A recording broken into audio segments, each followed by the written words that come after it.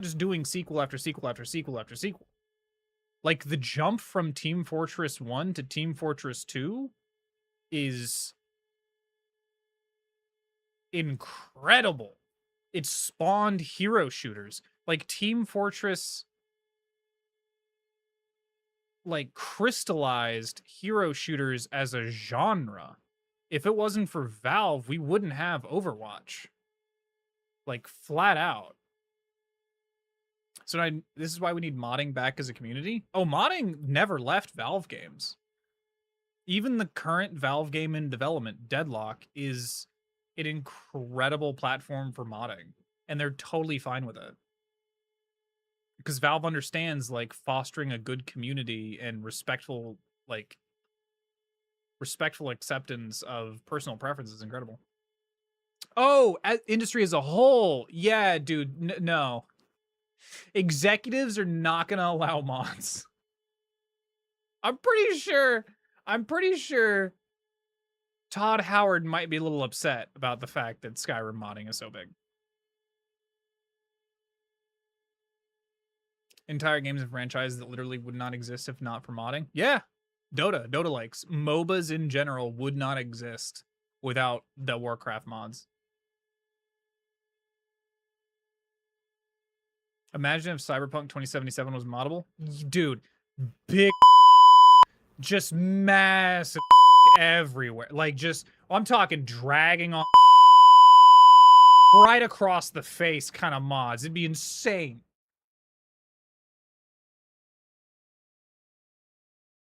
So hear me out. I do love modding as a concept, though. I also love modding as an activity. Modding as a hobby is enjoyable. I make mods for Deadlock, like, currently. Will I be able to look it up? Game banana. Oh, all right. No, we're getting somewhere there. How? So many ads here. It would be. I have to track down a mod first. The others? No, it'd be odd. Oh my god, the fucking internet's unusable. I need to find audio. Perfect. Sounds. Mark Hamill is Wraith. Okay, well, all right then. What's like the easiest way to find me? Item sounds.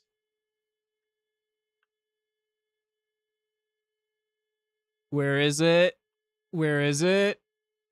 Where? Bitch, did I get deleted? No, I'm down here. Where is it? There it is. I'm a fan of this one. I'm a fan of this one right here. It's just Danhausen. You are cursed. It's very good. You are cursed. And then when the curse relic expires, you just hear the theme song go, that's not very nice, but I make audio mods for Deadlock. I dropped 200 ranks overnight. I don't know what the ranks are. But I have a couple mods up there. I like making them. They're enjoyable. I can spin up in like 30 minutes. I like it. What's this one? Does this just link directly to me? Rule violation. Oh, yeah, no, because that was in a wrong category. I had to, like, re-upload it to a different category. Which is one of the biggest games of the last decade, and Arma mod. There's a lot of things that are Arma mods. Arma DayZ. And because of that, we have, like, Scum and other DayZ copycats. It's the same, like, ballpark. Anyway, downtime for about 4 hours. No, I mean, like, from now. 4 hours. You know, press space to start. Escape to quit. I forgot about that voice until today. Alright, everybody. Link is here to take over. There's a beta update for that. Link is here to take over. I will see you all tomorrow. I gotta get some food. do a tuning setup for Alan and then pass the fuck out. Tuning session? Tuning. Mm. A tuning setup. If he said tooting, I'm like, Yeah, no, I can fart on tune him. bush. Ugh. And then if anybody needs mods for Deadlock, let me know. I always need a good excuse to mod things. All right, let's see if I can figure this out. Let's Yep. just put it in the cup. Because then You still got drink. there's I still got drink in the cup. Yeah, hang on. I gotta. There we go. Perfect. And good night, everybody. Adios. Good morning.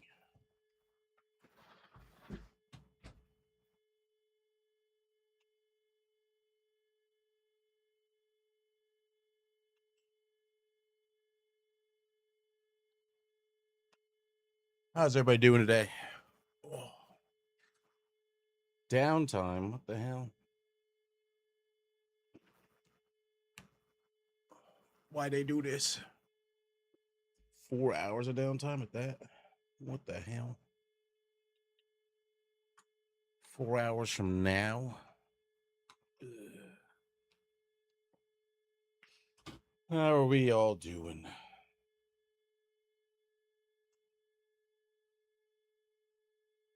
We get to fight Mike. I don't wanna. I just want to play.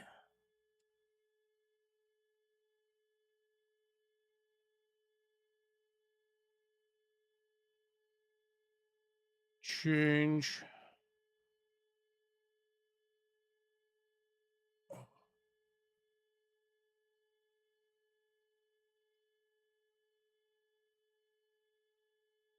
Other cord.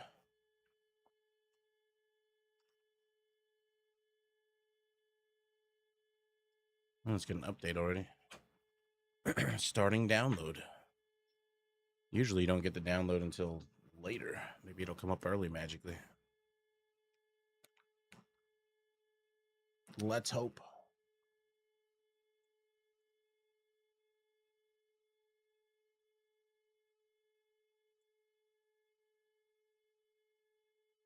Music.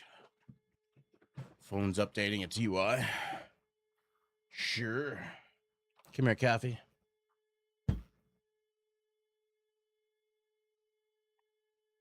What are you up to, Duck? Well, it's already done updating.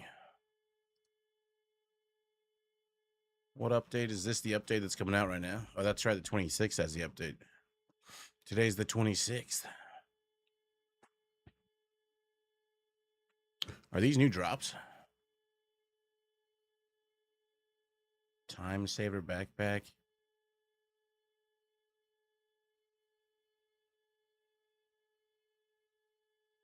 Huh.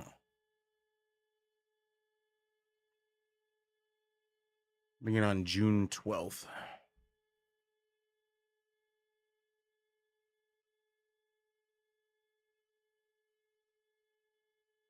Oh, so new drops on June 12th or 2nd. I mean, I can read.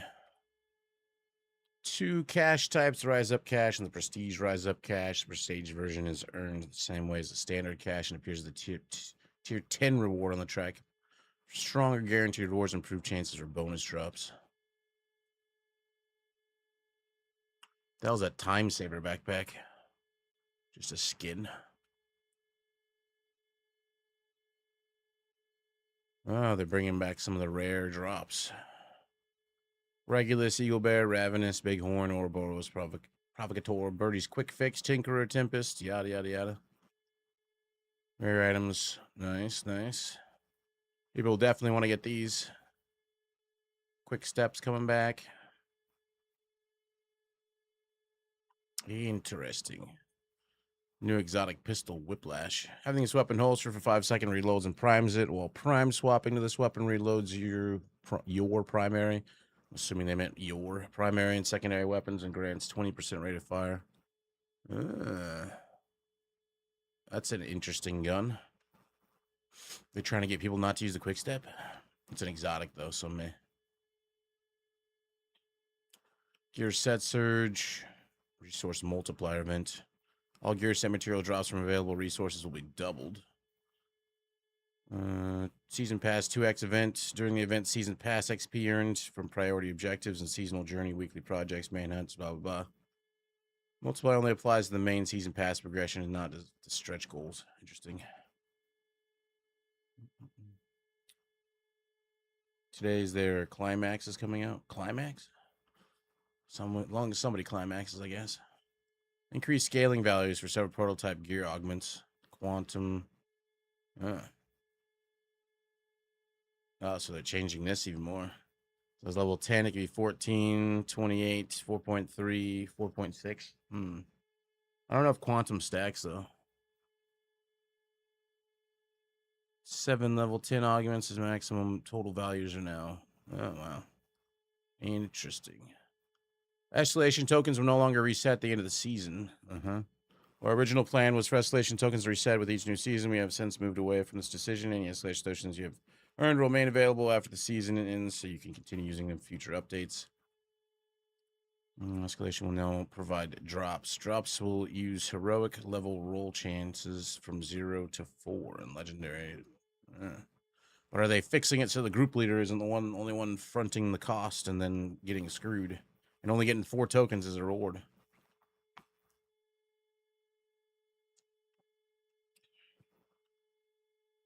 You can get retaliation people easier. Field proficiency caches are now being open without the hold animation.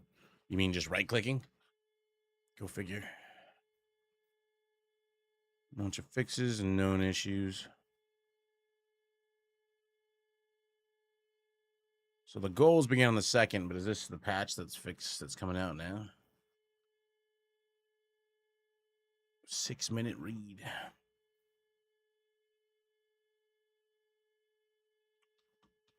Forget what all was supposed to come out on the 26th.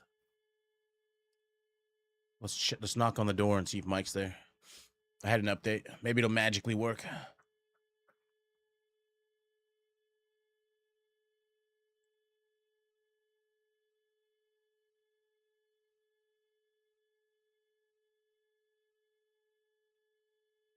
One can hope. Just magically lets me in.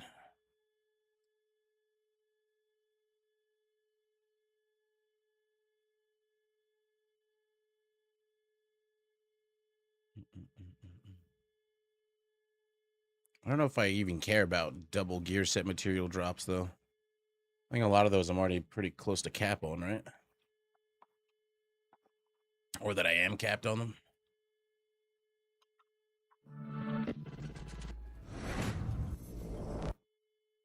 Well, Mike's still there.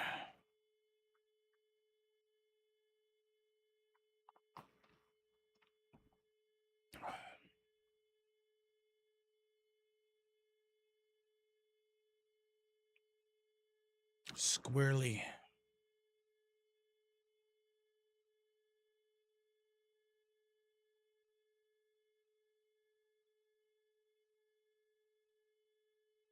I remember actually hanging out with Player Unknown. Press escape to quit.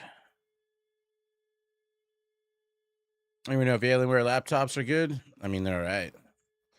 I wouldn't bother with a gaming laptop, though. If you don't have, do you not have a gaming PC? You just need something you can take with you on the go. I'd say that they're overpriced. I'd say that there's better options for the same hardware for less price because you're paying for like the name brand.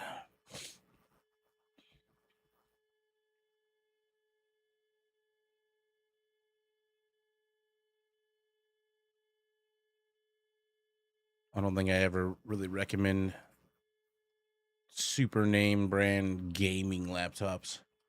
I would just go with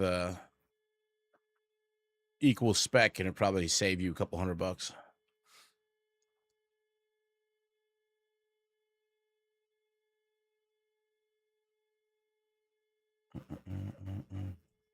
Need a laptop for school. Currently using an I have no idea what an Alls does. I know Lenovo's are pretty good.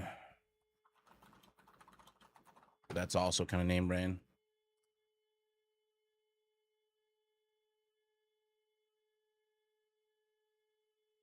decline. But they're also a bit pricey. With the cost of like PC parts these days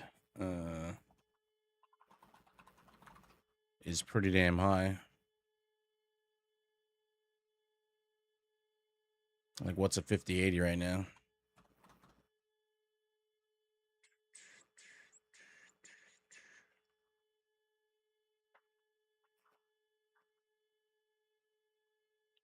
Wrong button.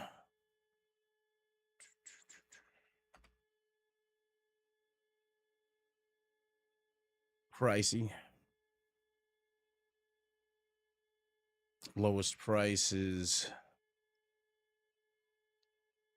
this one, I guess, right now. That one's out of stock. The other one.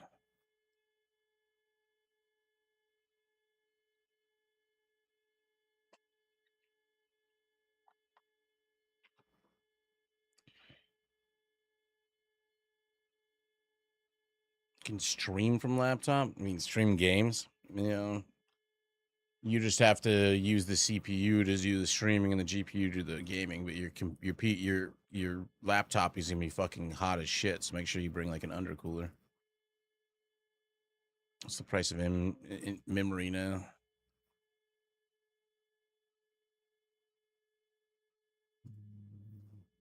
Why is there no option for DDR5? The fuck?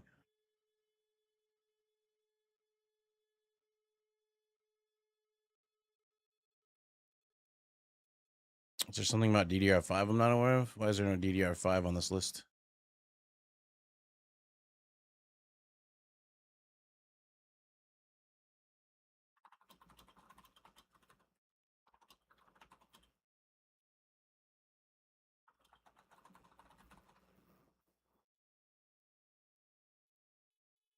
Automatic compatibilities filter. What?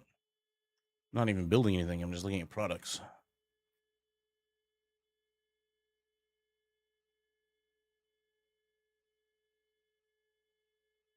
Huh.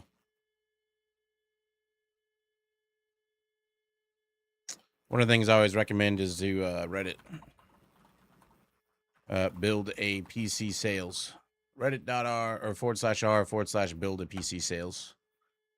This, you can find all kinds of good deals on shit.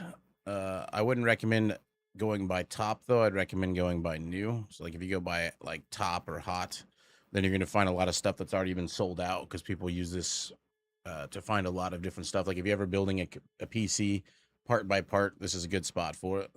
You know, other than all the fucking ads everywhere. You can find stuff, but I would recommend going by new. That way you can find stuff that was just recently posted. Sometimes you'll find things that were like quite underpriced, or they forgot to add a 0 or some craziness.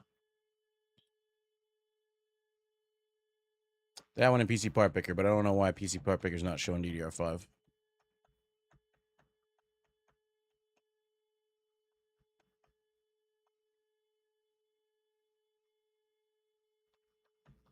Delete what reply?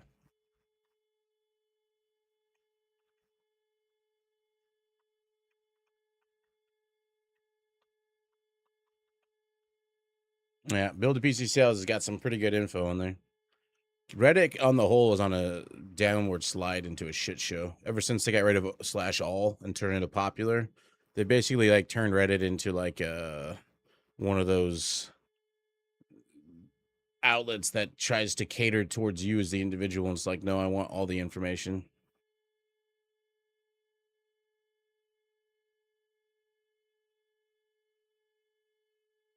Yeah. Yeah, I can purge the conversation. It's whatever, though.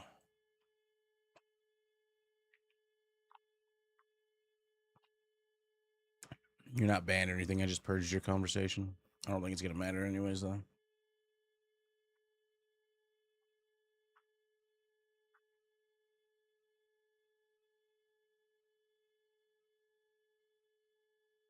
$16 gigs of memory just isn't cutting it anymore. I feel like 32 is the new norm. 16 was the sweet spot for the longest time, but nowadays you need 32. More if you can get it, but 32 is good enough. I want to know why this isn't showing DDR5 when I'm just looking at products. That's super weird. Only shows DDR4. Why?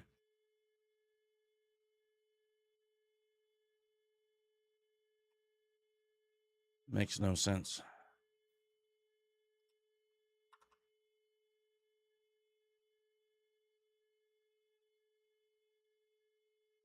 Huh.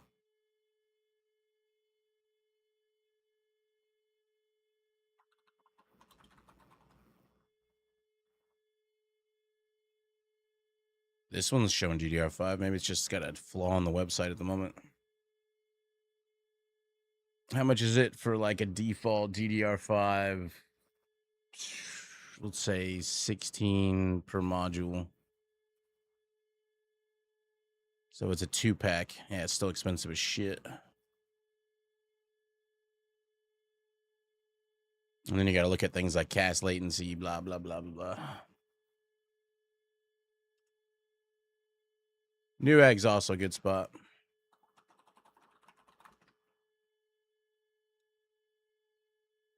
What they used to show, they do monitors. How much are monitors these days? I'm curious because TVs are fucking cheap as shit. Like let's say max resolution at that.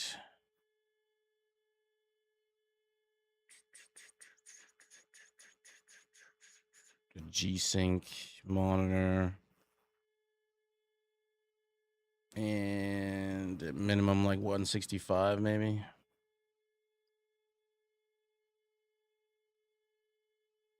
Well, let's go with the 165.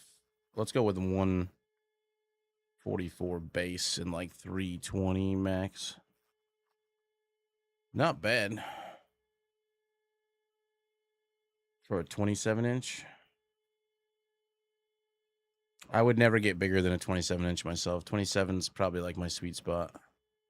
25 or 24 to 27. Not bad. Not the worst. What even is this one?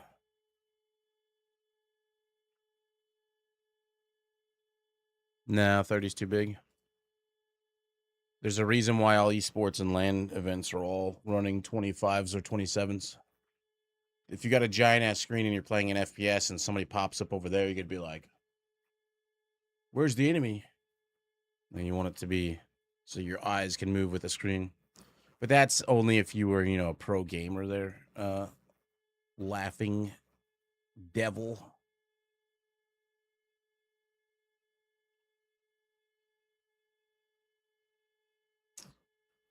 Well, DDR4 is fine. You don't have to upgrade. Like, a lot of people think they need to get the cutting edge shit, and you really don't. It's kind of like buying a brand new car and driving it off the lot and instantly loses a third of its value, even if you try to sell it an hour later.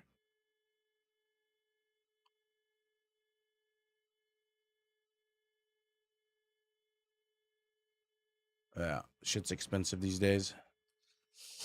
Thank you, Cheeto Face.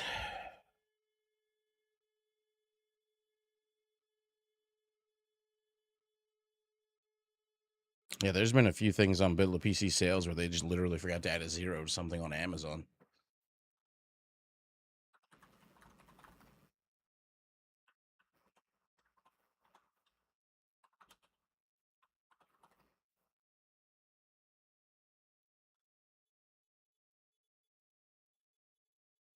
Expensive. It came down for a little while and then went right back up. Finmeister with the prime. Thank you. Welcome. Appreciate you. Welcome to the waiting channel where we wait for shit to get back up. What is all this shit? Oh, these are the best things to buy like a niece or something like that and just send it home with them. I got your daughter this. They may or may not hate you for the rest of your life. Oh, yeah. Shit's expensive as shit.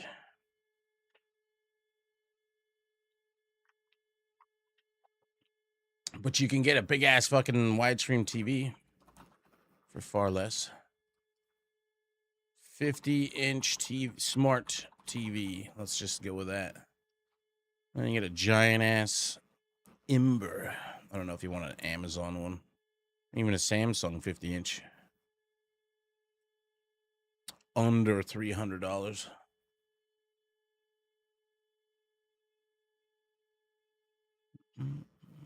There's like 70-inch. They're Insignias or whatever. It's not the best TV, but they do just fine. That was like $280 or something like that at fucking Walmart last time I passed through. I don't really need it. We have a 70-inch TV in the living room. And that thing is... Can't even reach my arms out. Well, what's interesting is when it comes to stuff like that, high-end stuff, like people who live in other countries that come to the U.S. to do ultra-long distance hikes, they buy gear here to take back home with them, and then they just sell it. Yeah. My phone wanted to install a whole bunch of new AI shit that I gotta get rid of. Wonderful.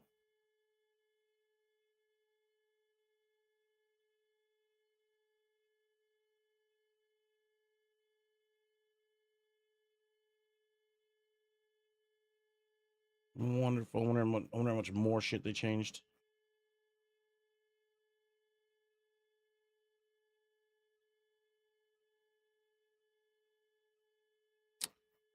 Go through and investigate. I wonder if they installed other random shit too. You know, think about it. Well, they changed my login screen. Wonderful. I'll have to do an update check on it. Hello, governor. Oi, oi. Hip, hip.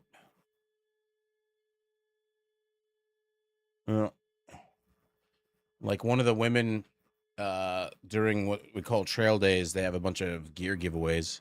She got a brand new big Agnes tent, which I don't consider like the cream of the crops, but they're pretty popular. That's the one I use actually. I just like it because it's strong and I've never had issues with them. And she won an extra tent. She already had one. It was a 2-person big Agnes tent. And she sent it to her friend in the States to take back home with all of her other stuff. And apparently she sold it for, I think it's worth like $500 at most. And I think she sold it for like $800. That's a pretty good markup.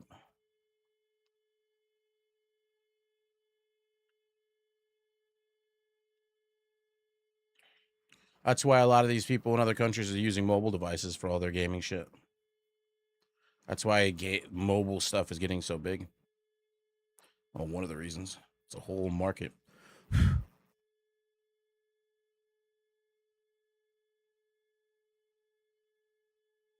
How you doing, Tarrant? 64 gigabyte core storage for like 140 for Micro Center. Every now and then you'll find sales for the stuff. That's why you want to check out like Build a PC sales.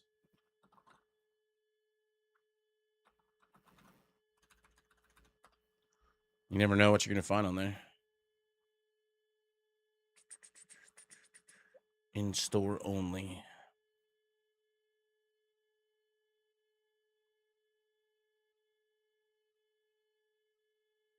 I'm not building anything, so I don't check this that often, but used to be pretty good.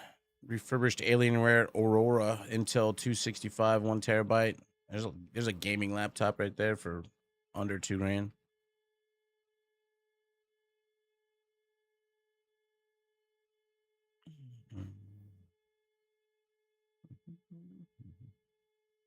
Doorbuster 9 a.m. Power Core Reaper. 27-inch 1440 300 hertz overclocked. My gaming monitor might be a bit outdated. I have a 165. I don't think you need more than 144 for the most part, though. There is definitely a difference. There's 100% a huge, gigantic ass fucking difference if you're playing on like a 60 hertz monitor versus a 120 or 144.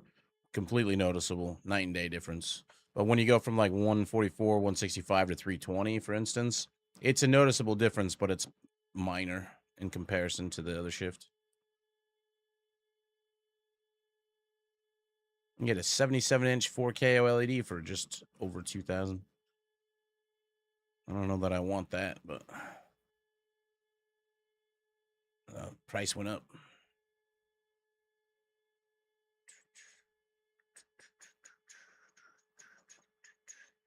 I don't see anything too shiny.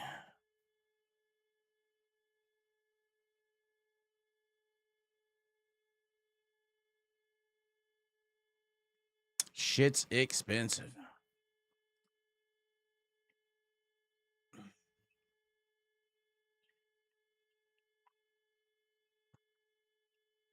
Actually, with the cost of graphics cards and memory and all that stuff, it was actually cheaper to buy a pre-built because they had so much shit in stock already. They already had those PCs waiting to sell because people weren't buying them.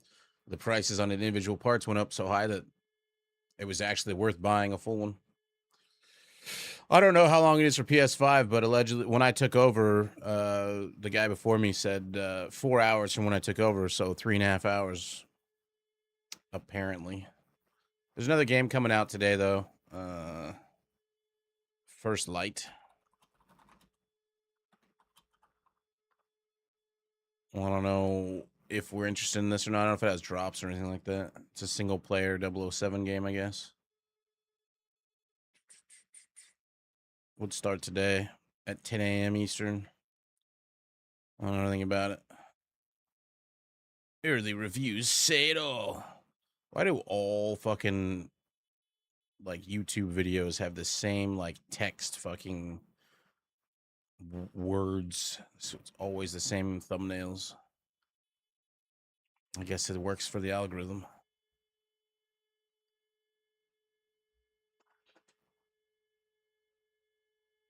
Yeah, sometimes it's a great idea to buy used, but only if they have a guarantee. And even then, you don't save that much money off of a used thing like Amazon, like refurbished. I remember getting a sweet deal back in the day on a Trinitron monitor that was refurbished.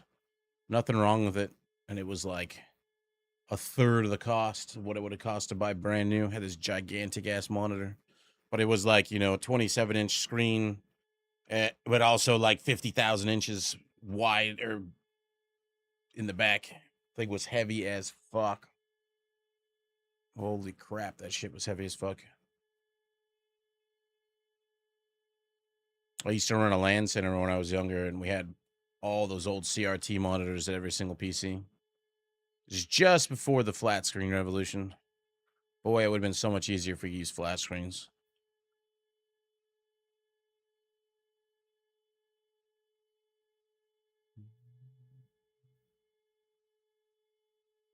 And one of the hardest things is with like theft of stuff. We'd have to make sure all the cases were closed up real good because people would try to steal shit out of them. Or they try to steal the mouse, or they try to steal whatever. Eventually, we had to like put holes in the back of the desks, and the cord would go through it, and then we'd put a cap on top of it, so you had to actually cut the cord to get the mouse out. Couldn't rent headphones or bring your own headphones. That was a fun time.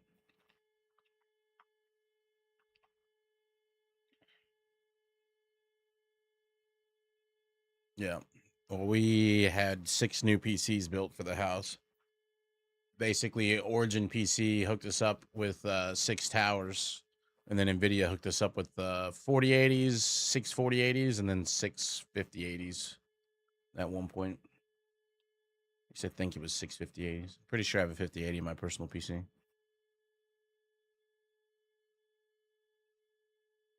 So we got 6 4080s lying around somewhere. Well, actually, we probably don't. Tree probably stole them and has put them into work as poor little slave AI bastards somewhere in one of the towers around the house.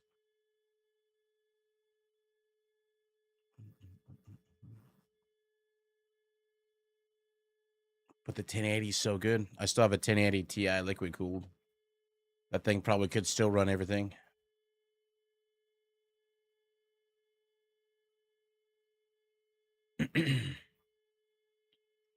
Yeah, sure. You just got to find a bunch of streamers. You totally make another streamer house. It's worked out for all the other ones. Oh, wait. There is no other streamer houses. There's been dozens that have tried over the years.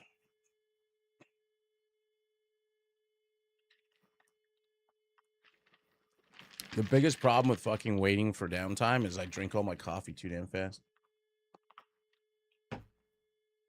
Too damn fast.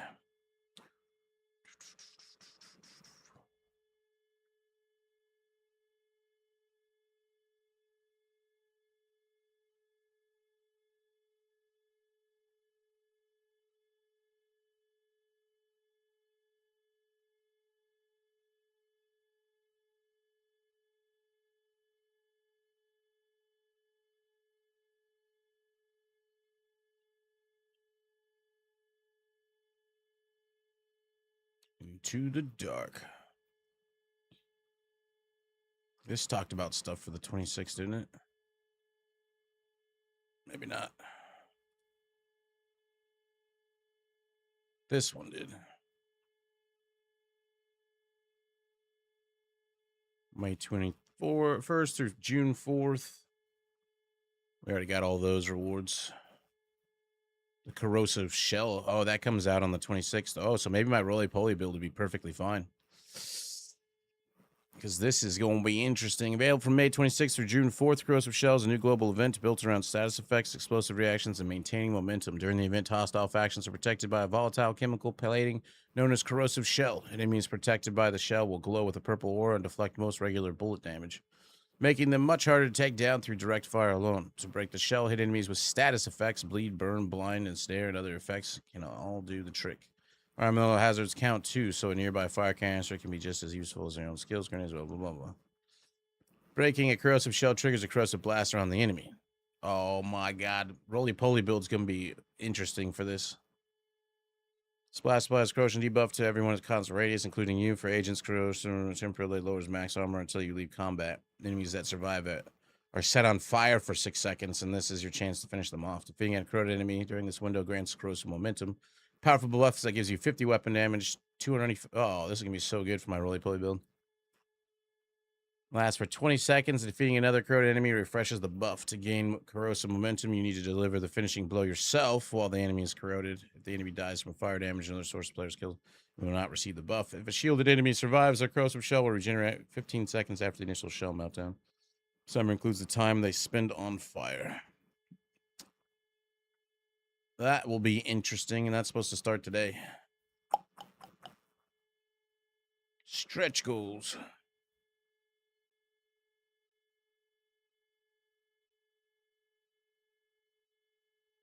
What are these, all these things?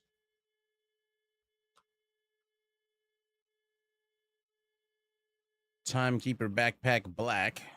Sticker, time saver weapon skin. 3 weapon skins, 2 backpack skins, and 3 arm patches. Spiffy. Gotta avoid smokers and drinkers, and it'll last. Well, Streamer House has smokers and drinkers in it, and it's still here. My 1080 was in my second rig for the girlfriend when she comes over, but I retired it for 3060. What was it, a 3080? It was a 1080 Ti. You never retire that thing. That was probably one of their biggest mistakes, is giving out the 1080 Ti's, because you just didn't need to upgrade it anything. Such a good card. Somehow my download screws up and I have to re-download the 120 GB every few days. To the point I don't care, because nets can suck. Why would it break and have to re-download the 120 every few days? That doesn't make sense. I have no idea what will cause that.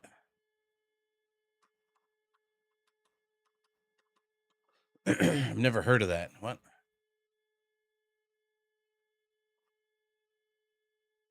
The only thing that the 1080 Ti couldn't do was some of the lighting that a lot of these new engines have. And in some ways, it's an advantage. If you're running a 1080 Ti and somebody's running a 5080, and you're playing a game with like grass and shit like that, you could actually see them better than they can see you. Well, maybe it'll work now. I mean, if that's the only thing that it's doing it to, though, then that seems off.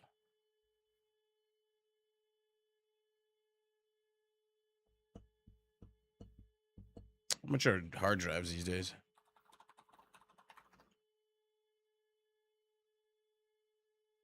Motherboards, power supplies, video cards, memory, storage.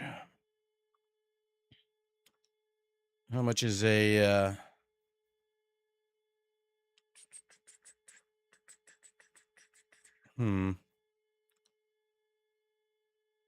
like a 2 terabyte? 1 to 2. Whatever, close enough. M.2. Let's just go with M.2 all options. 149 for a 6. What's a 660p?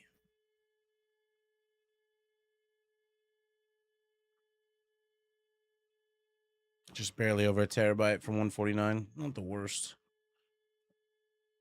Intel's putting in a lot of work into gaming cards and all that stuff now. A lot of these other companies are going to pick up the slack from Nvidia, I have a feeling. 990 Evo. Out of stock. $200 though.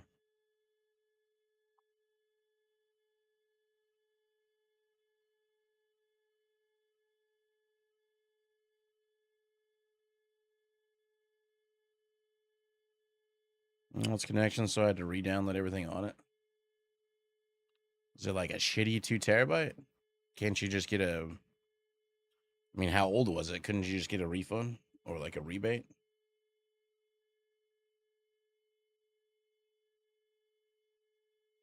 Why do people... Companies always change shit. Phone updated today. I'm gonna have to go through my home screen and change all the shit again. Keep trying to add more crap that people don't ask for.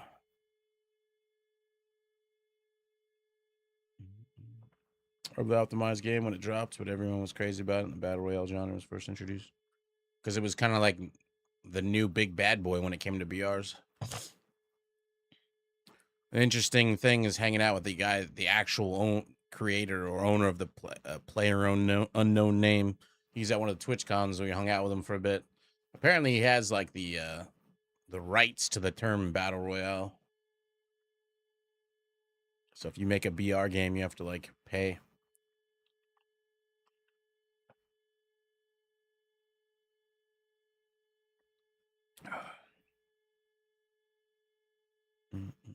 I wonder how much the non-M.2s are.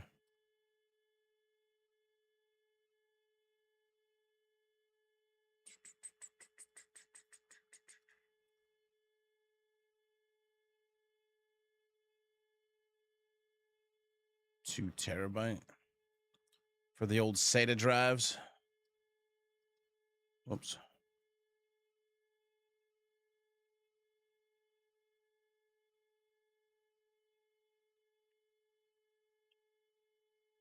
Yeesh.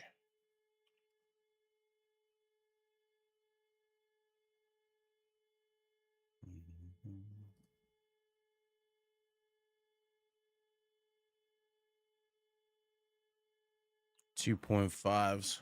The fuck is this pricing?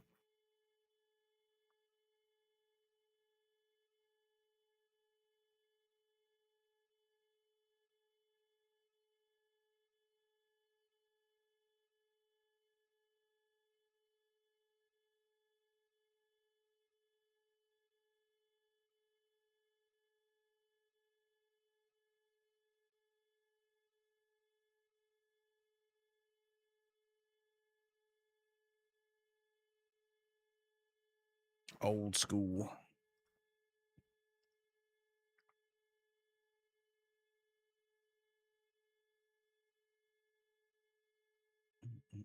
Gaming laptop just won't turn on with all the OBS stuff. I gotta go get a new one. Reset up everything. Such an inconvenience. I once streamed off of an old laptop. It did not. It was very hot. It did not work as well as I would like it to. And I was playing like a shit game too. Way back in the day. BIOS transfer option and expensive subscription. Well, Microsoft announced that they're going to kind of like roll back a lot of these changes because they're always late to the game. That should be Microsoft's fucking like catchphrases, late to the game. Only time that they weren't late to the game was with Windows. Everything after Windows has always been late to the game. Cell phones, you know, any type of technology that's already cutting edge. AI especially, like they said that they're going to start cutting back some of their go back to their roots was their wording. We'll see how much they actually do that though.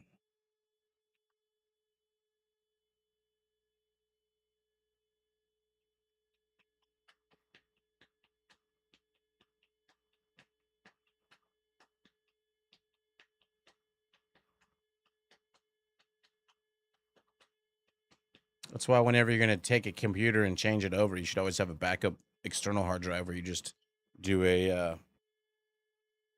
capture of the system itself, at least for all the files.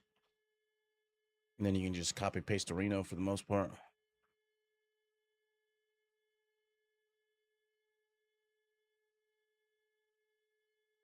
No, Windows still makes tons of money off of all of its Windows stuff. But they're not in the lead anymore for almost anything. And yet they still have the most popular operating system because it's the most well known. People don't want to go change over to like Linux or Red Hat or whatever the fuck.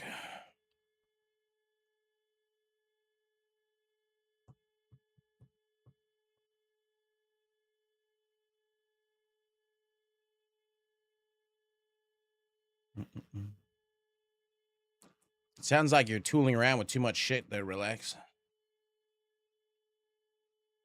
I've always been of the impression if you don't know how something works, don't fiddle with it.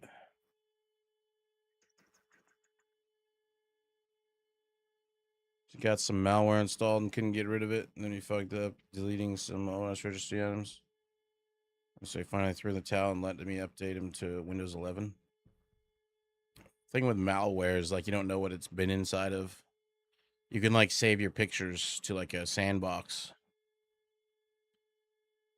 That is how you learn, I guess. Yeah, it's an expensive learning thing though. But that's the thing. Like if you got a system that has a bunch of malware in it, you should have an external sandbox that you just copy the files over to. That way, even if you link it up to your personal PC, it stays in the sandbox. It can't get out. And then you can like save your pictures or whatever you have that's super important on a gaming machine. But I always back up stuff to externals anyways. Well, no, it's called bloatware. It's not malware. But they've always been selling you information. It's nothing new. They've been doing that since longer than some of you have been alive. It's just gotten worse now. Your data is a valuable commodity. But I mean, people are lazy. They don't bother taking the step. I mean, it's an overreaching step to install something like NoScript on your browser. But once you get the hang of NoScript, it's very useful. It avoids a lot of problems.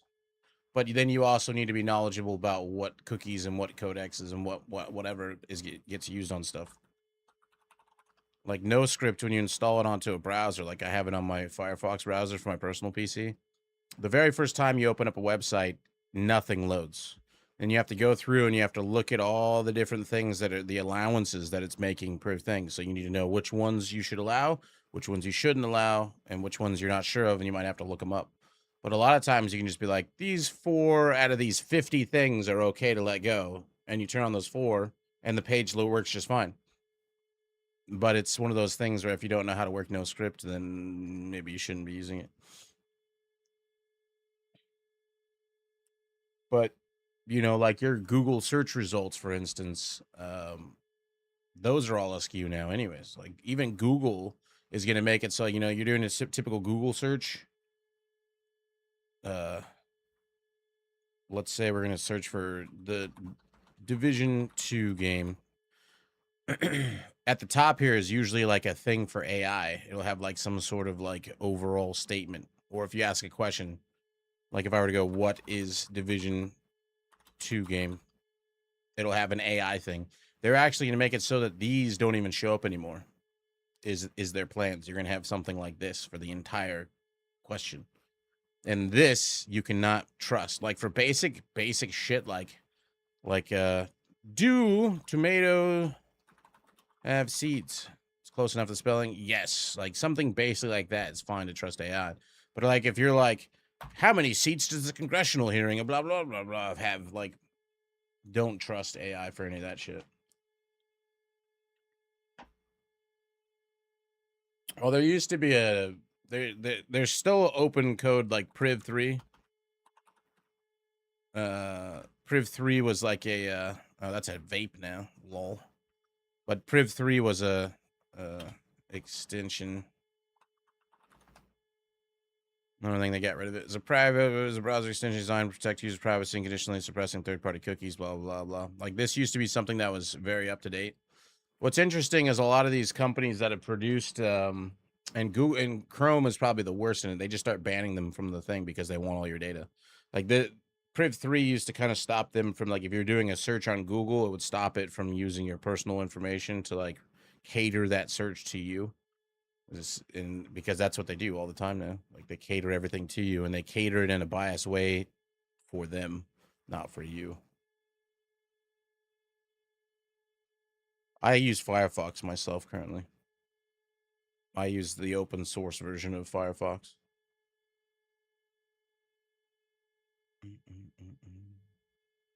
Firefox still hasn't gone down the shitter yet, although they're making steps towards that. I don't recommend using these crazy weird named browsers that people suggest if you're not knowledgeable about the technology. Firefox, not Firefox. Firefox still hasn't stopped you from using, blockers and shit. Whereas Chrome doesn't let you use it.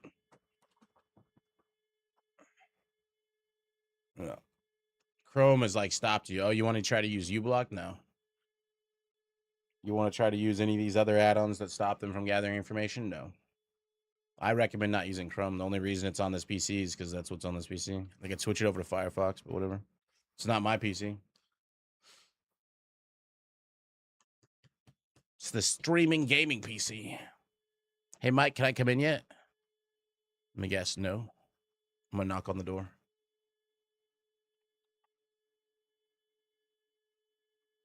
Yeah, you can still install all the add-ons. Like, there's no, as far as I'm aware, Firefox hasn't blocked any add-ons. Technically, they have blocked some add-ons, but not like that.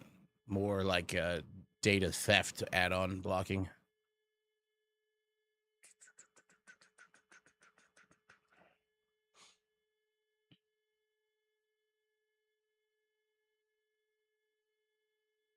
Oh, if you leave Chrome browsers up and like running for a long period of time, they get fucked up. But there's an add-on you can put on there. If you have to use Chrome, there's an add-on that just automatically refreshes the page every hour or every 2 hours or something like that, and that typically gets rid of it.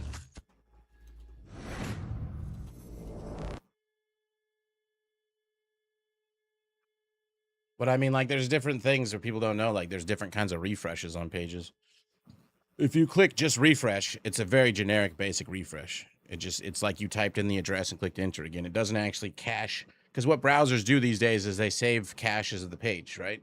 So a lot of times when somebody's waiting for their drops to finish, they'll be like, my drop stopped at like 50%, blah, blah, blah. Well, first off, did it actually stop, or is that the cache of your page telling you it stopped at 50%? So if you hit F5 on a keyboard, that's a basic bitch refresh. If you hit Control F5, that's a recaching of the page. It won't make you it doesn't like take your passwords off of it or anything like that. It just actually recaches the page. That's the better way to refresh a page if you want the most up-to-date information on a page. And no, it's not Alt F4, it's Control F5.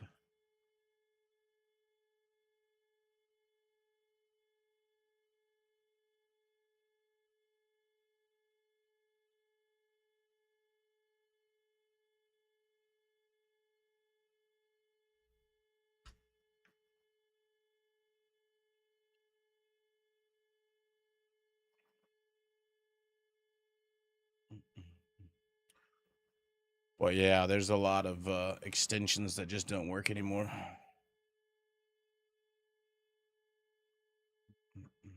This extension was turned off because it's no longer supported. That's Chrome for you.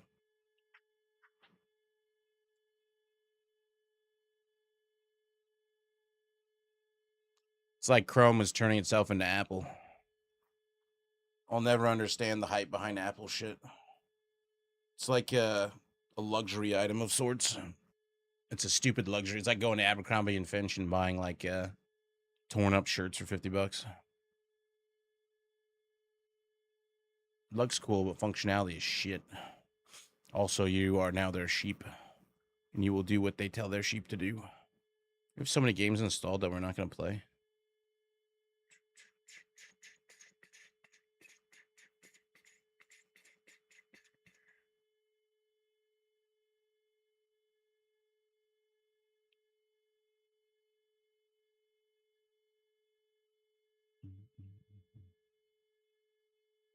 I'm in my registry finding the flaws. There used to be a website.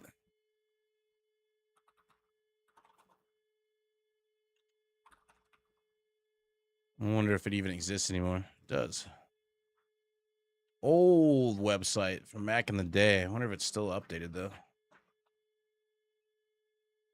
I used to use this way back in the day. Got a Twitch channel. What the hell? Does it even have the old shit I used to look up? That's all BV Gaming. They don't have it used to be all registry editing.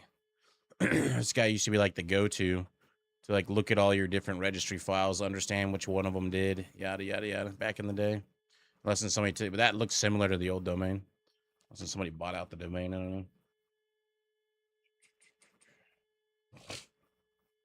Well, the problem I have with things like Apple and consoles is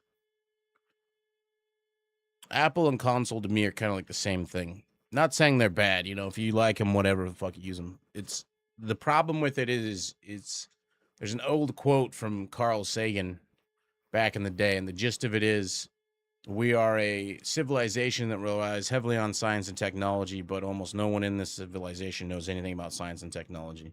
And things like Apple devices and consoles dumb people down as to how things work.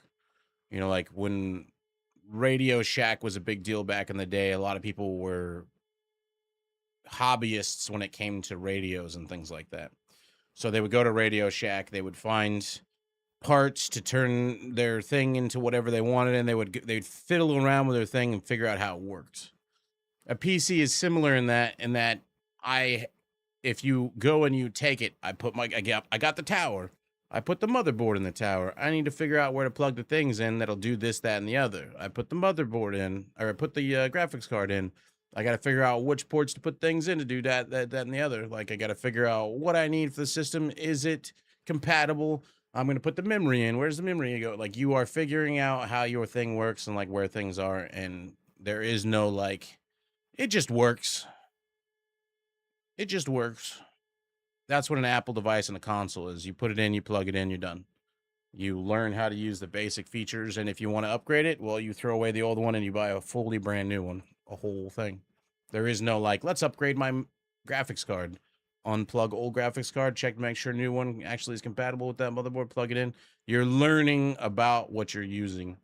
And a Droid device, it's interesting, like, even if even my niece who is young, she's like 18. She's like trying to make a point, like she's cooler than me.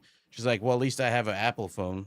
And it's like your basic bitch Apple phone that's behind in technology in comparison to the newest droids. No. Yes, the servers are up. That's why I'm sitting here staring at the login screen. Duh.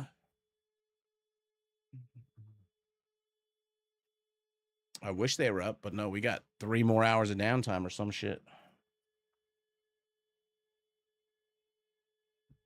Radio Shack was an interesting spot. There's like a whole story to Radio Shack and all the big box stores.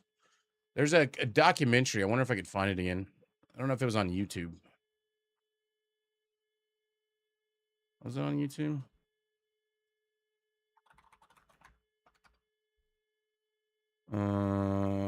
The history of big box stores. Maybe? Or maybe it was on like... No. None of these are what I watched. Could be this one. No. I have no idea. It could have been on... I don't remember what platform, but the gist of it was it was a deep dive on the history of big box stores and stuff. How they came to be, the original ones, I guess you would consider like the nickel and dimes back in the day. Why is the server down? The hamsters are being let outside to graze on the grass. Or because they're putting in a patch, you know, like all the notes that you can read.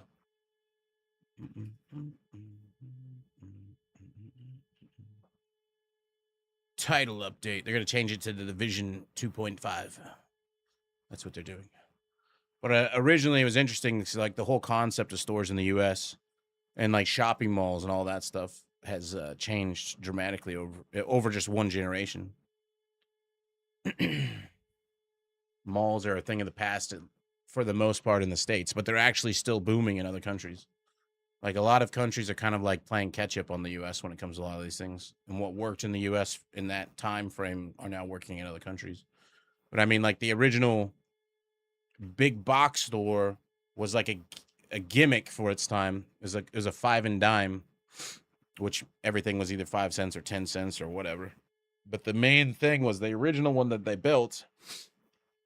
That you used to walk into a storefront and be like, I saw this in this catalog. I would like to buy one of these. The person would leave the front desk. They go into the back room. They come back with your merchandise and they give it to you. And then, or you ordered off Sears catalog and Sears catalog brought it to your residence, or they brought it to a spot where you could pick it up.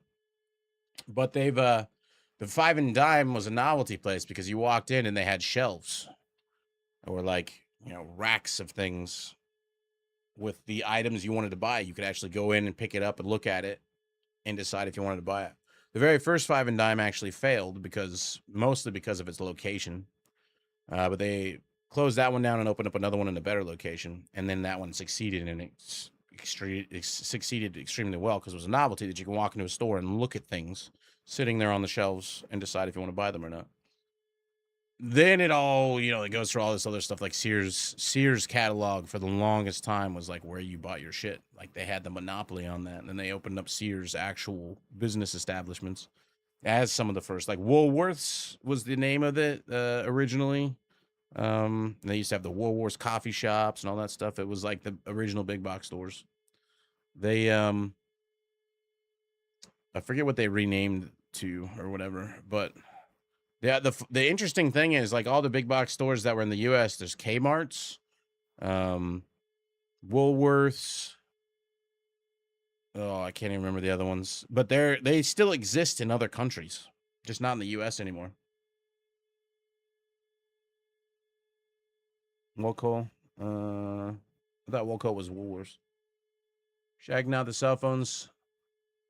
Well, the original Radio Shacks was full of experts.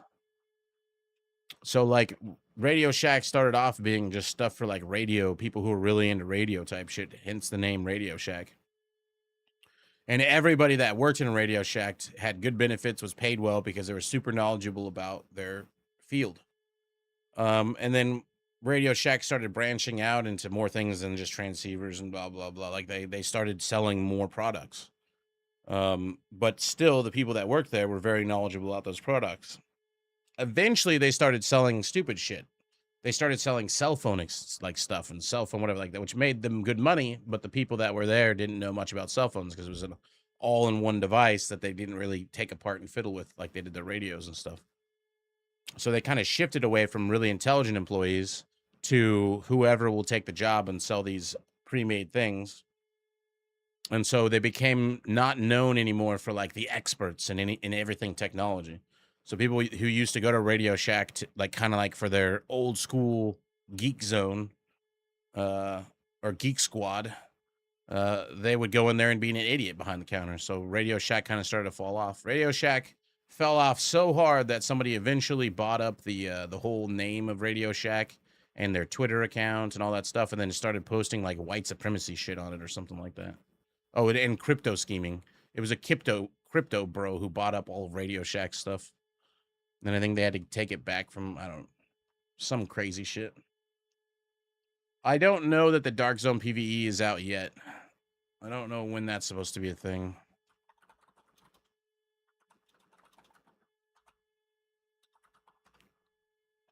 I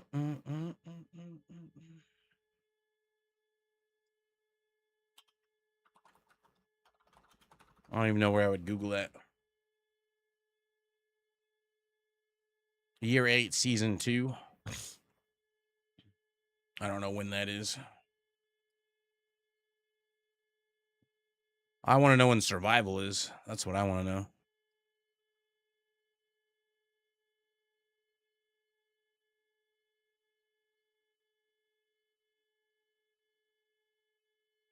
I don't think it's out yet, though, Kiyoshi. This most recent update that they're putting in has these things. These ones don't start till June 2nd, the new drops and everything. And they got the caches and all that stuff. I don't know.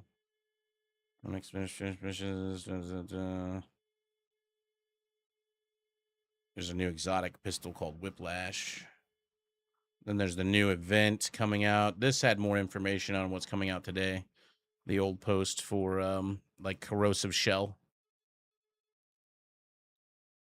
This was the original update, and then this comes out today. So this is one of the things they're updating today. So the Corrosive Shell thing is going to be interesting. There's going to be mobs out there that are just kind of immune to your bullets until you get rid of their Corrosive Shell. Once you do, if you're the person that gets the kill, you get 50% weapon damage, 25% rate of fire, 25% status effect damage, and 50% reload speed. So I think my skill power build will actually work pretty good for this, because I put bleed on them when my roly-polies hit them. Yeah, I think it's on the player test server. Games have never done a good enough job to incentivize you to play on their PTS servers, though. Used to be games back in the day, if you went and took part in like the player test server, you got rewards in the normal game.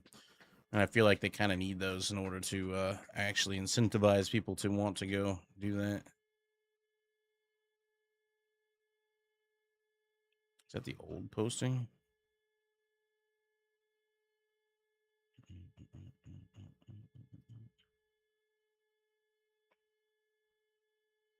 Some of the new stuff's going to come back, though. The Rise Up cash contents are going to have some of the guns people have been looking for and what have you. You're going to get vanity items, whatever, but you can get rare named items, Lexington, Stack Broker, Turmoil. So like all these things people have been hoping to get, these are coming back in the crates. The Rise Up caches.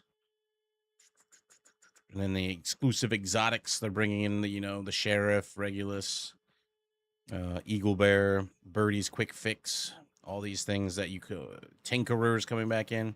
The stuff that you could only get from raid dungeons or PvP or all that crap will be in these crates. So definitely worth doing. Off to bed for you. Have a good night's sleep. Thanks for hanging out. End of your 10-day vacation. Terrible. Terrible. Uninstall some of this shit.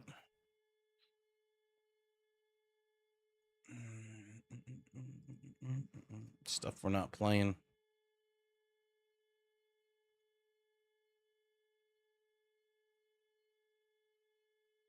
The fuck is Twitch fishing? Anything we're definitely not playing? Oh no. Guild Wars 2, we're definitely not playing that. What-a-doom. There. Freed up space.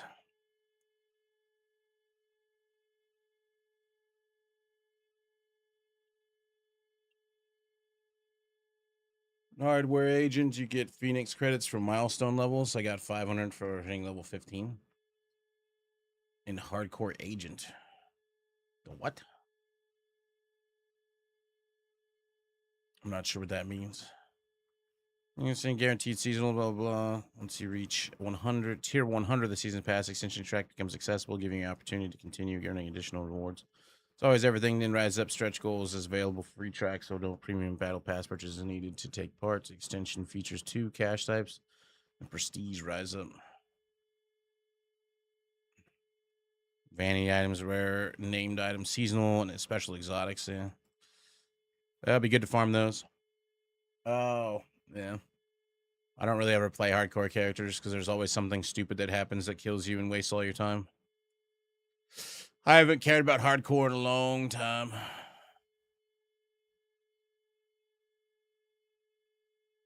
It's like having hardcore Diablo characters. You always died to like some stupid thing that was unavoidable, wasn't your fault, server lag, something happens, and it's just like, God, that's gone. Big waste of time.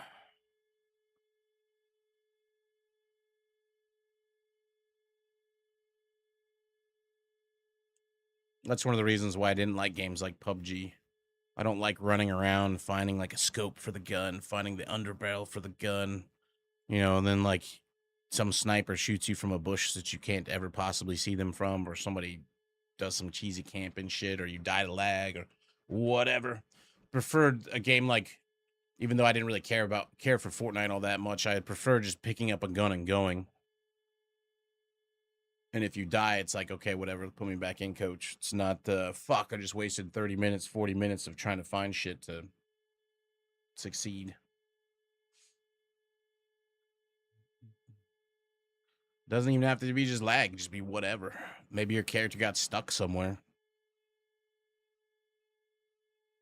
It's like in Division yesterday when I was using my skill power build, and all of a sudden my roly-polies just stopped working, and it's just sitting there flashing red. It's like, why are you flashing red? You can't change loadouts. And then I eventually got it kind of fixed by like going out and coming back in, and then it just grays out. And that's just a bug that's been in the game for fucking ever. You're just sitting there going like, oh, cool, this is still in the game. The only way to fix it was like log out, log back in, or switch gear sets, or do I don't remember how I fixed it. I think I logged out and back in. But something like that were to happen to you, you know, in a hardcore whatever, like, you better hope you're in a spot where you can get out of it. I got like, apparently a lot of other people don't seem to get rogues invading their escalations, but I've gotten like 4 of them in like the last week. And first 2 times they killed us, but the last 2 times we killed them. But the very last time I was using my skill power build, and holy fuck, like, ugh, it took forever to kill them because all my teammates ran, like a bunch of my teammates ran out of ammo. They were like down to using their pistols and shit, and I couldn't switch builds to like go to my tipping scales. But even if you're tipping scales, it takes so many rounds to bring those fuckers down, and it's just a tier 5. Like, what the hell? So I sat there in the side room just going like, luckily I had infinite seeker balls, so I'm just like balls. But they would like heal themselves with repair kits, or they would just go stand in their repair station, or whatever you want to call it, the healing box. So it took us forever to kill them all. A good 20 minutes to kill one fucking rogue squad. Redonkulous. I don't even know. Even if I had switched up to my tipping scales build, I might not. I probably would have ran out of ammo too. I'm curious to see how this new event thing's gonna go, though. Does this mean ambush is going out? I thought I saw ambush having multiple days still. It'd be kind of crazy if the other one's stacked with the Rise Up event. I meant to go back to the other one. This one.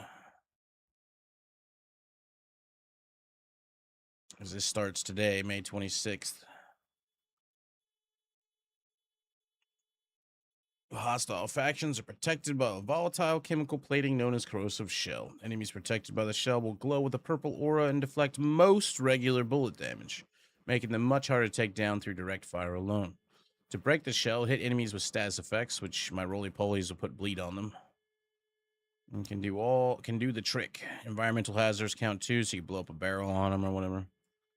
But then you take out the corrosive shell, and it triggers a corrosive blast around the enemy. So my roly-polies will not only blow up do damage to anything around it, it'll also blow up their shell and do damage around that.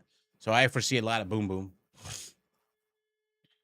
But you get a 6 seconds. They're set on fire for 6 seconds. Means they can't even fight back for 6 seconds. Defeating a corroded enemy during this window grants corrosive momentum, which gives you more damage, rounds per minute, status effect, reload speed. And once you have it, it's 20-second long buff, which is not bad. But you have to get the finishing blow to get it.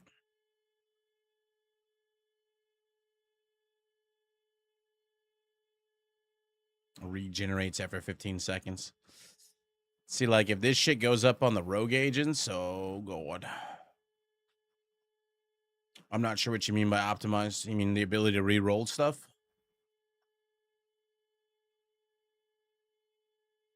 And hi, Dark Tor, hi. I need you to reword your question. You can change the augmentation on it, but you can't change anything else on it. I feel like if they made it so you could re-roll that, though, it kind of makes it too easy. The game needs grind. If you take away the grind and you can just make the most powerful armor in the game like that, then what's the point of still playing? The only thing you're going to be farming with it is the same shit. You're already capped. Whereas now it's like, oh, I got a piece that's a bit better than my previous one. Let me put that one on, change the augment to what I want, and then there's a chance of farming something better. But if you can just if you can get a prototype piece, which is already the highest, and then re-roll its stats on it to whatever you want, then you've run out of things to do.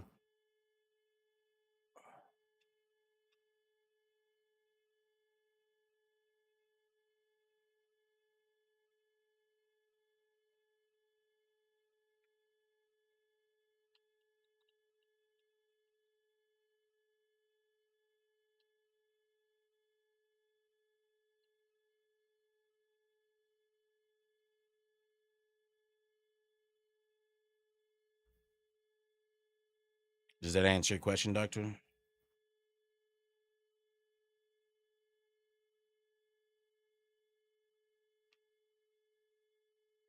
don't even change the keyboard. Oh, so annoying. Why?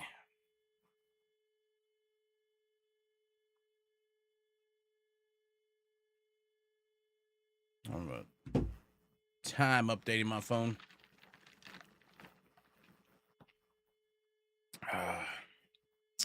I guess we'll never know what Dark Torment. We'll never know.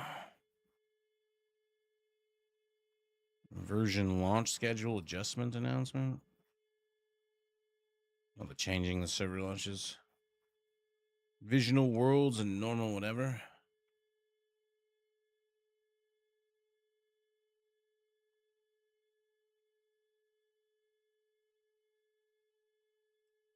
Oh, the gravity thing. They haven't really added anything new to that. Good old Conan.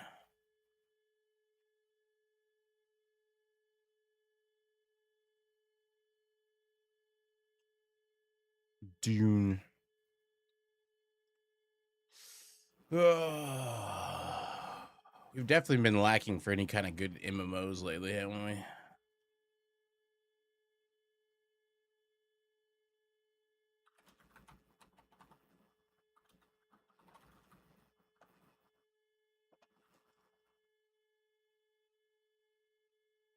I mean,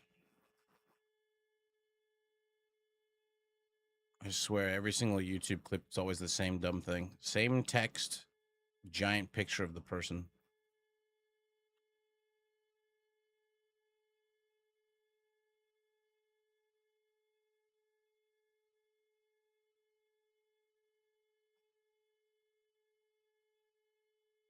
It's an old ass article.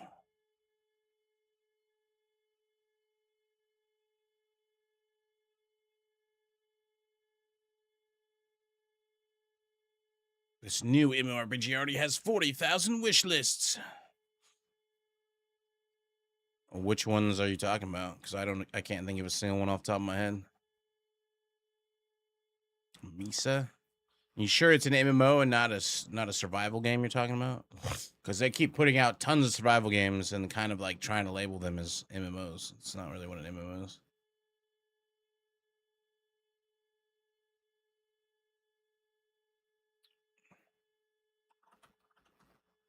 It's like this lists all the different games coming up. They have TV series on here too. Games, PC. Where Winds Meet's already out, and it's not an MMO. At least it's not what I consider an MMO. Game of Thrones. So there's a Lord of the Rings one that got announced. Tomorrow, extremely anticipated. That's the one I was talking about, First Light. That comes out today if you pre-ordered it. I thought Blue Protocol was already out. I don't know.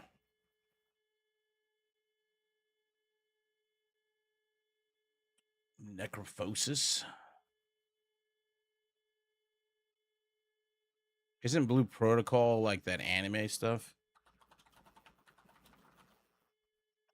Oh, no.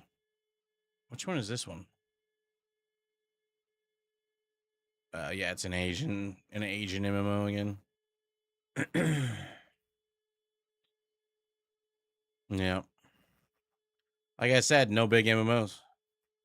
Somebody just announced that they got an MMO coming out that's Lord of the Rings based. It's like Warhorse. Is it Deliverance?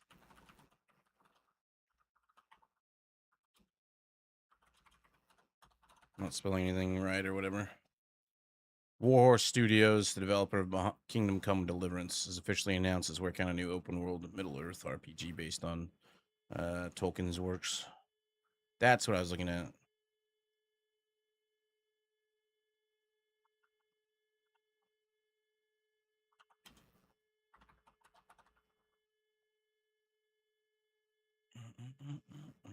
I'm trying to remember.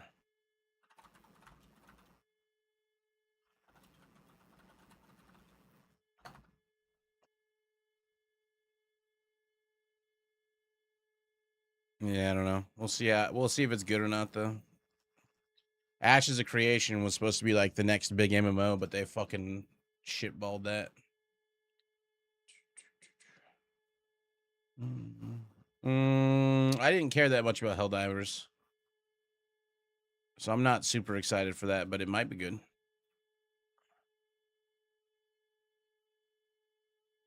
Why will it not scroll more? Page is not working. They broke it. I guess it's down. Yeah, I was hoping it was Dragon. For some reason, when I was hearing that name, I was thinking of like Dragon's Dogma.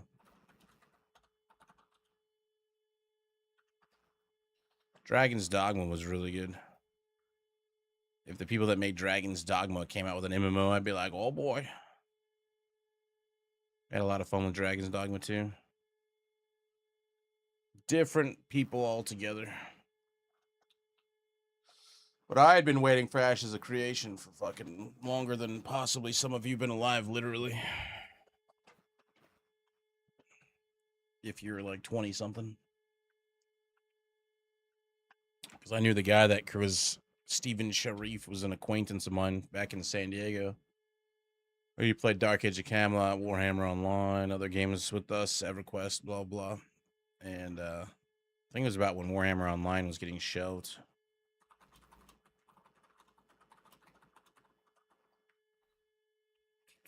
2013. No, it was before that. But he was talking about building his own MMO way back in the day. When I was fucking like a teenager. There was some sort of update that was installable, Donnie. But it didn't take very long to download, so I don't know how big of a... I don't know if that's the full download. When I logged in and took over from the other streamer, it had a small update. I don't know if that's the full update or not, though.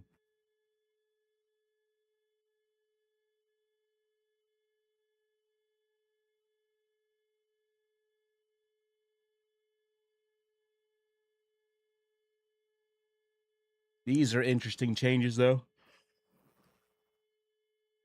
Improvements, fixes, and own issues. Improvements, prototype gear. So at level 1, Quantum will be 1% by default. Amalgam 0.5. Anomaly 2. Synesthesia 250. And if you get it to maximum level, it can be even higher than that by a considerable amount. Previous level increase. Previous. So the previous maximums versus the new maximums, which is pretty high. Like, that's pretty... I'm not even sure I understand how this works. Like, if you had it at maximum level, you would get these percentages, and if you stacked up... Oh, I guess it's only these 4 things that are changing. They don't have, like, Echo listed in here, for instance. Isn't Synesthesia the one that, when you per bullet, there's a chance to make your cooldowns go faster? Huh. I want to say that's what that was. Is that what that was?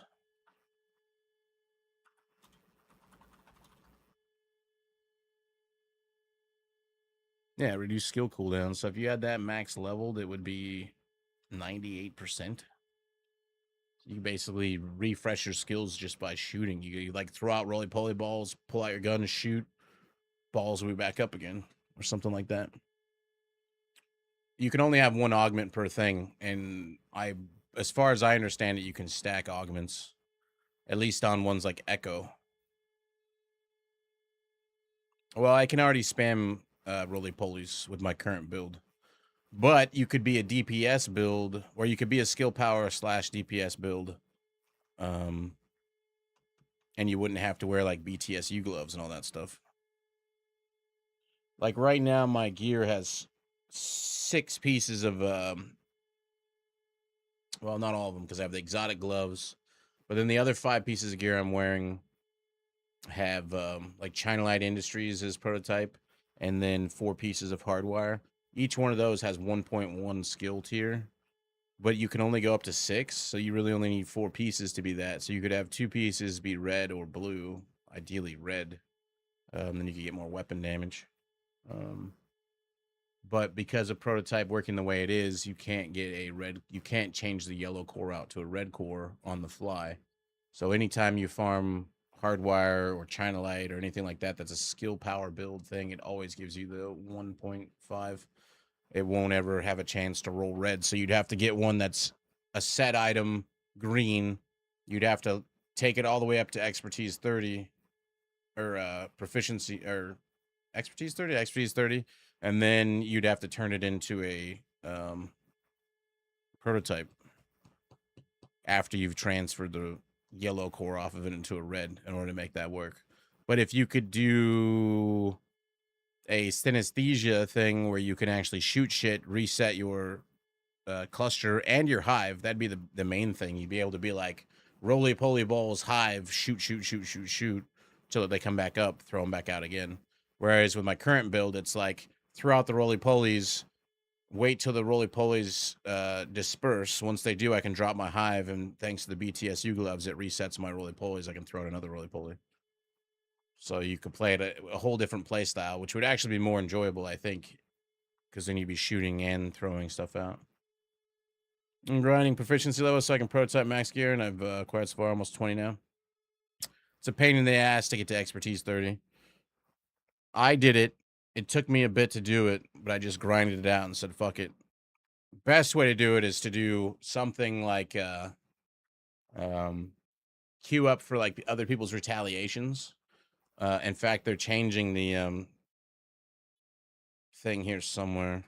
Let me see. There it is. Improve matchmaking station menu in the base of operations and safe houses to make the retaliation matchmaking option easier. So that could be, because taking control points is a lot of XP. You can do it in the regular open world, and then you can do retaliations on top of that for the extra bonuses, like exotic crates.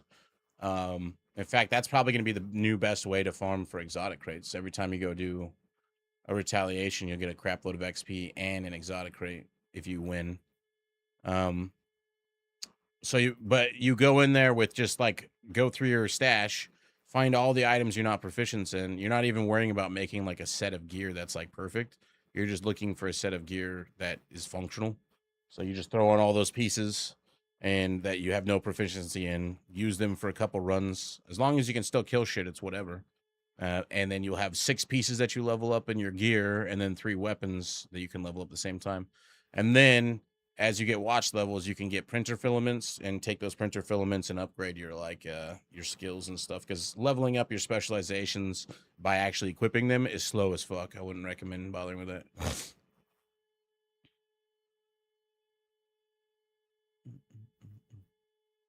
People still use drone and turret. I wouldn't say that they're better than weapon damage.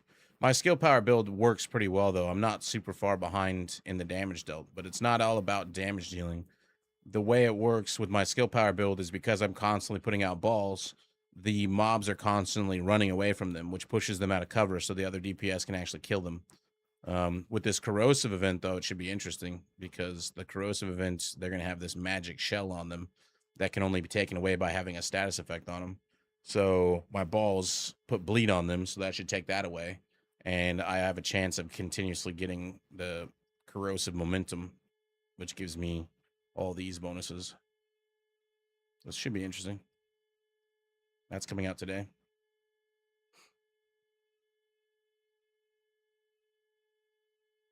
But that only, but most people already have their named items already done, Aka.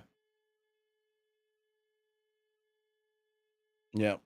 Oh, you can reset your hive too. You're like revive hive, exactly. Yep. I wonder what the value is, like if you were to split that up by well, you could have 6 pieces with it though. Oh wait, is the maximum on an individual piece?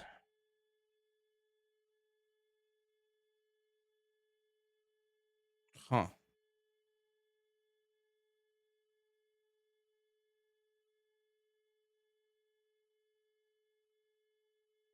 Yeah.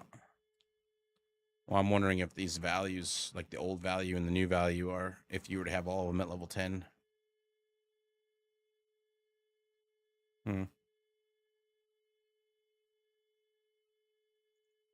It just means you've tuned in on 3 individual different days. Go Mungo. That's a name to say. Go Mungo Mono Nini Canny Eka Fruit. Go Go Mugo Mono Mini Kani Yaka Fruit. Go Mini Kaka. Blah blah blah blah. Wow wow wow wow wow. My brain hurts now. Yeah. So, but I wouldn't want to. You wouldn't. I don't know. Like Echo is such a strong one, but that doesn't seem like it's saying its value is being changed on this. Yeah. No, I remember. I remember that. I've only seen the live series for it. One Piece live series is actually fun. I think it's not till 2027 that we get the next season. It's gonna be a minute.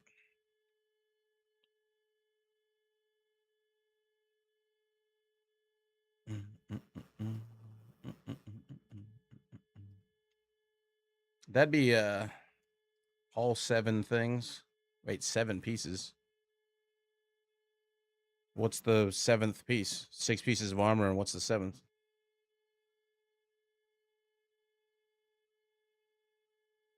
The gun can have it on. Oh, that's right. That's right. Yeah. Never mind. I keep thinking of exotics. Like I'm always using my exotic that doesn't have an augment on it. But if you were using like a MK46 or like a whatever prototype gun, you would get it. Yeah. You don't really ever. There's no like crazy flash that happens, so you don't. At least not that I notice. I think I only have like 1 piece of like I don't have a ton of like fully augmented gear yet, so even if it procced, I probably wouldn't notice it because it would be so rare. But I don't know that there's like a flashy effect that happens to let you know it procced. And I can't even see my damage half the time because if I'm using my LMG, it's like I'm starting to shoot and you watch it go ramping up and then it just goes off the screen and you can't see it anymore. So you don't see shit that's happening. What up, Puman? Pumanza. Turns purple when it procs. Never seen it. Then again, I think I only have like 1 or 2 pieces of the Echo, and I think they're only like level 2. But like I said, I never see my damage numbers because they're always off the screen because the big Alejandro shoots so damn fast.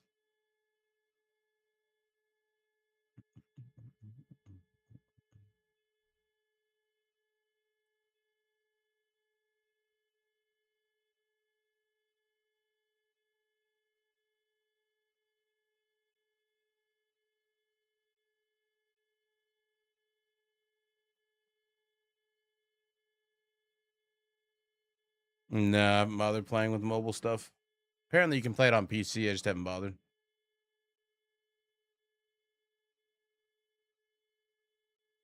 I mean, if you had 7 pieces in all Echo, I don't know what the total value of that is because they're not listed in this new update sheet, or at least Echo's not listed in the new update sheet.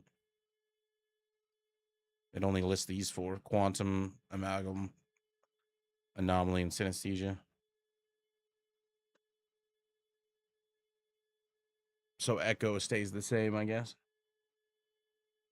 They haven't changed the group leader shit on this though. Like the main thing they need to change about escalation tokens is the fact that the group leader takes all the risks and gets fucking almost half the reward that people who just jump in the group get.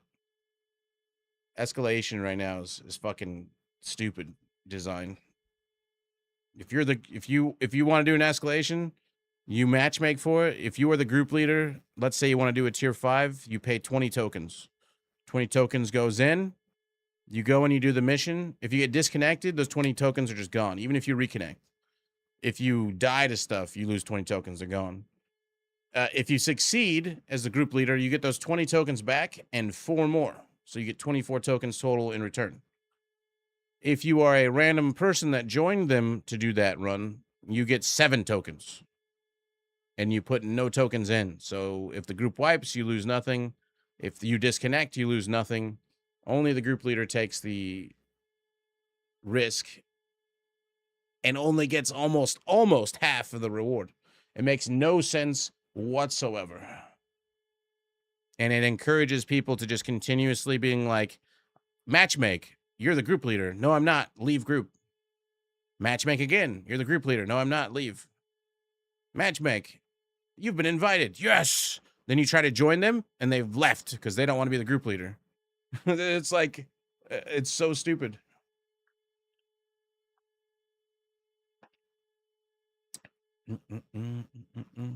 It's so stupid.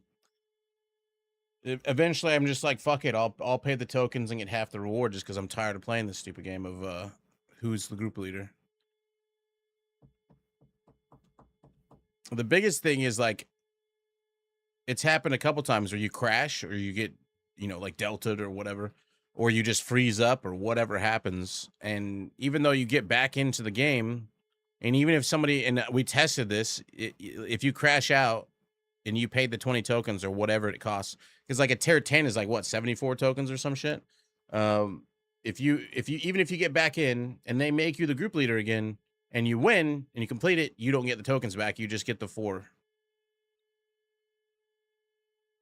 They fix it yet? That thing? No. The only thing that they've added is this right here. Escalation in this most recent patch that's coming out today will no longer reset at the end of the season. While our original plan was for escalation tokens to reset with each new season, we have since moved away from this decision. Any escalation tokens you have earned will remain available after the season ends, so you can continue using them in the future updates. Gear mod and skill mod targeted loot and escalation will now provide drops.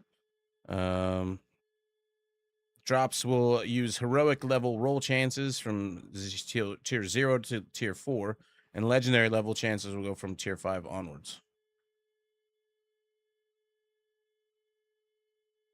So if you target loot for mods instead of whatever else. Oh, I'm guessing when you have the list in the White House, it'll tell you the different ones, and sometimes it's gear mods and skill mods. So does it legendary level rolls? Does that mean like tier 6 and higher? What does that mean? Drops will use heroic level roll chances from tier 0 to 4. So if you're at 5 or higher? Ah, okay, cool. Well, that's good. It's good that it starts at 5. Yeah. It's good that it starts at 5 because I think 6 is the mechanic behind 6 is just silly. It's like you go from 0 to 5 is like whatever, have fun. 0-6 is like, sorry, you can no longer be certain builds.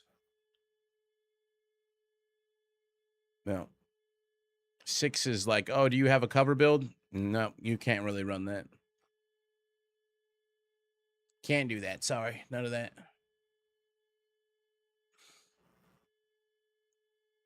It already stands that if you're doing high tier escalations, even tier 5 escalations, you can't. This is another thing that's boggles my mind about escalations. I can say the fucking word right. You can't be a tank build. You can't be a shield build. Like apparently, part of the every time I think about it, I'm like, who thought of this? This is stupid. If you get into a escalation with a group of people and one of those people is like a shield build that has a bunch of armor, apparently because that person's in your group, all the monsters you're fighting have more armor, more HP. So you want to have nobody in your group be a tank, and even if they were a tank with a shield, they get fucking killed almost as fast as a full DPS build does anyways. They might survive one more bullet.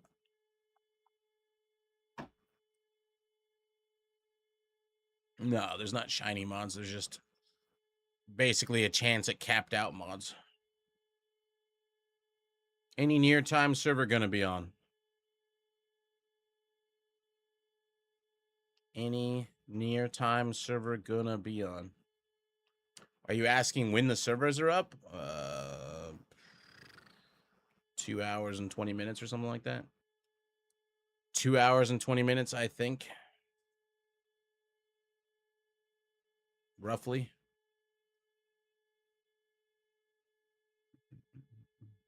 Don't think it works that way? Talking about the armor thing? It supposedly definitely does. Let's Google it actually.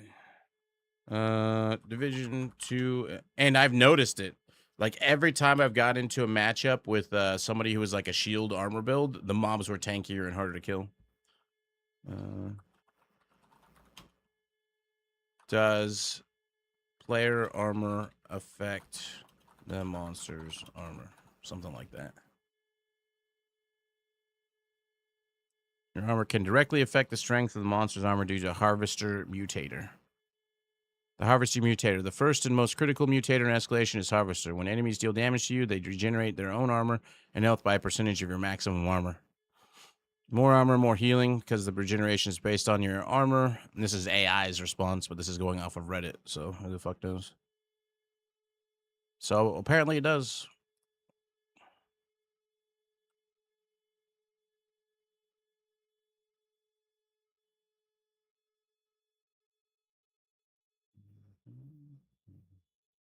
So you don't want tanks. They're already useless to begin with because they're not tanks. They're just one hit more bullet sponges. And it makes all the other monsters harder to fight. Every time I've seen somebody with a shield go into even a tier 5 escalation, they like walk out with a shield and the shield breaks like super fast.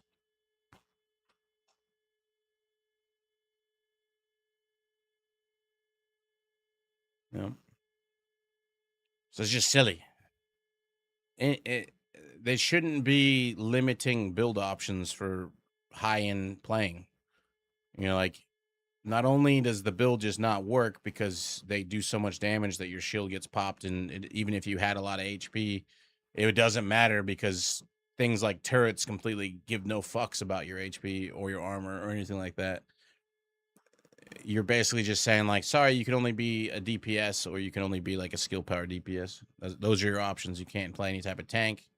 If you're a healer, you're gonna be a squishy healer that can only do anything. But and even if even if one of those healers hits me with a thing that gives me crazy ass fucking armor, if one turret hits me or whatever, like it's all gone.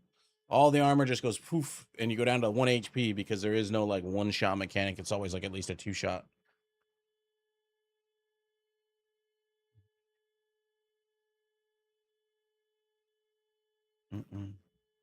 Oh, AI can generate bullshit. You know how AI generates bullshit? It's the telephone game. The problem with AI is it doesn't just parse things that people made. It parses things that computers made or bots made or AI made, which can be completely bullshit. Telephone game. I tell you a story, you tell that story to another person, that person tells another person. Eventually it goes from I like the color green and I like to hike on mountaintops to she told me her favorite color was purple and she lives in a castle under the sea. How it happens, don't know. But if you tell enough people something and it keeps parsing it, that's one of the biggest problems with AI. A human could write something like this we see on the screen. It might take them 20 minutes, 30 minutes to write all this stuff down. And they already have everything in their head. Tippy tappy, enter, there's your web page. 20 minutes later, 15 minutes later, whatever like that. An AI bot can be like, I can do 50,000 of those in the same amount of time. And then it puts that shit on the internet. And another bot goes like, I need to find out information. Let me look through. There's some human-made stuff and the stupid shit from an AI bot. And it just gets a little fucked up because it's now using what a human or a person that actually took the time to study it said and what the AI bot came up with on its own. And every time that there's a tiny little problem with a little bit of information, the telephone game gets worse and worse and worse and worse and worse. And eventually you start getting a bunch of shit on the internet, which there already is a ton of shit on the internet of that stupid shit. Well, the only thing I can think of is quantum. Quantum could be kind of interesting. Quantum, but I mean, it's. I don't know how worthwhile it is to have. Like, you'd rather just have more damage with like Echo or synesthesia or whatever. Quantum is whenever you get hit. There's apparently the new maximum is 32.2% chance that you'll be invulnerable for 2 seconds. So you would be able to take as much damage as you possibly take for 2 seconds. But is it worth equipping 7 of those on 7 different pieces of gear and maxing it out to be invulnerable when you can really only survive? Like, first hit, you'll survive. Second hit, you're probably going to die. Or if one of those fire shotguns hit you, the bullets hit you and take away all your armor and all your health down to like 1, and then the burn ticks and you die. There's nothing you can do about that. If you had quantum on, I guess the bullets would hit you, quantum would proc for 2 seconds, and you wouldn't die to the burn. But do you give that do you give up 7 things of echo, which has whatever percentage chance to double your damage on a bullet? Debatable.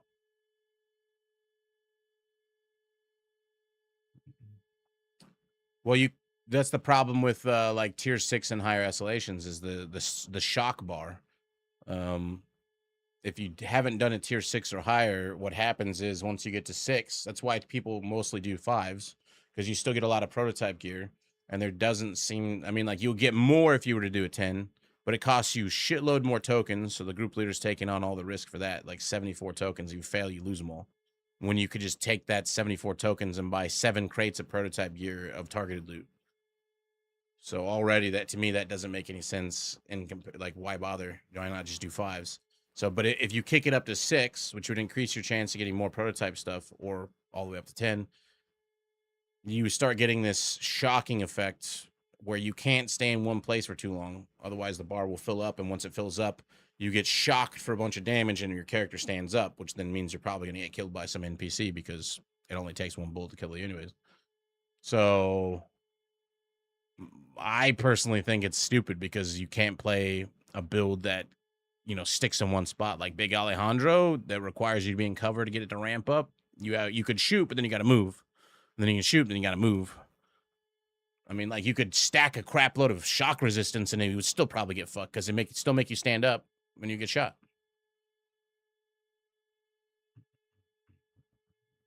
Yep.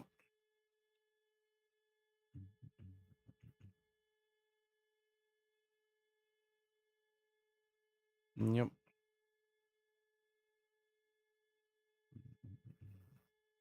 No, it's shock resistance. Well, the things I'm thinking of is, I don't know if there's shock immune stuff. I'm talking about the shock resists. There are like sets that have like 30% shock resistance.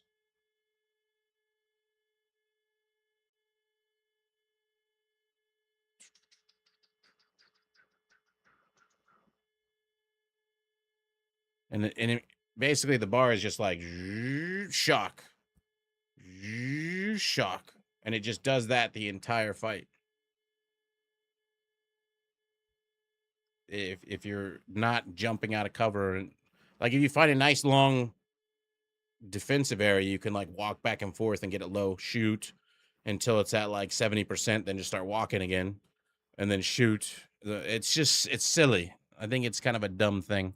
I'd rather they just change it to something different, something that makes it so a bunch of builds are just useless.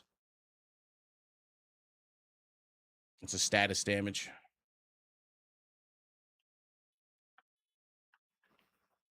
Burn, bleed, shock, fire, blah, blah, blah. I'm pretty sure they're all status builds.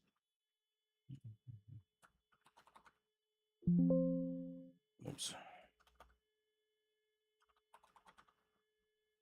Wasn't there a status on the other page? Bleed, burn, blind, ensnare, and other status effects. Other, I'm pretty sure, is shock.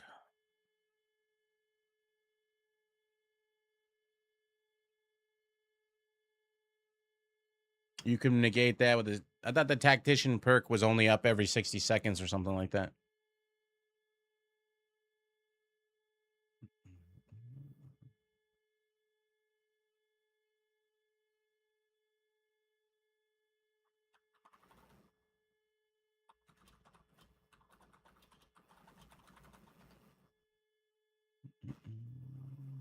Faraday field.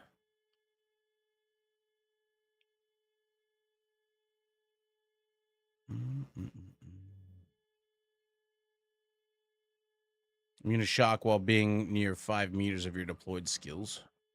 Huh. So you have to have a skill down for that. Well, that kind of is screwy too.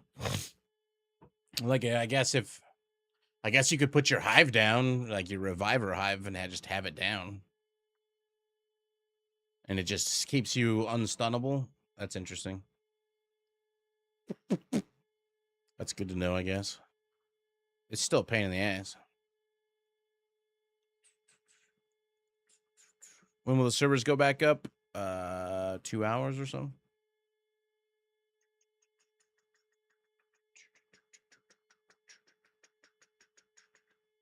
Two hours, allegedly. When will they actually go back up? Don't know. They could be up right now. We just don't know. Let's ask Mike. Mike is like the magic 8-ball. We used to have a magic 8-ball in here. I don't know where it went. Someone stole the magic 8-ball. Thieves.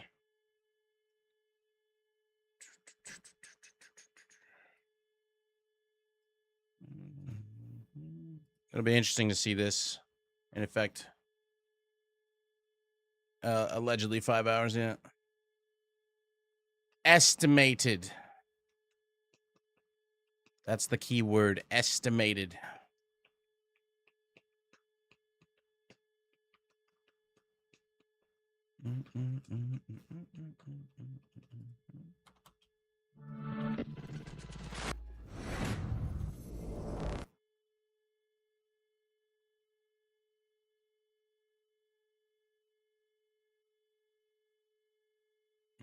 Looks like Mike's still at the door. 2 more hours estimated.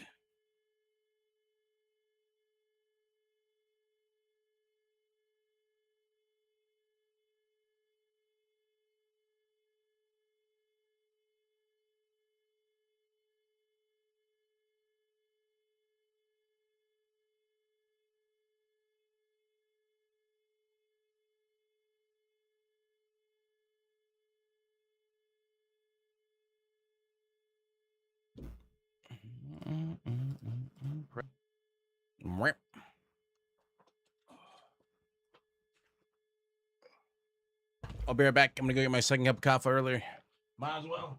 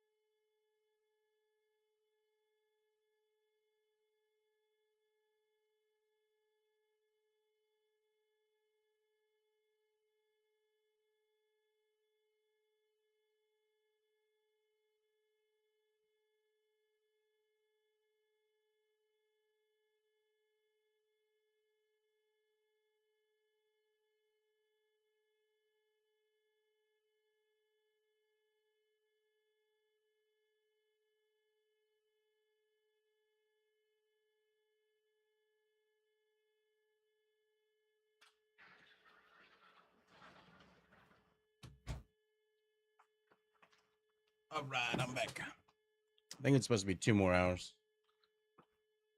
It's 6 a.m. now.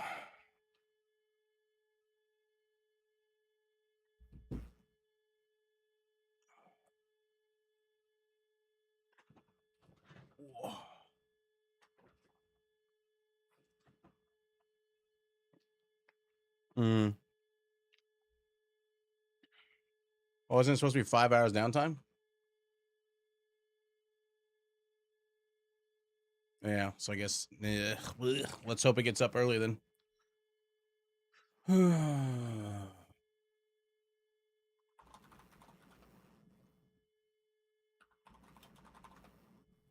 It's the other game we're talking about possibly playing. There's already other waiting rooms going. Womp, womp, womp, womp, womp. That doesn't come up until 10 a.m. Eastern.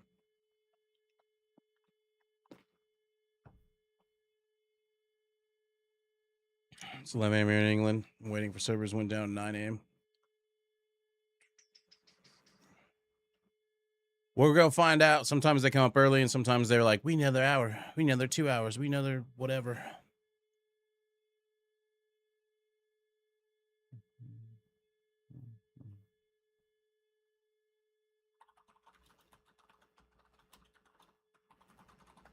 What's the max value on Augment for Echo?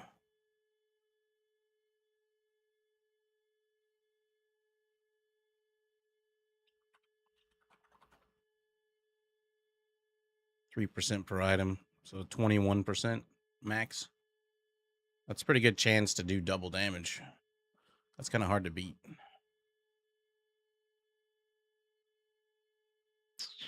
That's not one of the ones that they're changing. Just these 4.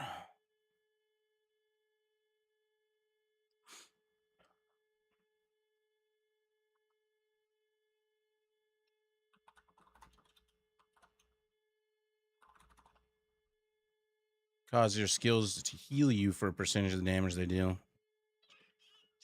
So for like a roly-poly build, that could be decent. If you do end up getting shot, you could regen all your shit, but me, I don't know if I'd rather have that over the new synesthesia and change up the build a bit, or even quantum, but still, eh. Me.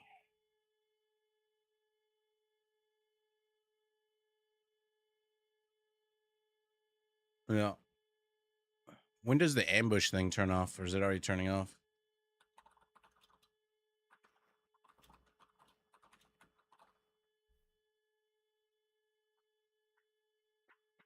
That's not what I'm looking for. I thought when I looked at it on the weekly thing, it still had 4 days and something like 2 days ago. I did not play on the last PTS now. Ambush does in. And then you get the new one. New one will be interesting. Corrosive Shell. Need status effects to turn off their shell. But if you are the one to get the killing blow, you get corrosive momentum for 20 seconds, which is 50% more weapon damage, 25% more rate of fire. Status effect 25, and reload speed 50%. Should be good for helping me stack up my capacitor. Get more skill damage. 25% more RPM.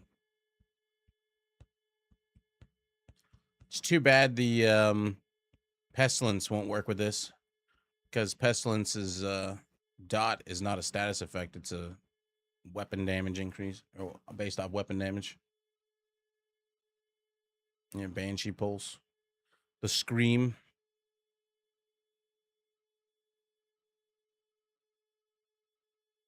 With the roly-polies will apply bleed, so that should take it off. But you still have to get the killing blow. The nice thing is when it gets taken off, they're on fire for 6 seconds. So they won't be able to do anything for 6 seconds. But then 15 seconds later, it comes back up. So for 6 seconds of that, they'll be on fire. And then 9 seconds later, they'll get it back. Hmm.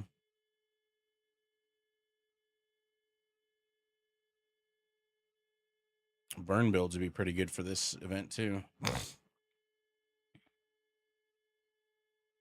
What was the gun that like applies burn once you're at a certain amount? I can't remember what it was.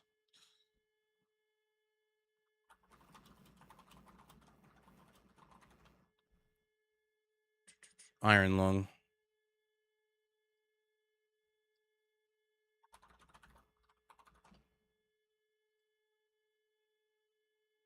Shooting heats up the weapon, filling up the heat meter. The meter. Fucking. How many ads are on this fucking thing? 1, 2, 3, 4, 5, 6, 7, 8, 9. 9 fucking ads on one page. Fuck off. Shooting the meter. The meter is equivalent to 50% of the weapon's standard magazine size. When the meter is full, rounds shot by the weapon ignite enemies. When not shooting, the meter depletes over time. Reloading or swapping the weapon fully depletes the meter. I wonder how long this would take. Like, once you get the 25% rate of fire bonus off of getting rid of one of them. Could be interesting for this new event. So you could use Iron Lung over Big Alejandro or Pestilence for your typical LMG builds, I guess. Or you could just use, I guess if you're an AR build, isn't St. Elmo's engine an AR? That puts status effects on shit, right? Or you can run the augments that have a chance of applying status. Although proccing those is a bit more difficult. You could probably do both. But I don't know who's specialized into augments with that, I guess.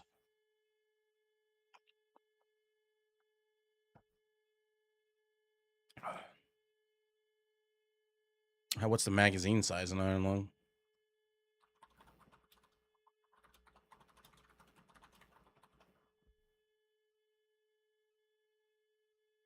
Base magazine size of 50 rounds. Is it really just 50 rounds?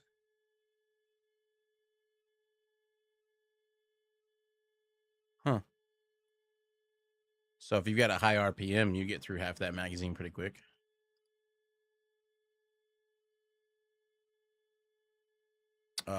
This one, I think if I link this, I can't post it on there. All you have to do is go to the main website for it. Division 2. No, that's not it. What is it? Game the Division 2 news updates. So if you just did this,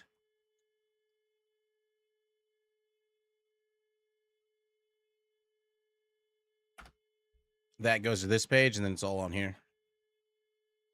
Ubisoft Game Division 2. I'm not logged into Steam on Twitch on here, so I can't copy paste. And then that's that one, and then this is the other secondary one right here. Battle for Brooklyn 1 year celebration. That's this page with the Corrosive Shells and stuff.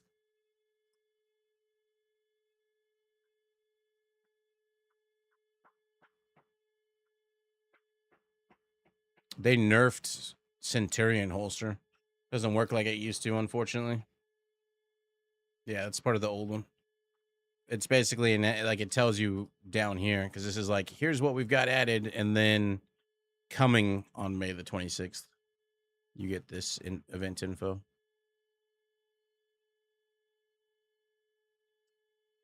Six challenges unlock each day for the first 4 days. Once unlocked, they remain available until the event ends. You do not need to manually activate or claim them. They progress automatically as you play. These objectives are optional, but they are a good way to earn additional global event stars. Stars earned from both Ambush and Corrosive Shell can be used at the seasonal vendor. Progress this global events rewards track and contribute to Brooklyn celebration. Blah blah blah. Make the Corrosive Shell chaos, and there's a new reward waiting at the end. The corroded mask, which is this one, I guess.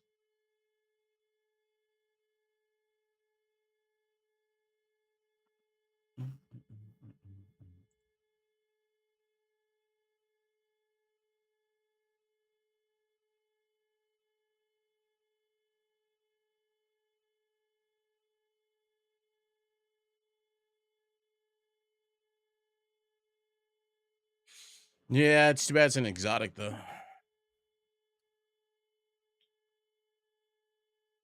I guess there can be some new builds built out of Whiplash. Having this weapon holstered for 5-second reloads and primes it. While primed, swapping to this weapon reloads your primary and secondary weapons and grants 20% rate of fire and 50% weapon damage until, I guess if you're using like an MK46 and you put that as your, but then you won't be using quick step, so you won't have the run speed boost. 50% weapon damage until the magazine is emptied. Reloading or swapping from this weapon before the magazine is emptied will remove its stat bonuses. So I guess you could run it in an LMG build. Prime it, swap to your MK46 or whatever LMG you like, or AR, I guess, technically. Prototype. Something with Frenzied on it, probably. You can either go Frenzied or you can go... I can't remember the name of it. The one that gives you, like, rate of fire and then the other half of the magazine, like, extra weapon damage. But you won't have quick step pistol, which is terrible. Who wants to do countdown without quick step or even escalation or retaliation or any of that shit? Well, I guess escalation doesn't matter that much. But retaliation, countdown, summit, open world, measured, that's it. Yeah. That 20%, or is it 25? I think it's 20. More movement speed is just too good. It's just too good.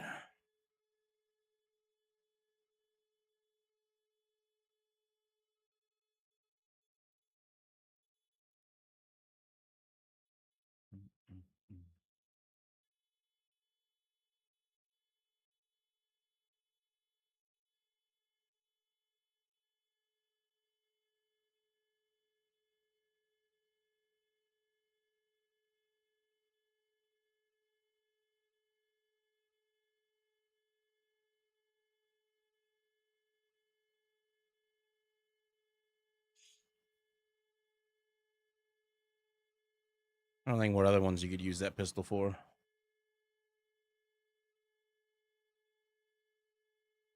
Sheriff. Well, I can't use Sheriff. It's exotic. Well, I think an escalation would be fine because you're not having to do a shitload of running. I kind of wish that they would just simply have new areas to do every single day for the escalations. Not a big fan of like, here's your new prototype targeted loot, but every 7 days or whatever the missions you do for them change. So the number of times we've had to do space administration because the best gear that we wanted dropped just from space administration and not one of the other ones is too damn high.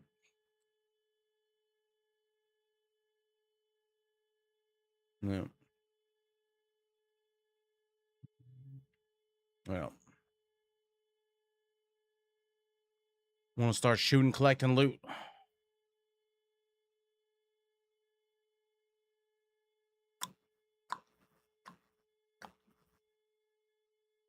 That's the issue with well, I guess Jesus usually has the majority of the downtime a lot of the time.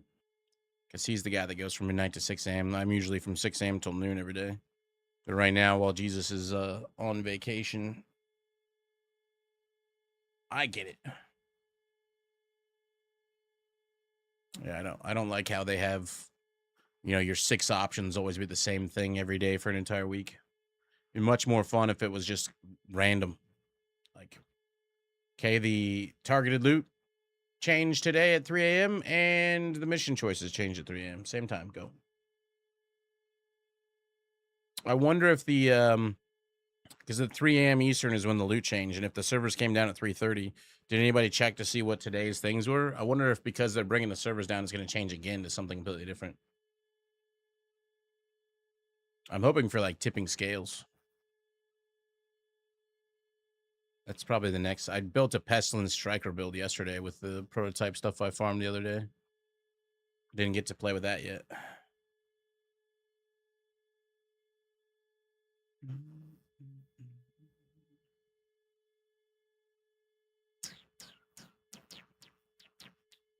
Although I don't know how well that'll work. I'd probably use my tipping scales with iron lung. I don't know. I'd have to try it out. I believe there'll be an escalation, yeah. If you turn it on. I'm assuming you have to turn it on, like the other ones. Now the question is, do you want it turned on? Or you could use the T multiplier, the other one. Because ambush is gone, so no more 50% extra damage for standing still. But I think the other one is still going, and then you got this one.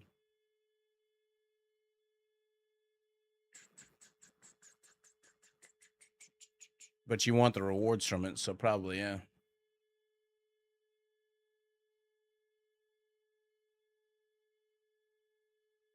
You get a guaranteed whiplash, exotic pistols, a special reward after that whiplash can still drop on repeat completions with higher difficulties.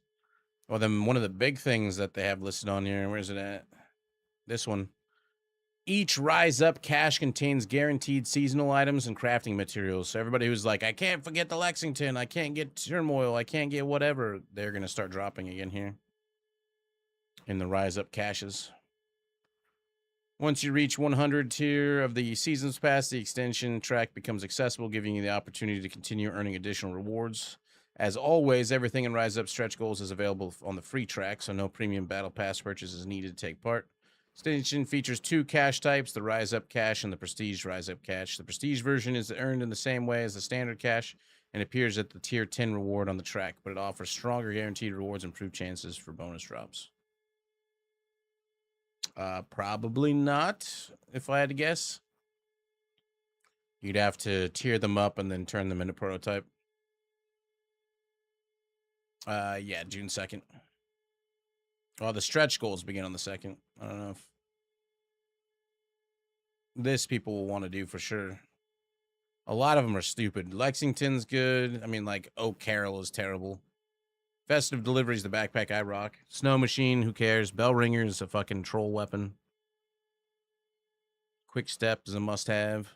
Everybody's going to want Eagle Bearers, Ouroboros, Tinkerer, Sheriff.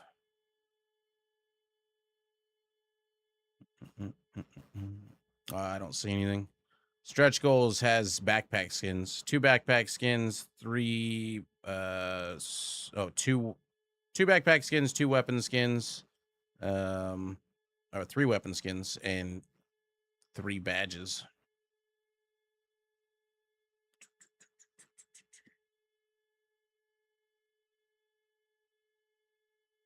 Are they? Oh, these aren't drops, are they? Actually, shit. I thought that kind of looks similar to the drop screen. Hopefully, they'll bring out more drops. The Time Saver backpack. Who knows? Drops are like a must-have if you want viewership on Twitch for any game. That's an older game.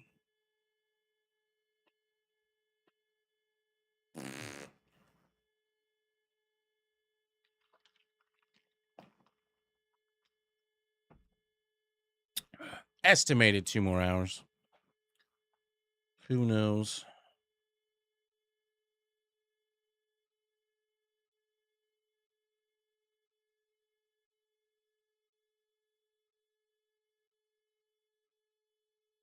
This one is just kind of funky. Field proficiency caches can now be opened without the hold animation. I mean, if you just right-clicked it, there was no hold animation. Or if you double left-click, there was no hold animation.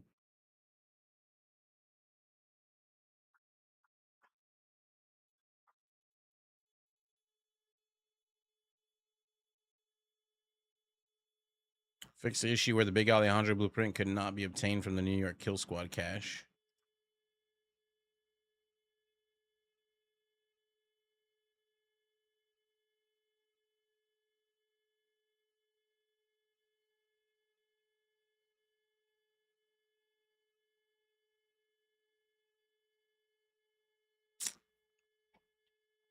Oh, we're just waiting.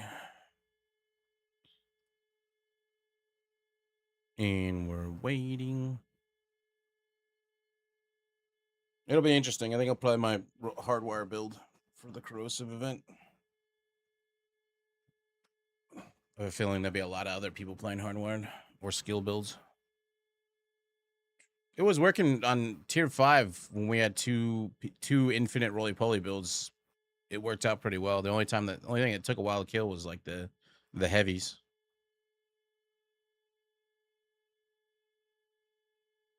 I was trying to think of other ways I could improve it. Other than some very expensive changing of 2 cores. Which I can't do. I have to get like the green set version of them. Get them all the way up to 30. Change the yellow cores to red because they're guaranteed to roll yellow. Because you only need 4 cores, as far as I understand it. Each core is 1.5 when they're prototyped. So 4 cores to get to 6. Anything above that, I think, still gives you a bonus, but it's not as good as 30% more weapon damage.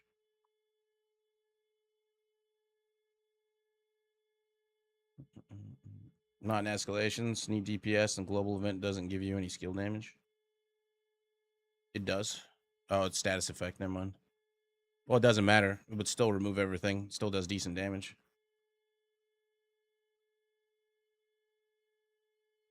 Trying to get your expertise to 30. Yeah. Do you have a lot of watch stuff you haven't used up yet, Mira?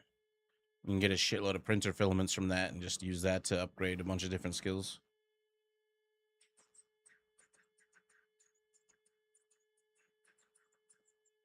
I don't think crossplay is ready yet. I just want to know when survival comes out. That's what I want to know. Yeah, that'll take a while.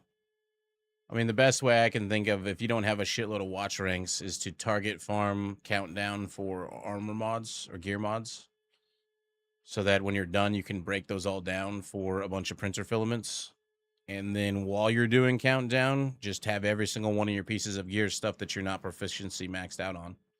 Doesn't matter on a countdown run if you are super well geared. You just need to be geared well enough.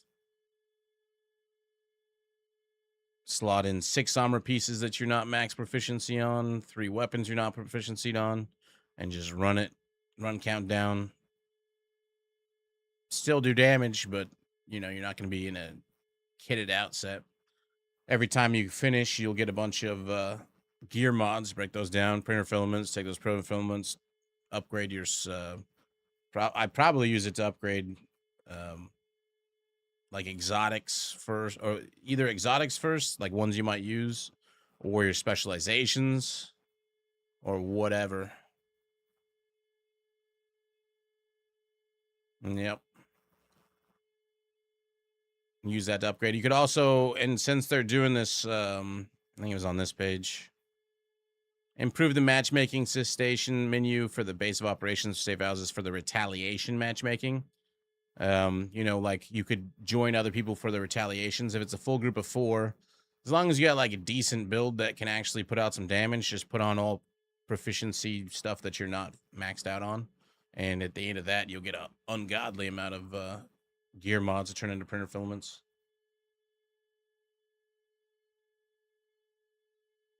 $3,000 goes like that when you start dumping them into expertise.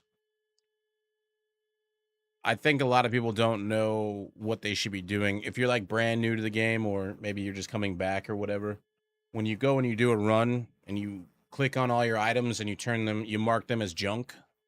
Like, you know, all the guns you're never going to use, junk, junk, junk, junk, junk, junk. All the armor that you got that you're not going to use, junk, junk, junk, junk. The trash can icon. Once you're done with that and you go back to the main page where you're looking at 6 pieces of armor, your guns and all that stuff, you press M or click the tinkering option. That brings up 4 options: prototype, library, tinker, and expertise. First one you want to click on is library. You want to see if there's any little green arrows.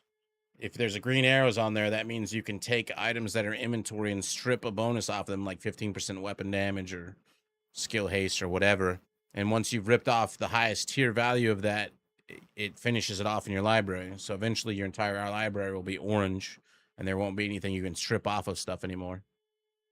Once you pulled everything off and you're done with the library, then you want to go to the expertise menu, and you want to hold down X, at least on PC, which will take all the junk that you marked if you aren't proficiency maxed out on it, and it will just auto allocate that. So you'll see your little wheel do little chunks, every time you do like a run and you have a bunch of loot on you.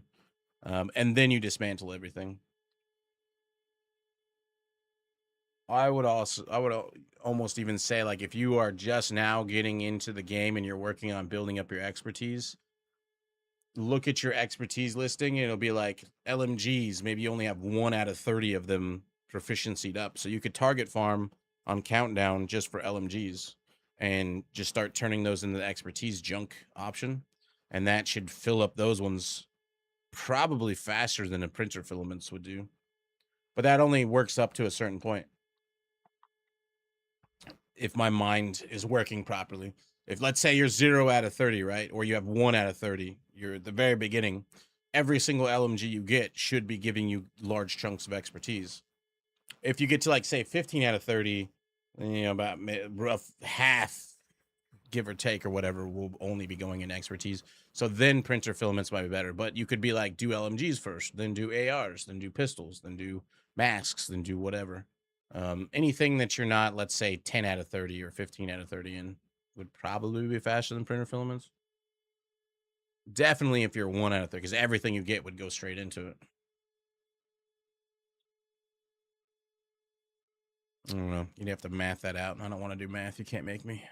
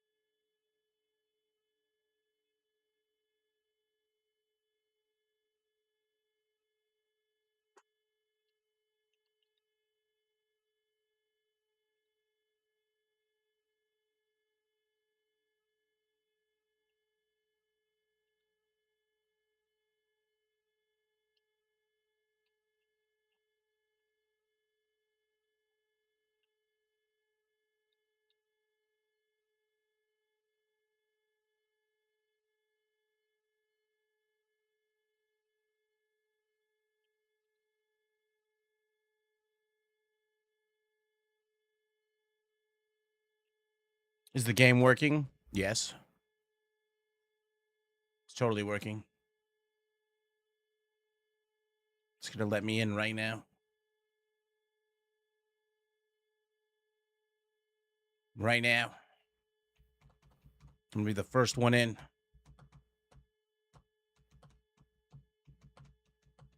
I have to talk to Mike about it, though.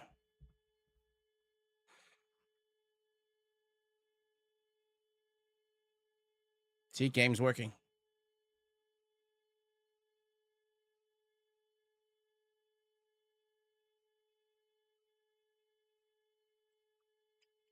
Waiting for game. See, totally working. So far, so good. Warning. Drop.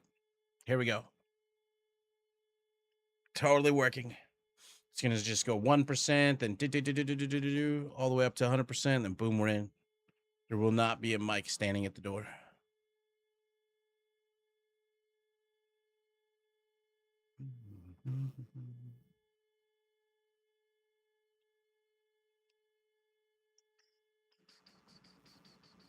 No, the mule thing doesn't work anymore. The game works up until you talk to Mike.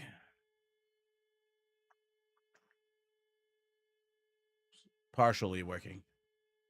Till Mike says, fuck off. They nerfed the whole, like, creating an alt and it having its own watch points to spend. A lot of people got to 30 expertise that fast using that.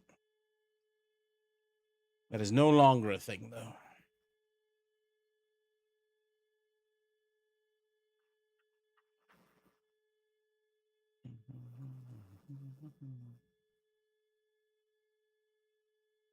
I still think the hardwired skill build will still work in escalations with the corrosive shell thing going on.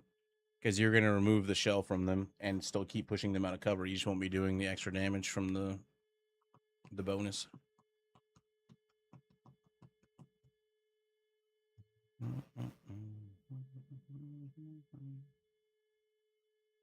It's too bad it's not just overall damage. 50% more weapon damage. It's only if you get the corrosive momentum up on you.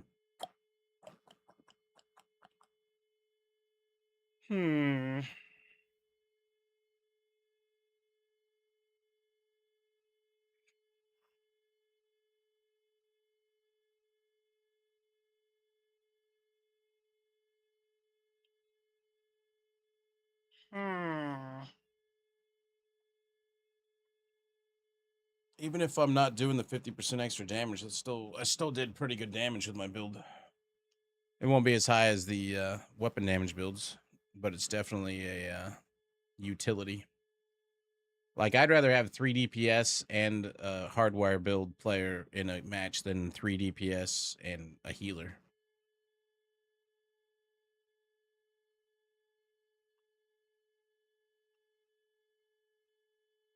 Constantly pushing them out of cover. And now we'll remove the corrosive shell from them all.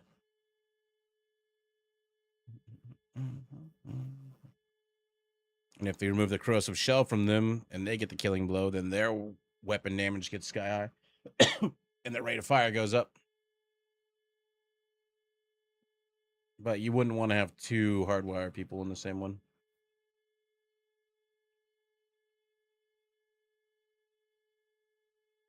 Mules totally work. They still mule. They just don't let you have infinite watch tokens. Infinite printer filaments. I had a ton of watch ranks, so I was able to get my expertise up to 30 just by dipping into that quite a bit. But I did spend quite a bit of time running countdown with like every single piece of my gear being something I wasn't proficient in. I even tried doing the specializations or whatever.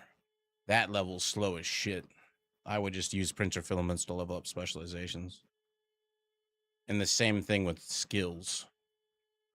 Those level pretty damn slowly compared to armor.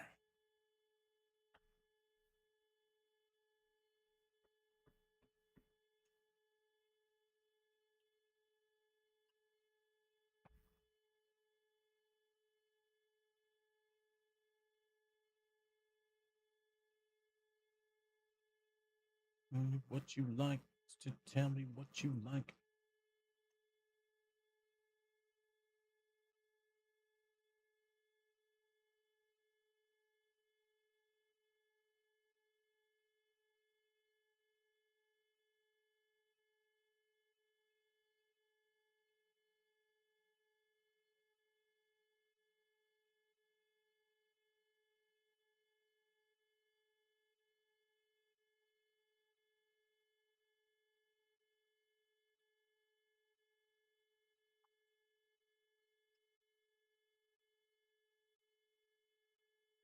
When I first came back to the game, I had a mule that I deleted, but I was dumb and didn't check it, so I think I deleted a good chunk of my exotics.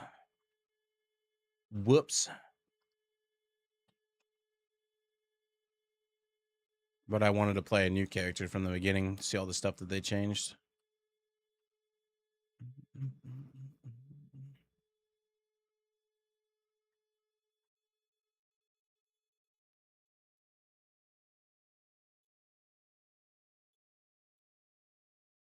I wonder what their next event will be.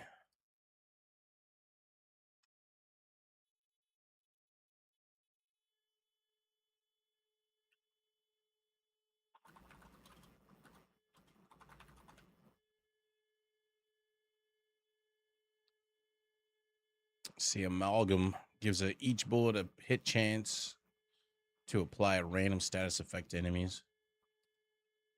You can get that up to 30.1 if you were to have all 7 pieces. That's a bit much.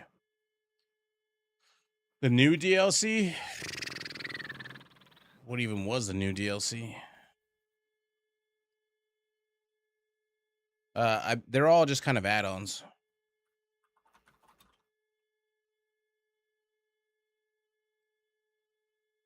They add more content, but I don't know that any of them are necessary.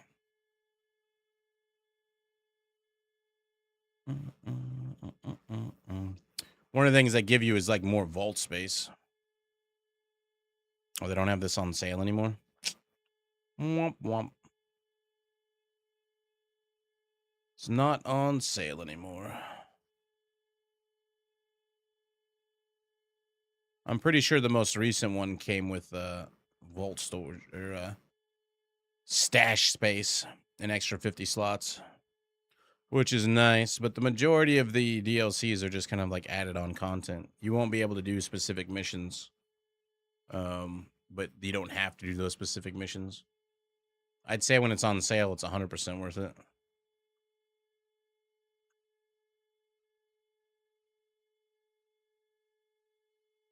Max is 500 if you had gotten both of those 50 increases. Yeah. I got both of those. I just happened to have 1,000 credits or whatever left over, so I got it. If you're not bugged anyways. If you're supposed to have 500 and you log in and it says you have 450 or 400 or whatever the hell, you just log out and log back in, it'll go back up to 500. It's a weird little bug. It's been in there for a while. It's on sale on the Game Pass. Oh, if you can play this game, how much is the Ubisoft Game Pass? I think the Ubisoft Game Pass was a great deal. $17.99 per month. Like, you could literally pay this one time and get access to, like, how long do you plan on playing Division 4? Like, a month is a pretty good amount of time. I feel like you'd probably be done playing for at least that month. But then let's say you only played it for, 2 weeks out of the month, then you could play all the other games on the Ubisoft premium bonus, like the Assassin's Creed games and stuff.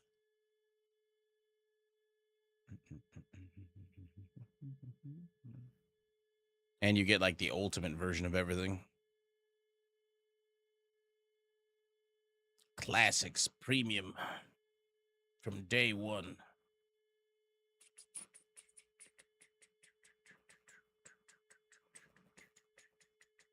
A bunch of them are shit. But some of them are definitely worth playing. The Assassin's Creed series for sure. The only thing that bothered me about the Assassin's Creed series is whenever they made you go back into like the real day. And it's like, okay, now follow me on slow walking around all these different things and then interact with this. And then it's like, but can I just get back to the game I was playing? I don't need this stupid story. I hated that shit. Every single time I'm like, no, let me go. I don't need this added on crap that's telling me that I'm a traveler from the year 2008, 2022, blah, blah, blah. Just let me play the goddamn game. I can't be the only one that hated that either. Yeah, hated it. Hated it. It was always like the slowest shit either. It was just like, you've been taken, and it's like shimmering effect or something stupid like you're going back in or you're going into the future, and here you are. Hey, there you are. Come with me into the house. We're in the house. Look at that thing on the desk. Now come over here to the computer. Destiny 2 is basically like dead-ish. They have one last update, and then they're putting it on life support. So basically no more updates, no more content, no more nothing. And apparently they don't have any plans for Destiny 3 either. I've been talking to Tree about the gaming situation for a lot of these industries. I forget who it was, but I read an article that was like a industry in the know about like game development. We've lost about 1/3 of all game developers in all these games. Not only just because of AI, but because this new generation of people coming up don't have the attention span for a lot of the games that, if you're roughly my age and you've enjoyed MMOs and stuff like that, they don't have the attention span for all these things. So they're kind of like pivoting. And so they're not making these games that they were going to make. So they lay off stuff or they use AI in place of people. So about 1/3 of the industry is already laid off. And that was like earlier this year. So there's that going on. We haven't had a good MMO come out in forever that had any type of feed underneath it. So the closest you're getting to MMOs is like survival games, which are still popular. But survival games don't stay popular as far as viewership for Twitch is concerned. Like, I don't... There's only a few games, and they're like old games that have stayed in the top of the Twitch listings that are MMOs or survival games or whatever. These are all like get in, get out, get in, get out. I don't know what the fuck this is. I guess the Koreans are coming out with some interesting stuff. Oh, it's like is this a card game? I don't even know what that is. Anyways, get in, get out. Team fighter manager. Get in, get out. Get in, get out.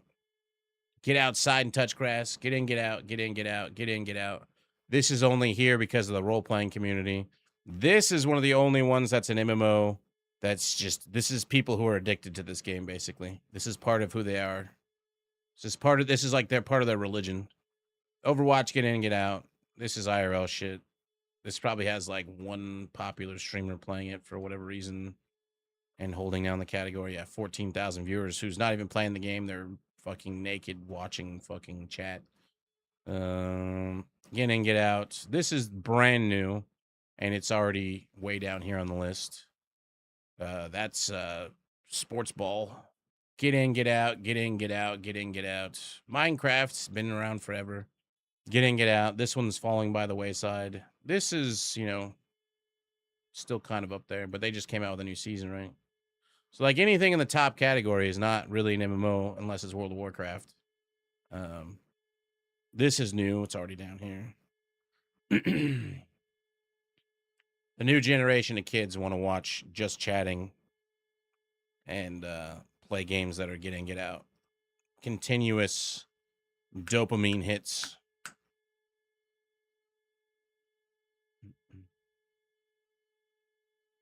I feel like our only game to move might make it through these times is going to be WoW.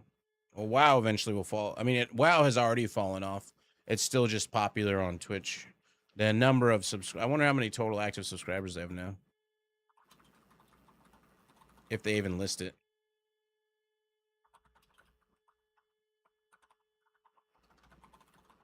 It's probably not listed. Between 7.25 million and 9 million active subscribers, the game has been how old is this? PC gaming. I don't believe that number actually though.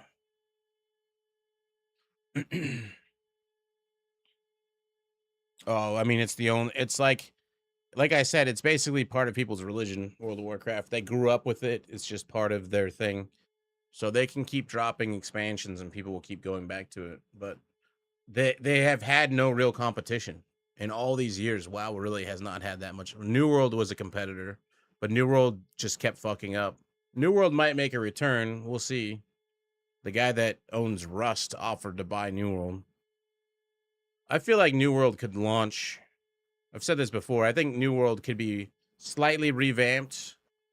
Like if I was the Rust guy and they actually sold it to me and I got New World, I would go in, I'd get some of the people back from the old team that know how to use Lumberyard.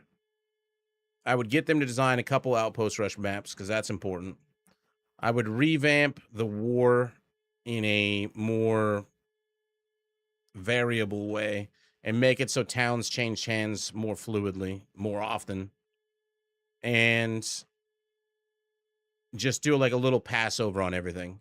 And then I'd relaunch it, and I would not relaunch it with everybody getting all their shit back. I would probably honor anybody who had the game already, I would honor their appearance items purchases or their housing items purchases. But all their characters we wiped. All the economy we wiped. Everything we wiped. Everybody start over except for the stuff that they paid real money for like visual stuff. And I think in its current version, because you can still actually play New World right now because it hasn't been officially brought down. I think its current version is actually really good, but they need to do a few things here and there to really make people happy if they were to return. Well, the biggest difference in MMOs then and now is the fact that everybody's a solo. And that started happening in like Warhammer Online, which was when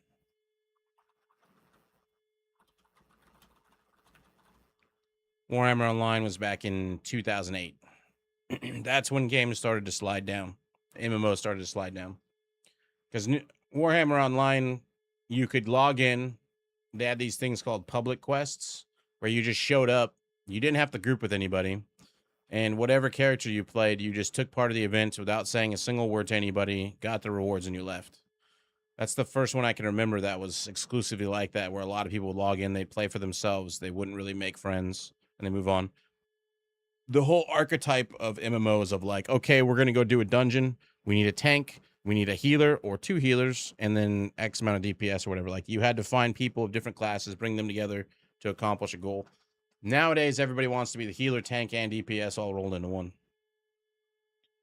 And that's detrimental to MMOs, in my opinion, because if you don't have a community, if you don't give people a reason to log in because their friends are playing and you need to play with your friends to go do something, then a lot of people won't come in.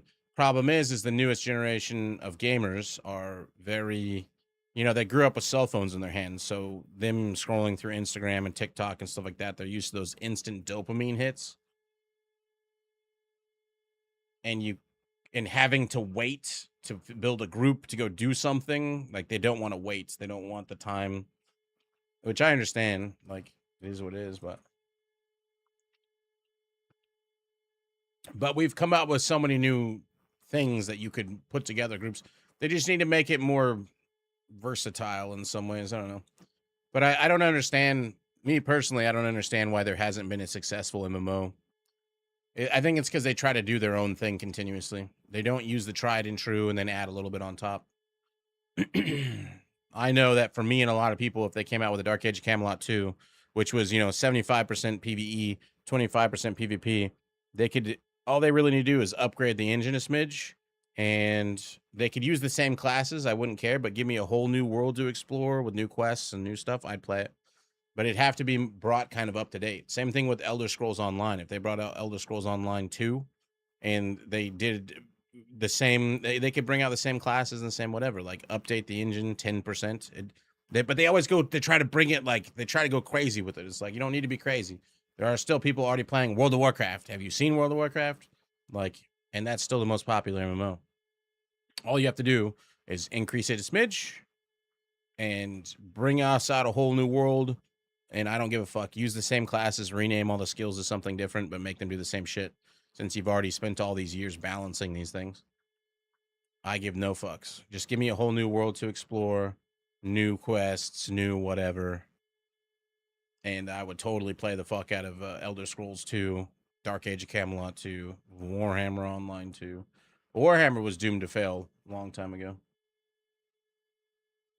Greed is what's killing a lot of these games. It's another one of the issues.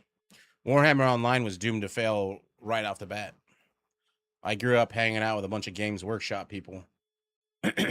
And Warhammer Online went through a series of a bunch of different things. When it first was trying to be turned into an MMO, there was a whole different game studio that they were like, oh, maybe like give us a proof of concept and we'll say yay or nay. And there used to be videos on YouTube with like the trailer for it and everything before Mythic or the original Dark Age of Camelot came out with it. So what happened was they were declined. Electronic Arts, EA, went up to what was EA, right? It's been a while. EA went to them and said, we'd like to make a Warhammer MMO.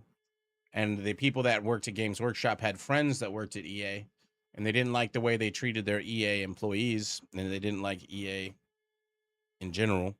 So they said no. So EA was like, what the fuck? Increased their offer, still a no. So EA was out of the picture, basically.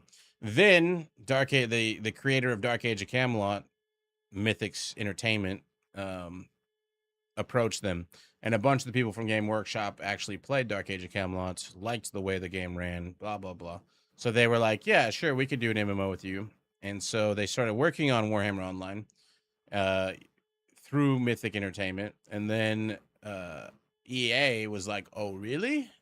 Well, how about we just buy Mythic Entertainment? So they bought out, what the hell was it? Mark Jacobs, who was the original owner of Mythic Entertainment, bought him out, took it over, and created Warhammer Online. Problem was, the Games Workshop people were like, fuck those bitches. we have given that company, and now you own that company, the ability to make Warhammer Online, and we have pre-approved one expansion, the Land of the Dead, I think is what it was called, which is the desert. But we won't give you rights to anything else past that. So Warhammer Online came out with that, and then the expansion, and then they didn't have any possibility of having any more content after that, as far as using their universe. So the game was already doomed to fail. Plus, it was an okay MMO, but it was a bit fucked up in some ways. Well, that's why I say the majority of the game should be 75% PvE, 25% PvP. You will not have a successful PvP MMO. If the majority of the content is PvP and it's an MMO, it will not be successful. Guaranteed. Like New World came close. New World's biggest problem is they just kept fucking themselves up their own asses multiple times. The patching system was terrible. Every time they came out with a patch, everybody was like, oh God, what's going to break? Like there was not a single patch. There was one patch. There was a tiny patch that came out where nothing broke. And everybody was like, holy shit, it's a miracle. Everything beyond that, it was always broken. When the game first launched, there was a ton of people that were like super interested in it. And then one of the biggest communities that they immediately fucked was their role-playing community. And if you're creating an MMO and your role-playing community comes in and they get pissed off in the first month and they leave your game, you're screwed. That's exactly what happened. The role-playing community came in and they were going to play together.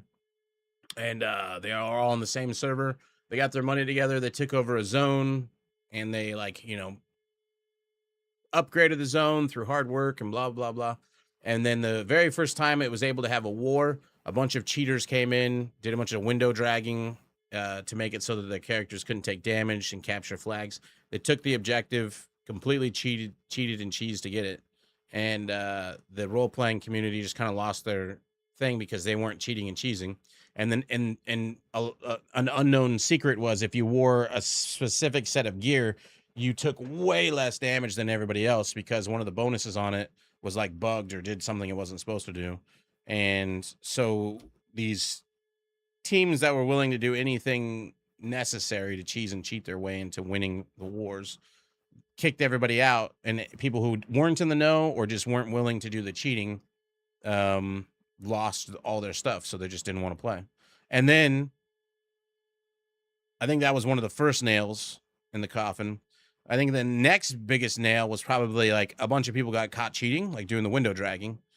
Maybe you couldn't prove that, but then there was people who were literally duping shit, duping gold. They were like cheating in all sorts of different ways using like actual hacks. And then they suspended those people, but they didn't ban them. They were like, oh, what'd you do? You duped gold and ruined the economy? Bad. Get back over there. That's all you get, though. It's okay. You can keep playing.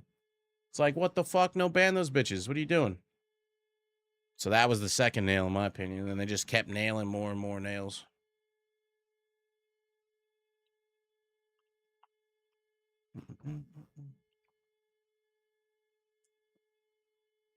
Well, even in games like Division 2, it's been out for, what, 8 years now? And they're just now making the PvP zones. You can play them in PvE if you want. I don't think that there's a problem with having loot that's only obtainable in PvP zones, but it should affect PvP, not PvE. Like it should be really good gear for PvP, not really good gear for that you get in the PvP zone that works really well in the PvE zone, because that just annoys people. It's either that or they just need to make it acquirable by doing something in PvE, not having it in the PvP zone. But the PvP zones are more content that people don't really get to see because they don't venture into the PvP zones. Why? Because everybody in the PvP zone is a fucking sweaty tryhard, typically, that's wearing the most cheesy set that you can have. So I think they're talking about it. They're going to make it so that you go in with a pre-made template in the PvP zones. The only saving grace is the survival expansion that's coming out. That was in Division 1 originally. For whatever reason, was not put into Division 2 and still not in Division 2. It's coming, but like that was one of the people's most favorite things. Is the First Light game worth buying? I don't know. I've never played it. Where's my Magic 8 Ball? No idea.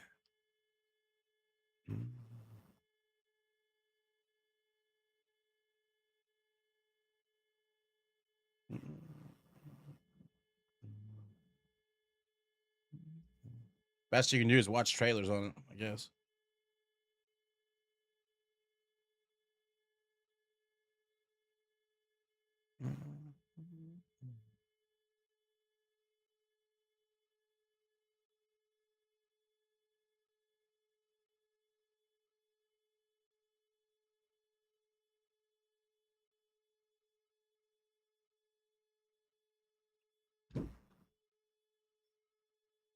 Besides, your idea of worth and my idea of worth are two different things.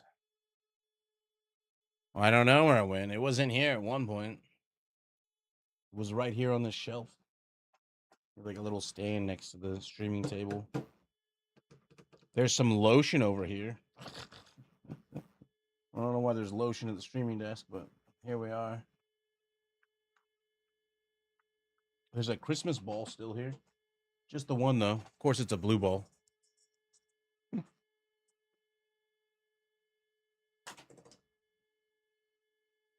But the Magic 8 Ball, I don't know.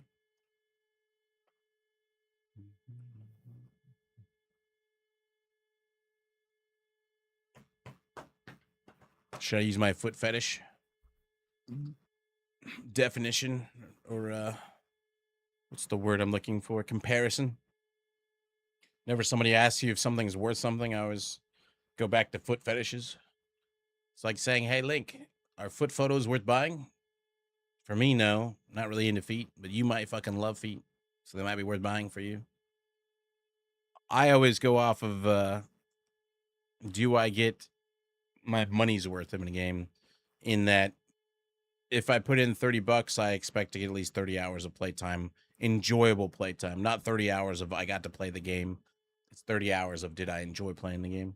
If I can get 60 hours, double it, 2 hours per dollar, that's even better, but I don't know, all depends. I mean, there's been plenty of games that we've played recently, like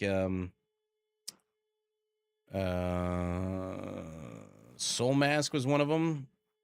I got 33 hours into that. I didn't finish playing it though, but I enjoyed my 33 hours. I think I paid $26. There's still more for me to do that. Same thing, Crimson Desert. Played that for 80 hours. There's still much more for me to do in that game. But I'm not really playing games in my free time. Majesty One with the Prime. Thank you very much. I'm not really playing games in my free time. I'm doing other things. I play 6 to 8 hours for the house every day.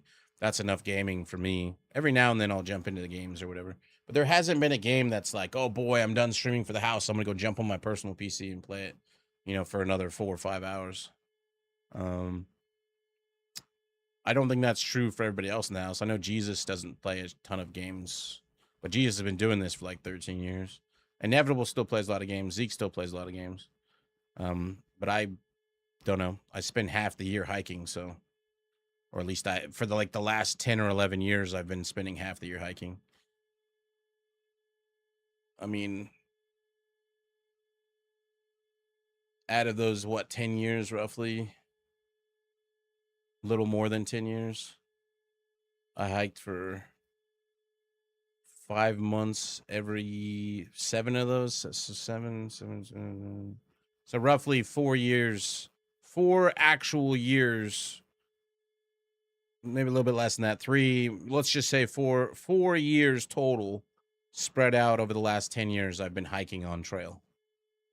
So for me, I go out and do other stuff. I go out to the bars. I go out for hikes nearby. I go do other stuff.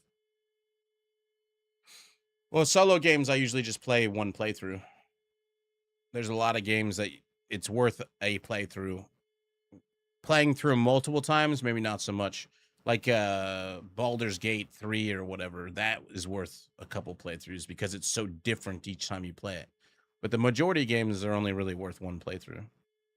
Like the South Park series, for instance, I say that playing through those games is worth it one time because all the jokes are great. They're like hilarious as fuck. But the second time going through it, it's like, oh god, I've already heard all these jokes.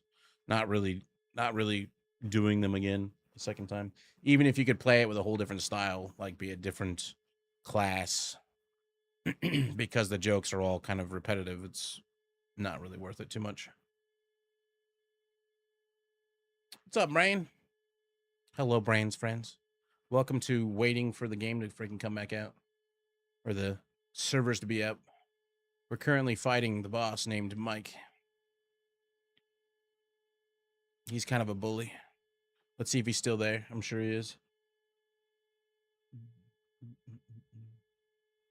Just drinking coffee, talking about the most random crap. Hope you had a good day, Brain. I want to get in and do this corrosive shell shit.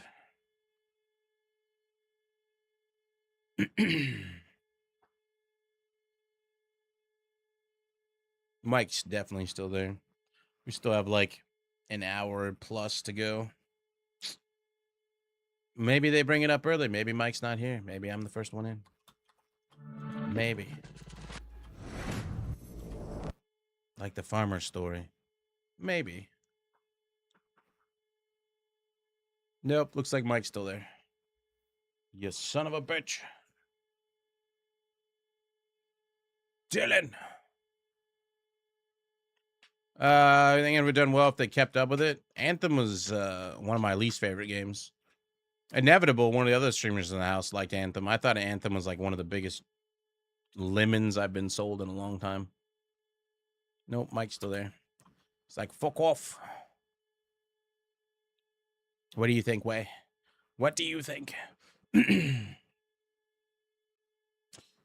Anthem was like pretty hyped. And then we got into it, and it was like the most. I felt like I was sold a lemon.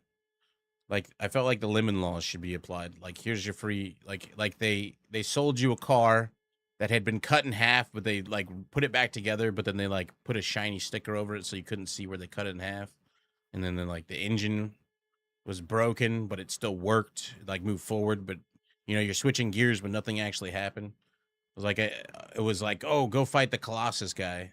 And the next one is another Colossus guy that's exactly the same. And the other one. And the other one. And then I think what really was like, what the fuck, was like you spent all this time trying to find better gear to kill the exact same bosses without much content in between. And then you come to find out that hopefully you kept your beginner gray items that had no stats on them. Because for some reason, they gave you more damage and more armor than the best gear in the game. Because turns out that there was no actual bonuses to any of the gear that you wore. It just had to do with their like core value or something like that. It was some weird shit. And everybody was like, what the fuck? And sure enough, I switched out from my like super good gear that I'd been working on, you know, and in thinking it was actually making some sort of improvement to my gray items, and suddenly I was doing like double the damage or some stupid shit. Well, Skull and Bones was in development for so long. When it came out, it was like, meh. I had fun with Skull and Bones until you see the end game, and the end game was just silly. It was like, here's your end game. The end game is take this cargo from here to there, and you have to do that a shitload of times in order to get any progress. And there was no real content after you finished all the content. There's no end game. No real end game to care about anyways. But it was fun in the very beginning. I think so many games, most all games these days, survival games, MMOs. I think when you're brand new and you don't know everything, that's when games are the most fun. The beginning and the middle are the best parts of any video game. The end game is always like, okay, now you have a job. It's like Elder Scrolls Online, for instance. When you don't know a lot and you're getting through and you're leveling and you're getting better gear and you're doing all this stuff, up until the point where it's like, okay, now we have to do the same dungeons over and over again to get the best gear. And then every day you log in, like first thing you do your writs, do your whatever. Like it was like a chore list of things you did. That's what you get when you're in an end game of survival games or MMOs or whatever. But when you're like brand new, when you first get onto a server, it's like, okay, I got everything I can do. Yeah, Outriders was all right. I didn't really play that much Outriders though. I was hiking when Outriders came out. I'm gone for like 5 to 6 months when I'm hiking, literally on trail that entire time. So I have no computers. The best I have on me is my cell phone. I missed out on a lot of stuff. I missed out on the majority of Outriders. I missed out on all of Dune.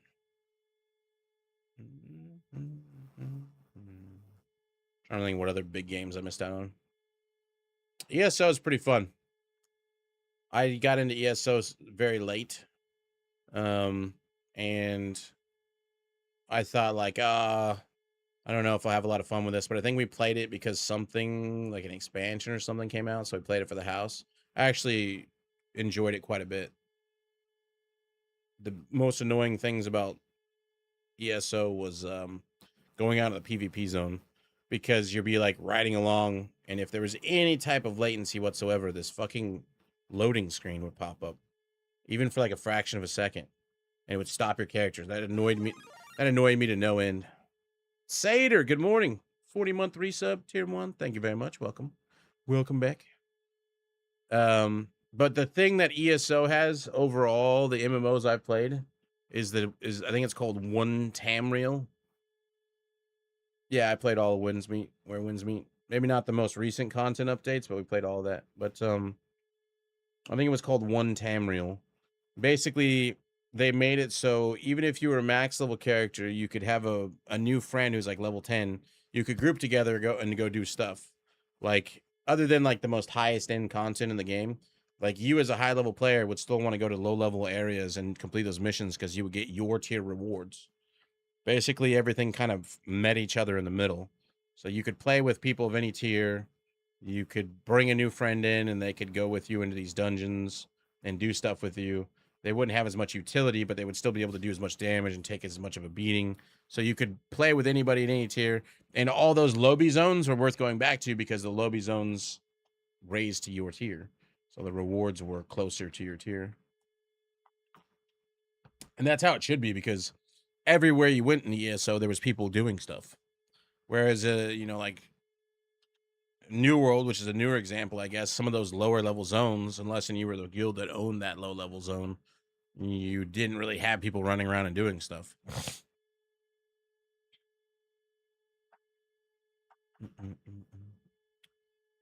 We played a lot of Destiny 2. Destiny 1, Destiny 2, Division 1, Division 2. I think the Destiny series is pretty much done now. I don't think they've announced anything for a Destiny 3.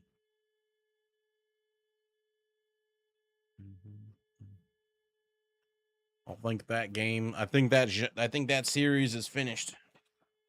I'll be right back in just a minute. Hopefully the servers will be back up and within the hour. We'll see.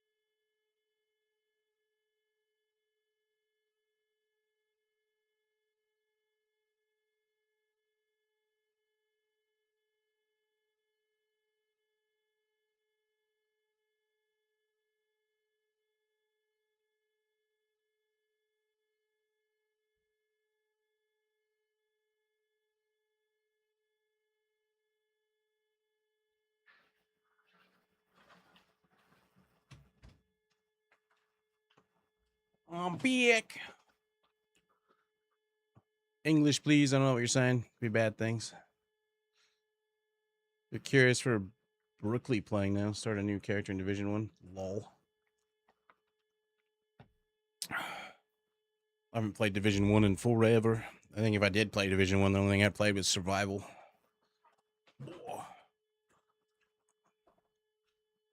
What up, matchmaking? Good morning. I have not played it, Bezidon. Bed's Zion. I know you can play it on PC now. I don't typically play mobile games.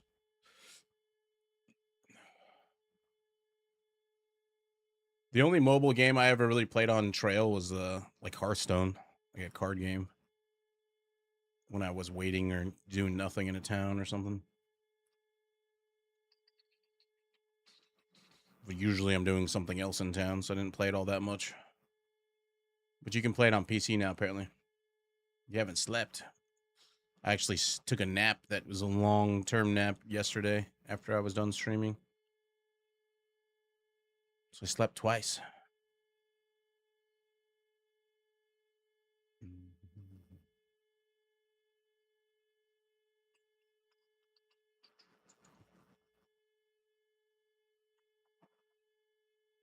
Now we're just waiting for the game to come back up.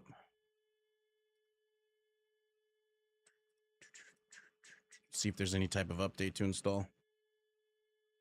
Uh-huh. Well, I only intended to take a small nap.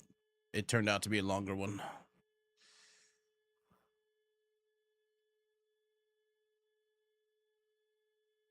No update. We updated earlier when I took over after Zeke took off.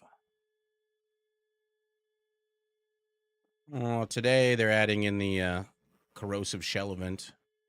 This is the info for today. This doesn't come out till June the 2nd, all these stretch goal stuff. They're bringing back all the, on June the 2nd, you can get Lexington and all that stuff again in the crates, the caches. You get a Climax mission, the Whiplash, whatever. I think that comes out. This is all part of June the 2nd. But the gear set the resource multiplier event starts today. All gear set material drops from available sources will be doubled, which I think I don't know if any of these, I guess some of these I can actually use because there's a few things I need up, but I'm capped out on the majority of these.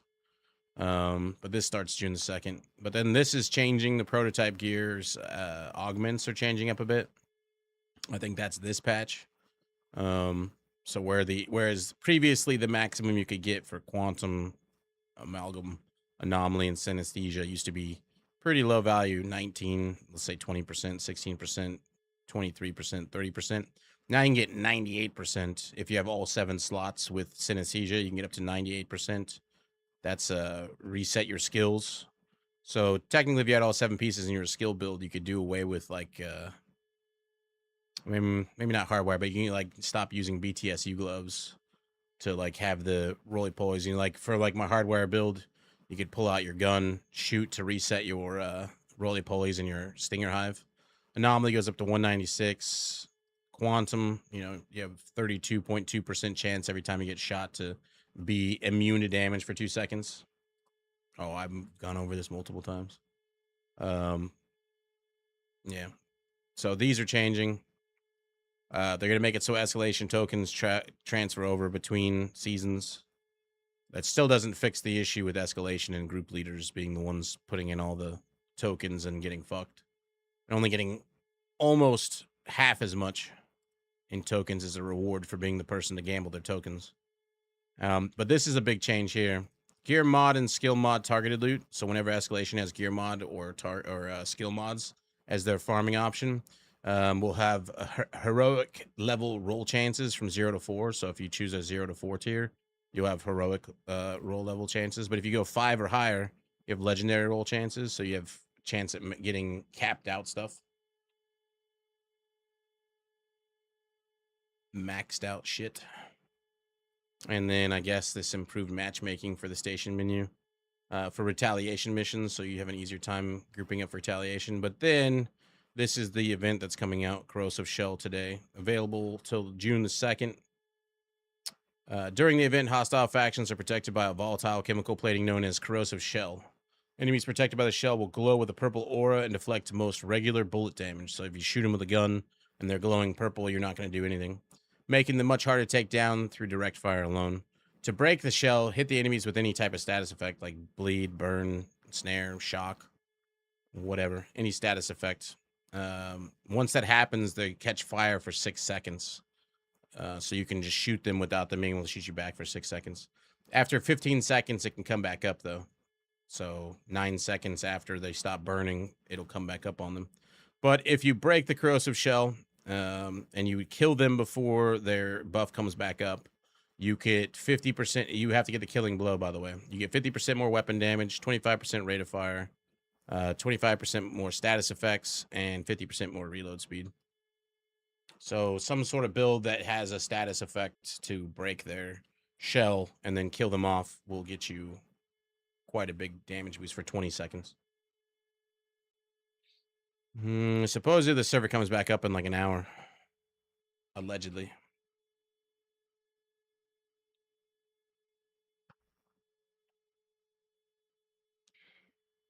Pestilence is not a status effect. They changed Pestilence from being a status effect to a weapon damage effect.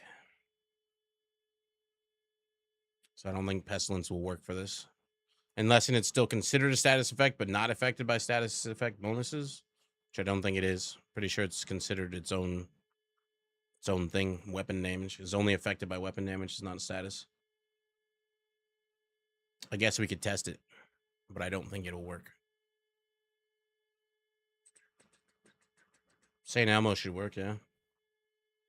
Or you get multiple pieces of what's it called?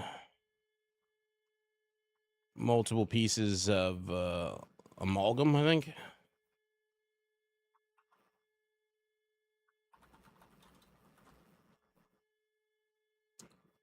Gives each bullet a hit. Gives each bullet hit a chance to apply a random status effect, such as burn, bleed, or disrupt. So if you had multiple pieces with Amalgam and you're using a high enough rate of fire, you're probably going to hit them with a status effect at some point. But the highest you can get that is 30.1% if you had all 7 pieces maxed out. So the likelihood of it proccing. So let's say the previous level, new level. It's not too bad if you had a few pieces. Level 1 is 10%. And then 2% per each thing. Oh, that's for all 7 pieces or whatever. I don't know. It'd be kind of a pain in the ass to like have all your gear swatched up to Amalgam if you're not already in Amalgam. Or you didn't have extra prototype pieces sitting there with Amalgam on them. Like my, no, still wouldn't. Like, I guess I have like a second set of strikers I could swap over to and just put Amalgam on each piece. If you get lucky on your rolling. Yeah, or Iron Lung, when you're at the other half of the magazine, it'll set fire to people.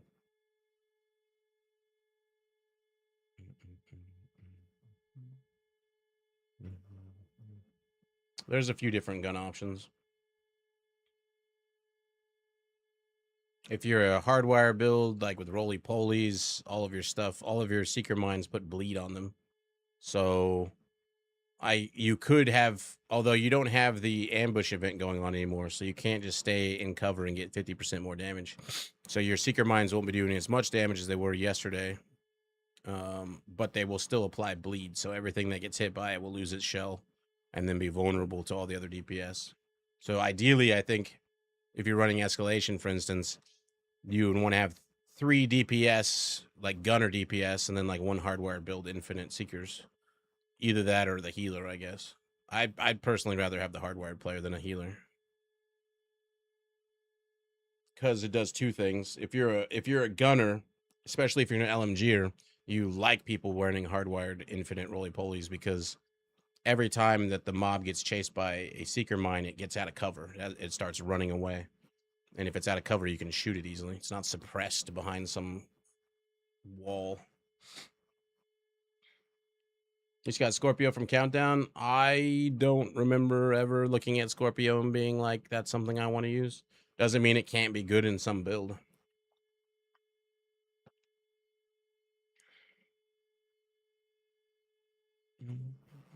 Yeah.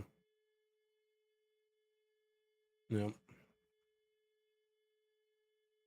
Yesterday I was doing like it depended it depended on whether or not my capacitor had full stacks. If it had full stacks, then I was breaking 10 million per thing, like 13 million. But that was with the 50% bonus sitting still. So with that not being there, if with the 25% RPM increase, if I get the killing blow on stuff, I could build up my stacks faster, so that kind of makes up for that damage loss. But I think you kind of become a support with damage.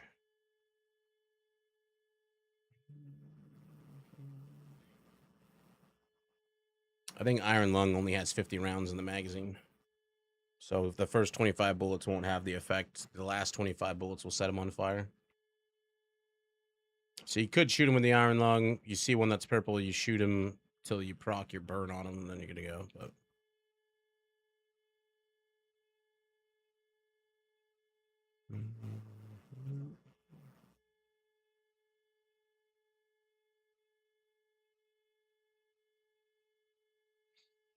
I'm trying to think what other guns you could use. St. Elmo's are probably pretty popular for it.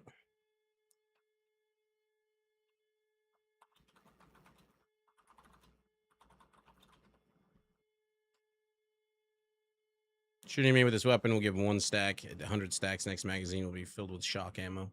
So that could be useful.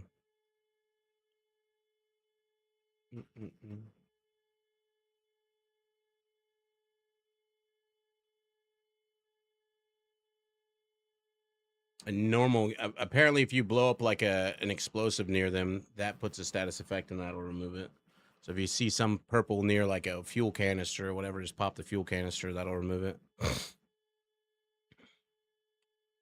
If you ever see little crates of ammo that have like shock, like put them on your, like if it has shock or like burn or whatever, you know, those little crates that give you 30 rounds, put them on your pistol. And then if you see something in purple, pull out your pistol, shoot them once, remove the purple effect, and then shoot them with your normal gun.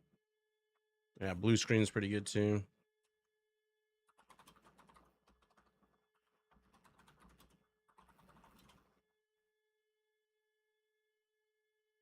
Bluescreen is shooting enemy marks the enemy and adds a stack to the agent up to a count of 50. Shooting a marked enemy refreshes the mark. Adds a stack to the agent. When deploying a non-shield skill, remove all stacks and agent at marked targets. That just requires you to do a lot of like micromanaging though. Still good though.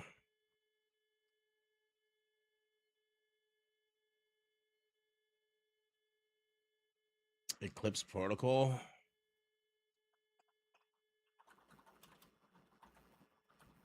I don't remember its exact bonuses. 15 status effects. Your status effect now spread and kill on enemies within 10 meters. Applies all damage. You still need something to apply the status. It all depends on the build. I don't really see a reason for rocking that though. I don't know what percentage of the monsters will have this corrosive thing on it. You know what I mean? Like, is it 1 out of 10? Is it 5 out of 10? Spreading it to other ones, I guess.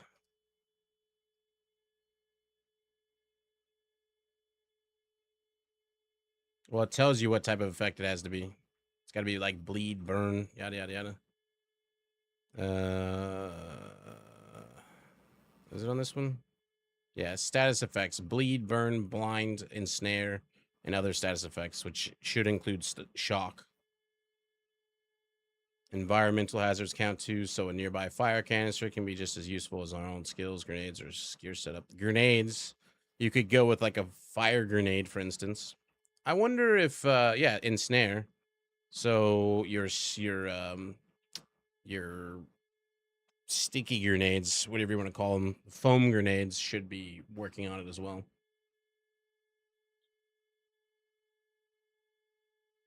So I wonder, and others, if Pestilence is considered a status effect in this regard.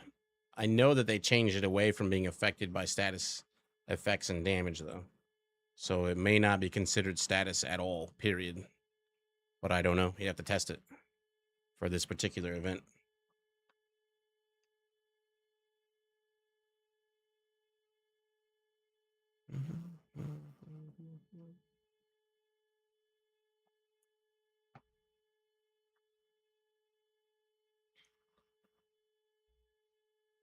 I'm gonna go. I'm gonna lean towards no. It's not going to work.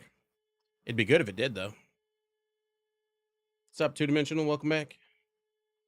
¿Qué pasa?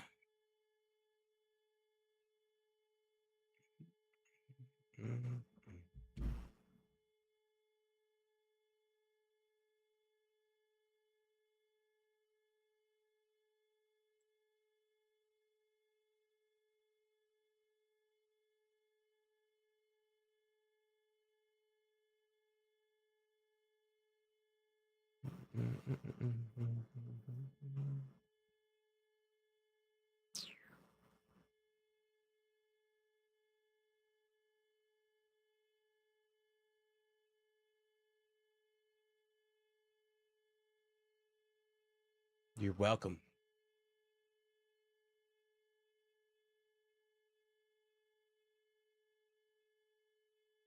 Well, 10 or so runs countdown yesterday. I finally got my hands on the Big Al. Nice. I think you can craft it on the table too. If you got one. Hopefully, it rolled a good third perk for you.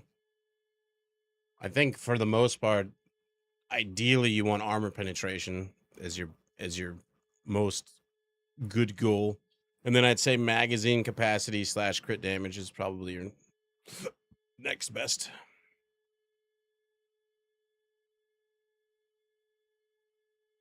Unless there's one I'm not thinking of, because I think it comes with damage to targets out of cover automatically, right?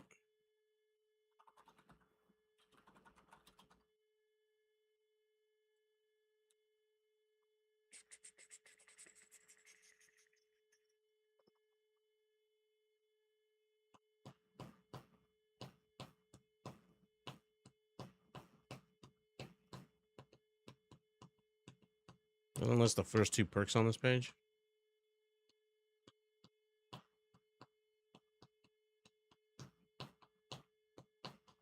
Mm-hmm. I think I have all the retaliation blueprints done now.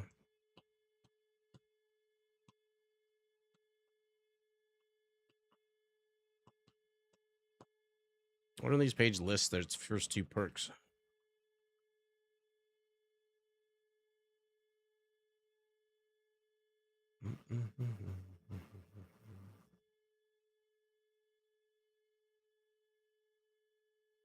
Whatever.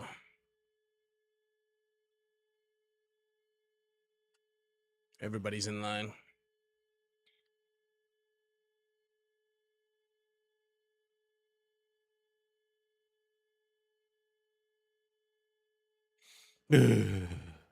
Let's just hope they don't tell us they need like another hour.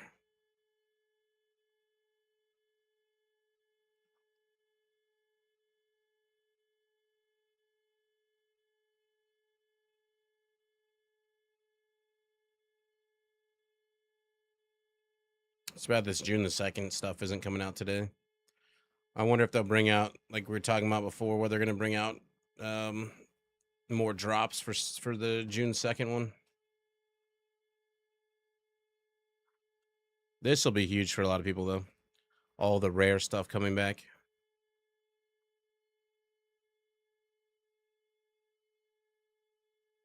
Everybody who couldn't get a Lexington can get a Lexington. Do survival in the meantime. I'm not going to install Division 1 to go play survival. I would have to change the game category to Division 1.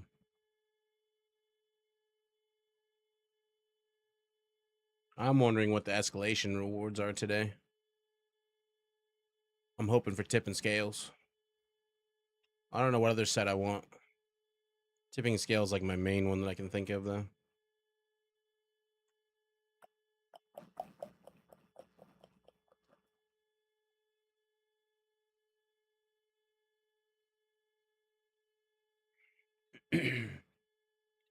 You know where the climax mission will be this time? What missions they'll be reskinning? Climax mission? The what? I'm not sure what you mean by that. You mean like revamping one of the missions instead of just adding more missions?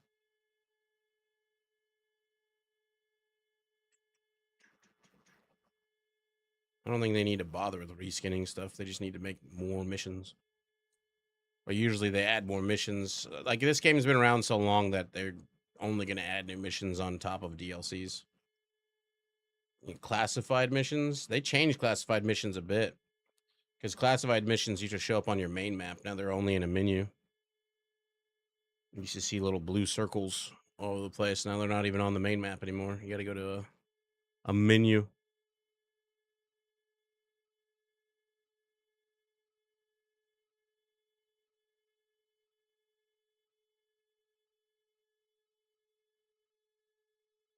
Oh. I don't think I've ever bothered with climax missions. Oh, you mean like Tinker? Tinkerer? Why bother with that when you can get Tinkerer and all that from here? Or this one or the other one? Yeah, look, see Tinker's right here. I don't need a climax. I can get it from an exclusive exotics drop chance. I think I already have Tinkerer, though. That Truth God with the Prime. And Defernication coming back in with a 19-month reset. Look at you. Look at both of you. Shiny.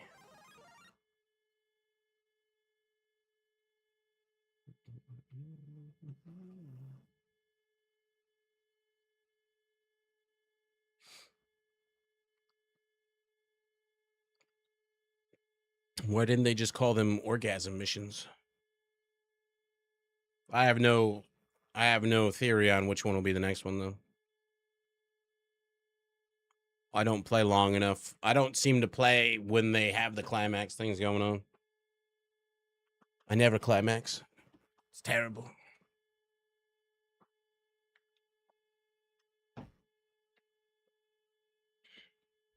Let's see if Mike's still there. Let us in. Let us in. Let us in.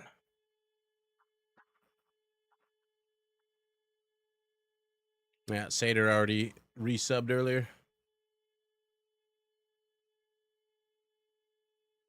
40 months.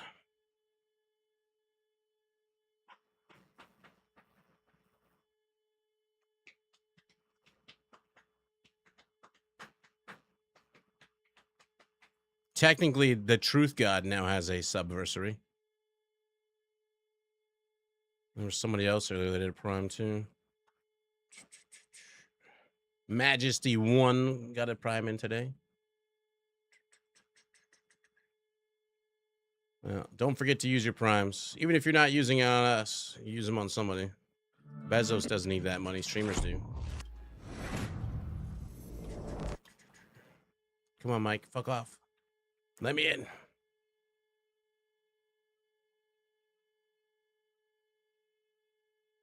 You're going to get to the VA and the person behind the desk's name is going to be Mike. They're going to be like, but I drove all the way here. He's make you sit in the waiting room. Looks like Mike's still there. Fucking Mike. You bastard. Press escape to quit.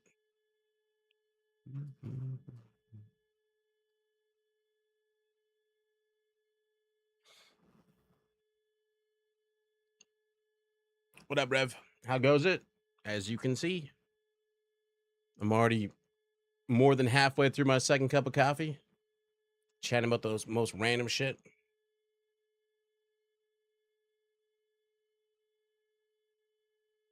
Mike's a bully. A bully, I tell you.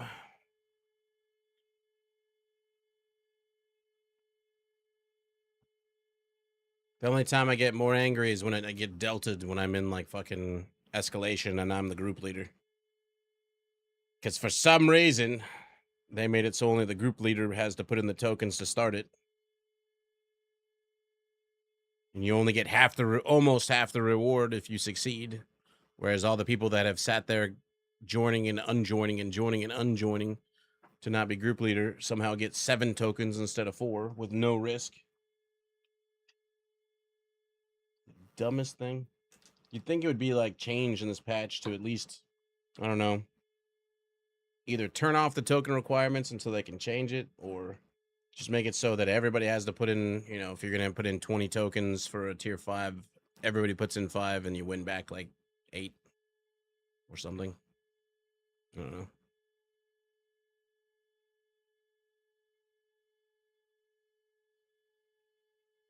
Yeah, if you have a clan that's willing to do that, a lot of the time it's like I will pay the token cost and launch a game, and as if I'm lucky we complete it, / I didn't get disconnected, / I didn't get bugged, / whatever, and so I get my tokens back plus the 4. And then I'll be like, all right, fine, it's my turn to be the group lackey and just get double the profit without any tokens put in. But then you get to play the game of matchmake. You are the group leader. Nope, leave. Matchmake. You have been invited to a group. They didn't want the group leader. They leave. You leave. Requeue. Requeue. Requeue. It's just bad. What's up, coach? Put me in, coach. Mike's at the door saying no. It's terrible. I just want to blow stuff up. Why is this so hard? You think it's going to be Pentagon cable? Pentagon's not all that bad. A lot of people don't like Pentagon because of the dog, so I don't find it that big a deal. Well, allegedly it's supposed to be up in less than an hour, but we'll see. You like the Resurgence version? I just can't do a mobile device. But like, it can be played on PC, so you could play it there, but like, why wouldn't I just play Division 2? But mobile devices are held like a console controller, and I can do this all day long. But this, my wrists fucking, it is so painful. I don't know why. Like, after like 2 hours, my wrists feel like they're bruised, and they will stay feeling like they're bruised for like days. Like bad bruise too. Like I took a crowbar and smacked the same spot 5 times. Shit hurts. Every time the house plays a game that's like a console exclusive, I'm like, fuck. I almost to the point where it's just like, if it can be played on PC, okay. Or like hook up the what the hell is that thing called that lets you use a controller on a keyboard back in the day? It's on the tip of my brain. Somebody tell me the answer, because it's gonna bother me. Or I guess I can Google. Zim, that's it. Yeah. Yep. No, I'm definitely using a Zim. I could not do 6 hours every day playing with a console controller. It fucking hurts.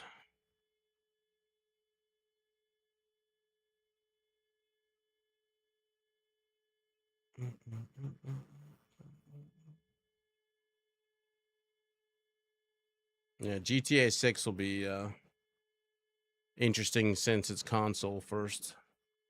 And then it'll be a long time before it's on PC. But as long as I get the ability to play it on even a Zim or something like that, then whatever.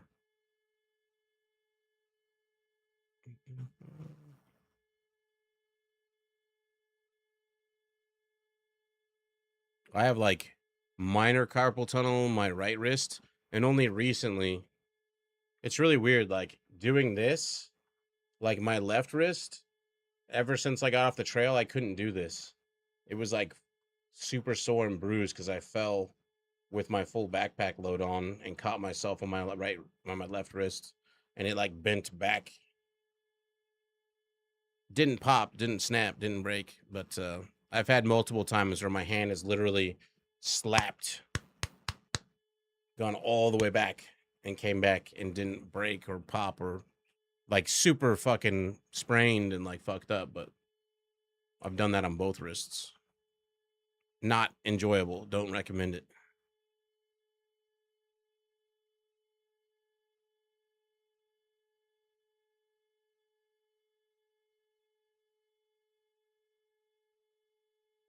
fucked up for fucking months. And this one was like just maybe like 15% further back than you're supposed to be able to do. Well, it's crazy that I can just now finally do this. And you know what? You know what? And it was like this up until recently. Like this like I could bend it back, but it would be like, it hurts. You know what fixed it? A fucking dog. I was doing a walk around the block, and one of the neighbors has this big dog that's like really friendly, but doesn't know not to jump on you. And I just kind of like put my hands up to like block him, and he like jammed that wrist, and it hurt for like a couple hours. And then after the hurt ended, it suddenly I could do this. It's whatever. Thank you, dog. Can't play a keyboard and mouse because you're anxiety and HD. Can't stay still. Fingers are shaking, moving everywhere. Yeah. I know. When it first happened, I was like, I thought I was going to make it worse. And then magically healed it. Oh, I do all kinds of stretching. Like every single day, I do like all the finger things. I do all the bending. I do all this. It was just literally fucking bruised. I bend my shit every single day. I do all the different hand things. I give myself like finger massages. Use voice commands because of nerve damage. I have a lot of nerve damage. Most recently, I got nerve damage. I would say it's like 95% back. These two fingers, this portion of my hand, and then, like kind of into the wrist.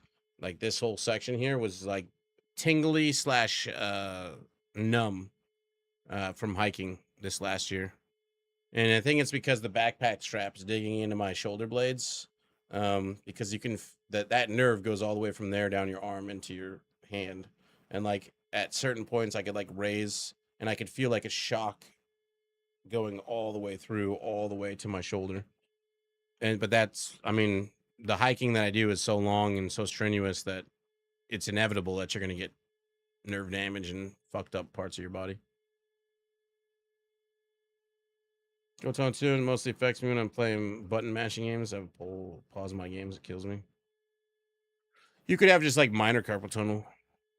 Like who knows? Like you can go in and get it like actually diagnosed or whatever. But I had it in my right wrist. I didn't have anything really wrong with my left wrist, but with my right wrist, I think it was because when I worked in a bakery, there was like the same motion, like especially for bread. You would take the bread bag, fill it full of slices, twist the bag with my right wrist since I'm right-handed, and then twist a twist tie. And doing that 1,000 times a day, every day I worked, was that repetitive motion. It's like tennis players get carpal tunnel because they do the repetitive motions continuously.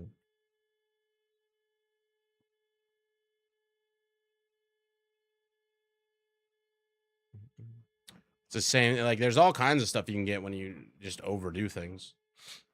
Long distance hiking, you fuck up all kinds of shit. I could still throw a backpack on and go hike for 6 months. I don't think there'd be an issue with me doing it, but I get injured on trail all the time, and I've had many different nerve damage. Both my pinky toes on both feet was like the first one I think I experienced. Both pinky toes went numb for half a year. Could not feel them. Probably the most unsettling one was the one on my thigh. That one, because it went into my groin and made things that you don't want to be less sensitive to be less sensitive. That's gone. But it's still there in a localized area. Like right now, I'm like poking the top of my thighs, and I can feel the right poke more than my left poke because that's where I had the nerve damage.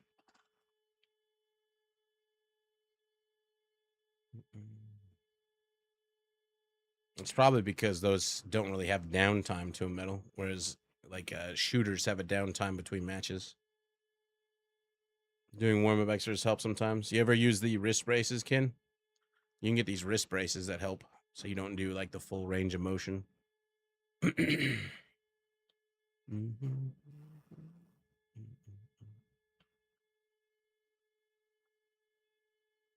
My sister had surgery on her wrist because she used to play tennis and all kinds of other stuff. So she fucked up her wrists. Your left poke. I don't even remember saying the words left poke. What?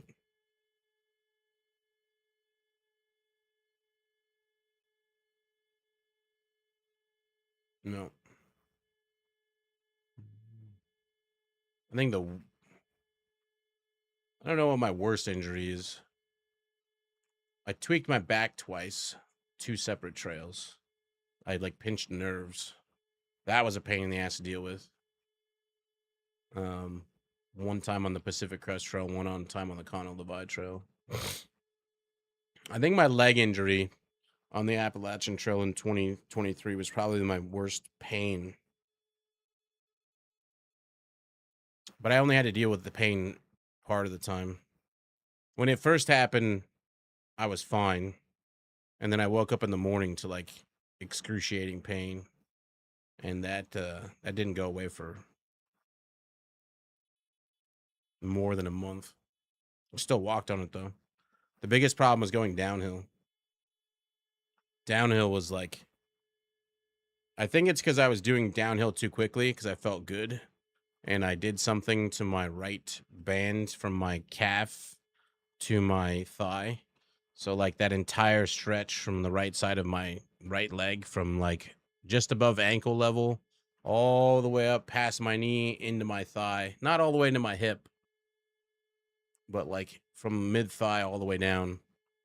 That was when I woke up in the morning, I had to like roll out of my tent. I couldn't like bend it properly. It was like super sore. Once I got standing, I was able to do walking on flat, and anything flat and uphill was not too bad. But downhill, oh fuck. That shit was terrible. Let's hope it's 15 minutes or less till open. You never know if they're going to be like, estimated, we need another hour. Ever cliff jump before? You mean like wingsuit jumping? No. I've had friends die to that. It doesn't really, it's not really my thing. I've had quite a few people. Oh, that I had to walk. I had like an entire full day of hiking to get to the next town when that first happened. And then I took 2 zeros in that town. And then I still had the pain in the leg when I went to go to bed at night and when I woke up in the morning. When I woke up in the morning was the worst. Like terrible pain until my body like released the chemicals that allowed me to start moving again. But like while it was in heal mode, oh my god. It was ugh. It was like getting a Charlie horse in your leg that wouldn't go away, and you're like sitting there going like trying to like bend your toes or like fucking whatever that would help you get the Charlie horse or the leg cramp or whatever to go away, except it just stayed there until your body kind of like started waking up. And I just remember like I'd wake up because I'm a side sleeper, so it didn't matter if I slept on my left side, the knee would be on top and kind of bent, and if I was on my other side, the other one would be kind of crushing it. And so I'd wake up and I just kind of flip up on my back and just straighten my legs out, deal with the beginning part of the excruciating pain, and then I would kind of like go onto my stomach and do like a push up to kind of get up, and then I would slowly bend my knees and get on my knees so I can crawl out of the tent. Ugh. And that lasted for over a month. It was terrible. I was like, I might be fucking done, but I'm too stupid. But it was always something like, okay, I have to deal with this pain in the morning. And then once the body's got its motion going, I don't have it as bad. It's still painful, but it's not like crazy bad. So I kind of babied it. But the problem is if one leg is fucked up and the other one's not, you start babying the other leg until you hurt the other leg. And then you got both legs all hurt. I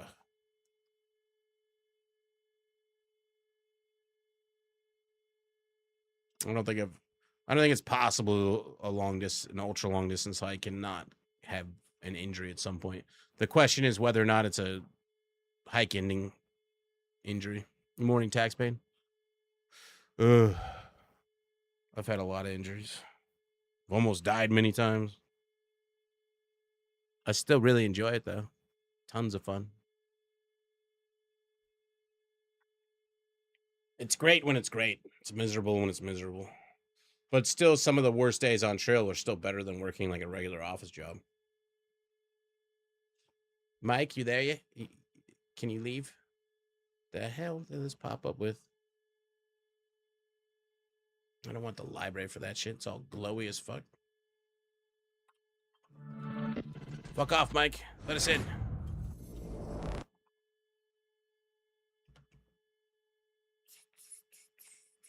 Cable was saying it didn't go down until 3:30. It's 7:50 now.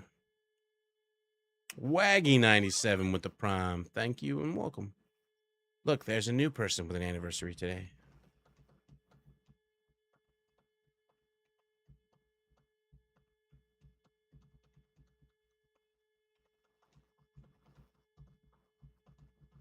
I've gotten pretty lucky, really, in all my hiking.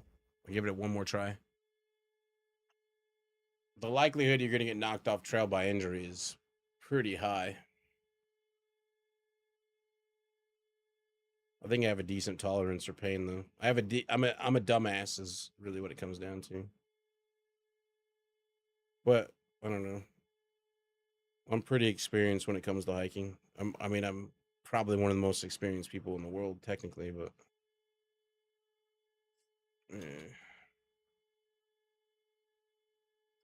so I tend to be overly stupid. Not till the 27th. Womp, womp, womp, womp. I like how you're detour duck, but you have a dodo bird as your icon. Kin. I'd say you're a dumbass. Well, I'm experienced, so I still say I'm a dumbass. It's like when I tell people I'm a double, triple crowner, that means I'm twice as dumb. Because most people don't do through hiking. No. Well, it's like the only bird icon I can even think of, so I guess it works.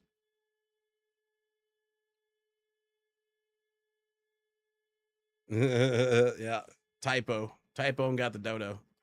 And these trails I'm talking about, if you're wondering why I'm saying like all these things I'm saying, it's like these trails here. Yeah, this one. All three of these trails I've done twice. Pacific Crest Trail, Continental Divide Trail, Appalachian Trail. They all take 4.5 to 6 months to complete. You hike the entire thing on foot. Each trail is the equivalent of going from sea level to the top of Mount Everest back down to sea level. They're all almost roughly the same. There's a bit of difference between them, but it's like doing that 17 times. I had an update earlier, Feck. I don't know if there's another one. We'll check. But I've done these all twice in the last 10 years. More than 10 years. Getting close to 11. You do 20 miles a day every day at minimum. Yeah, I think we already updated. It's like doing a marathon every day, except for maybe like once a week you get a day in town, up and down mountains.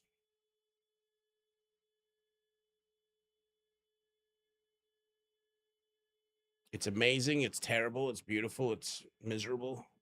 Meet some of the coolest people on the planet. Get your faith in humanity restored. The number of people that are willing to help you out along the way. Yeah, I updated it earlier. We have such a quick internet connection that it could have been 2 gigs and it was done in seconds. Which part of the U.S. are you coming to? Or are you heading back to the U.S.? I don't know much. Like a lot of the hiking people suggest to me is very short stuff for me. Like if it's 100 miles or less, that's like 3 days of hiking for me. Trails need to be like in the thousands of miles for me to like really entertain them. I could string together a lot of trails into like one long go, but at the same time, one of my favorite things about hiking is the community. And if you were to string together a bunch of trails, you would have like single serving friends where you'd hike with them for like a week or less. You don't really get to know, they don't really become your trail family. And the likelihood that they're going to go to the next trail that you're going to is very small. Heading back to Tejas. That's where I flew in to do the Continental Divide Trail last year. I flew into El Paso, which is like right on the border with New Mexico. And then one of our viewers, G Field, actually came and picked me up and drove me all the way over to a town called Lordsburg, which is near the starting location. It's still like a 2-hour drive in the desert to get to the border with Mexico and New Mexico. A little place called the Crazy Cook Monument. Are you retired from tree hiking now, though? Yes, no. I don't feel like doing an ultra long distance. What I don't really want to do, if it was a brand new trail and I haven't seen anything from it, then I would be more in tune with going and doing it. What I don't want to do is do the entire trail if large sections of it are just ass. I don't want to go do sections of the trail that are just not worth doing, but you only do them because they're part of the trail and you want to complete the entire trail.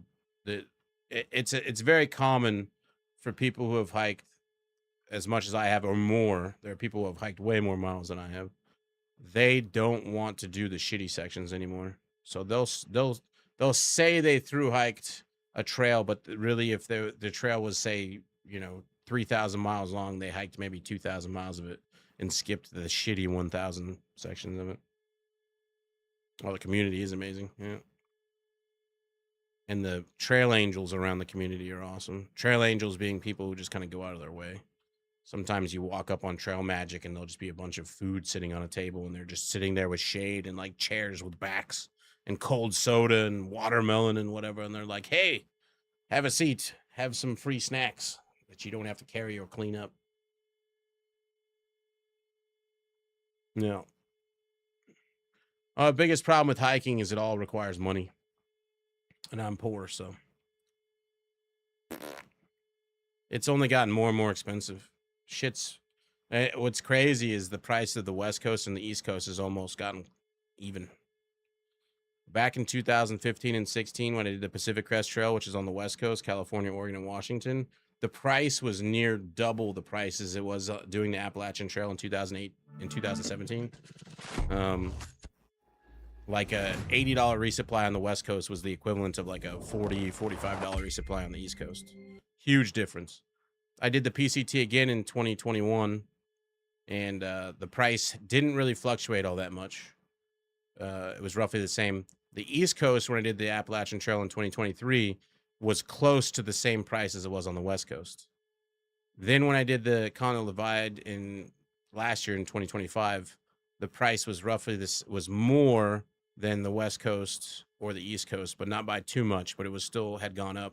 And the people that I know that did the Appalachian Trail and the people that I know that did the Pacific Crest Trail that year, it was almost even. East Coast cost versus West Coast cost was almost even. Still a little bit less on the East Coast, but they have these like the hiker surveys at the end of the year.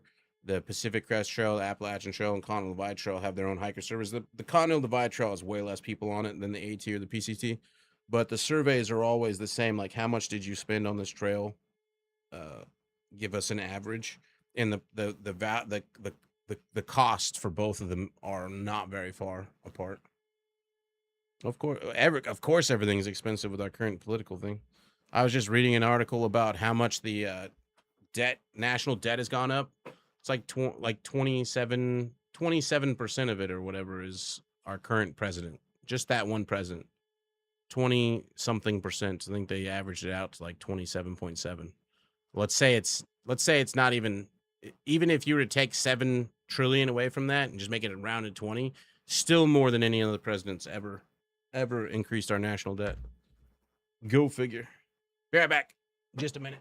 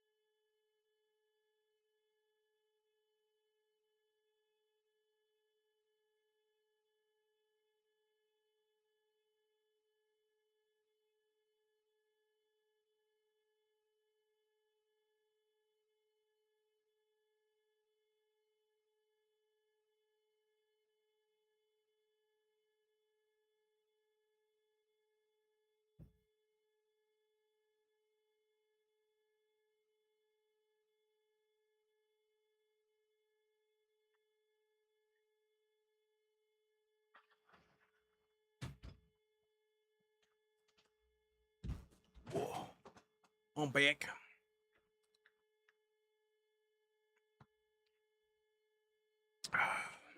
Maverick Goat with the Prime. Thank you and welcome. Or mountain bike. You didn't have an adjustable bike seat, kid? Or you just didn't notice? Thanks. Good to be back. Can you play yet? No, I already had my second cup. Still in my second cup. I didn't get coffee. Just stretch my legs.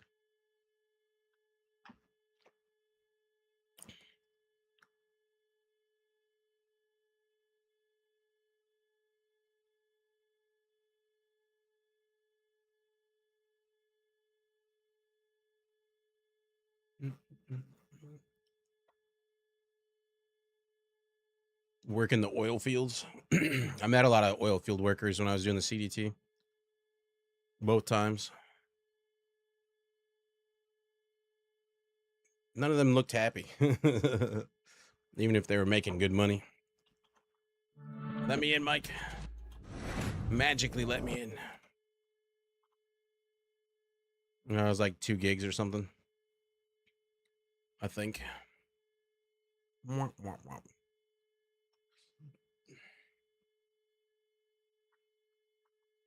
Mike's still there. There's plenty of jobs that you can go work for like 3 months out of the year and afford to live the rest of the year, but you have to move to some shitty ass areas to do them. Womp, womp, womp.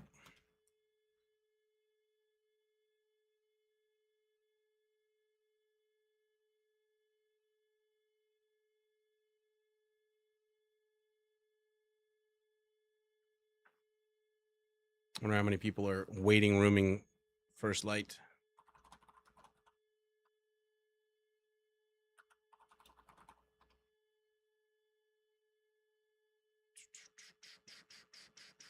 Not that many.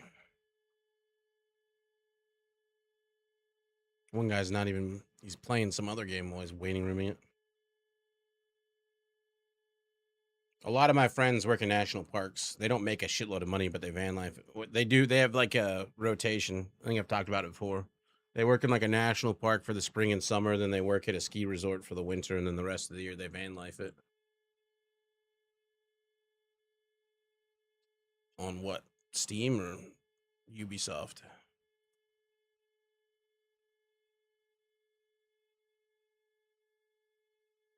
Slap TM.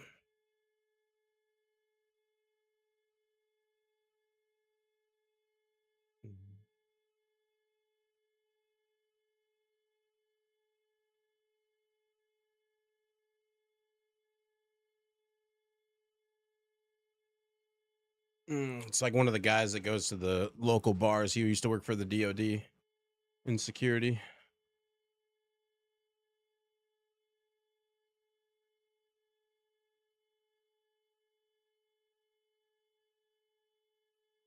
You could already open cache without the animation. You just right-clicked. Peglacro.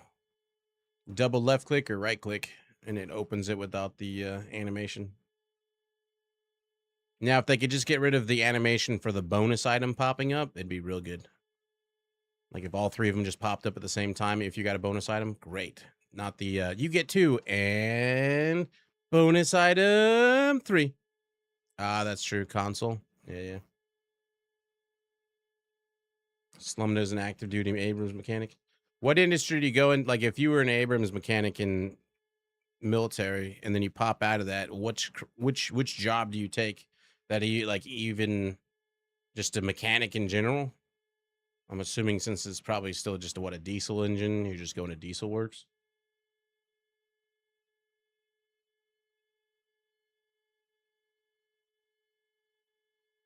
Yeah. That's good then. The problem with cars these days is there's so much electronics involved. It's crazy. And they build them to make you have to take them in. Years ago, somebody needed their battery changed. They were like, I'm going to take it in to get the battery changed. And I'm like, I can do that. Pop the hood, The battery, you have to remove the fender of the fucking vehicle to change the battery. It's like, you're gonna have to take this in. I ain't doing that shit.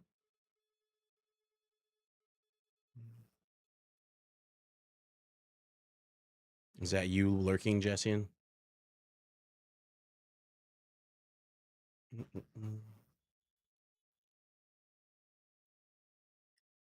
I like the idea of like self-driving vehicles, but once they're like fully fleshed out. Not the current versions of them are still a bit stupid. I've taken a few Waymos, and it was fine, but that whole system is still not fleshed out to the point where it's good. It's not. It's good. It's good enough, but it's not great. It's not amazing. Mm-hmm. We'll see.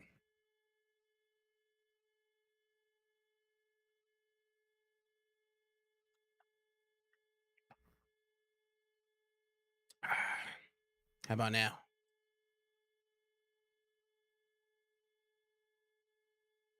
Well, a lot of people go out of their way to fuck with people with EVs. I kind of get a slight kick out of people who destroy other people's vehicles who park in front of electric vehicle refueling stations. There was one video of some guy in an Asian country somewhere where he pulls up in his electric vehicle and two vehicles that are gas guzzlers are parked in the spot, so he just starts beating the crap out of the vehicles.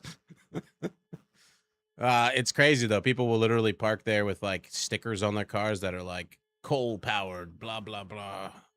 And it's like, bruh. Or they'll cut the lines on the battery charger.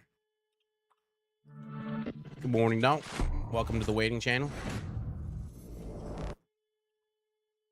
We're currently fighting the boss named Mike.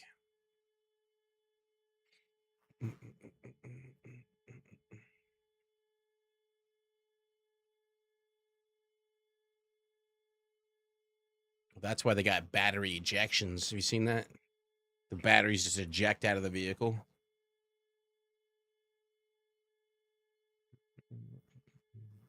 What's up, Titan? It'll eventually get there, though. Press.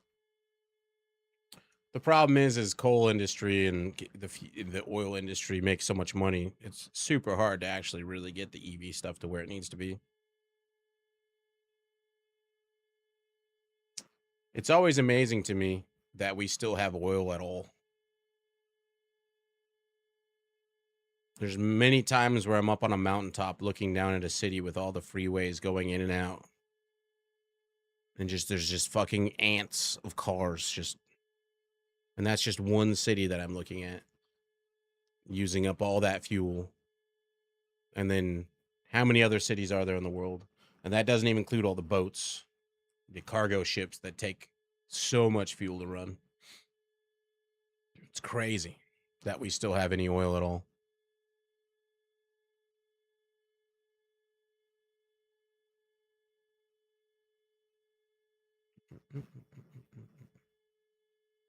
Well, they get focused on because the people that own those companies, the news companies, also run oil and coal.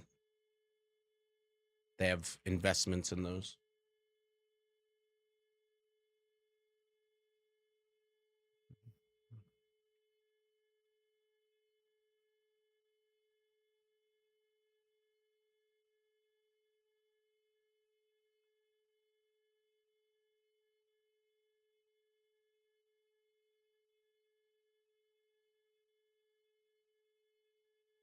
We're going in reverse when it comes to solar energy and wind energy, thanks to the current administration.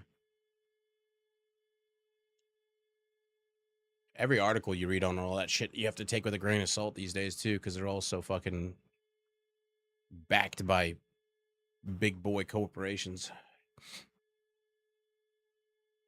One thing's for sure, though, the battery plants that make the batteries are definitely very toxic.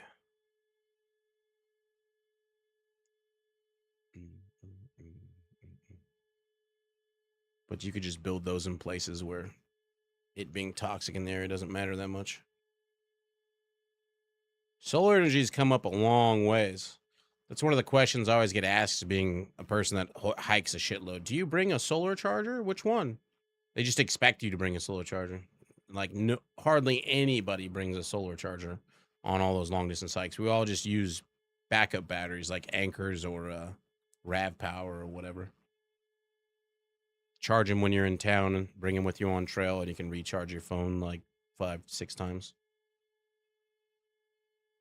Well, China's doing a lot of interesting stuff.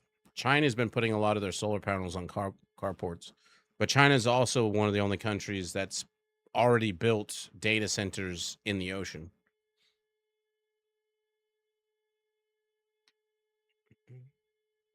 Well, solar, once you put the tower in, pays off itself within a few years. I hike through a lot of wind generated farms. In certain places in the US, they're just perfect spots for them.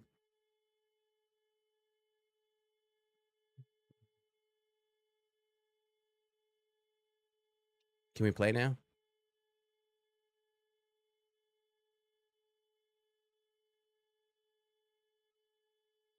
Well, Sweden, like, you can't compare Sweden and Norway and countries like that to other countries. I have a lot of conversations with people from Sweden and Norway and stuff when I'm on trail, and they talk about how come the US can't do this, that, and the other. And it's like, because if I take your country and I threw it at California, it would disappear. And that's just California. You can take the UK, the entirety of the UK, you fold it up enough, and you can fit the UK and California like twice. A little more than twice. Is it actually up? Is it actually up? Let me in. Yay! Mike finally fucked off.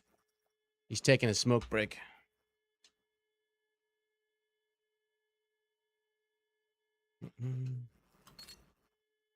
Let me change the thing.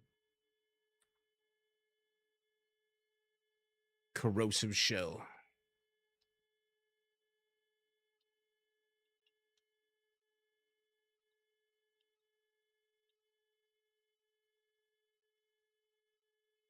About damn time. Give me the mouse.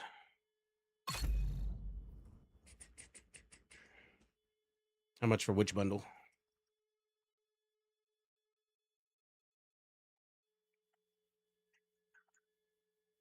Yeah, but China is a fucking shithole. Safe area entered.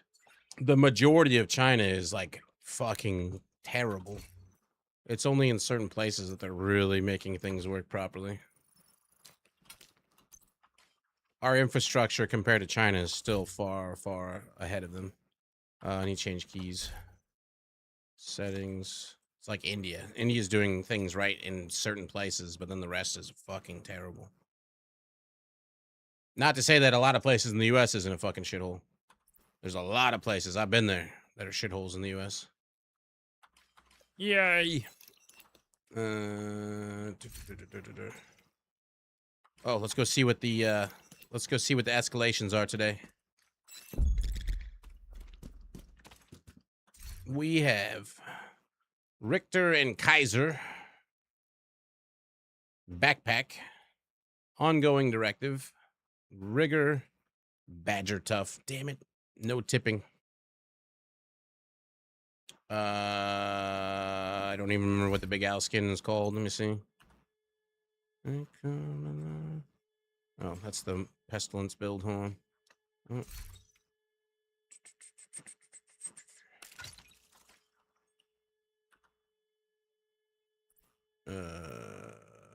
That's the wrong thing. It's called Frost and Flame. You'd have to Google it. I don't remember where the hell it came from. Don't remember. I know. But I am going to use my secret build.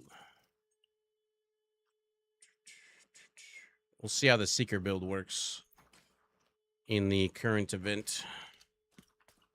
Corrosive Shell, day 1. Hopefully you guys all used up all your points. I used up all mine yesterday. Events timeline. Brooklyn celebrations. Got 1 week and 1 day left. Gear Surge. That gives you double the gear stuff, and then ongoing corrosive shell. It's already active. Oh wait, did that activate it? It looks like it was active. You gotta activate it. In progress.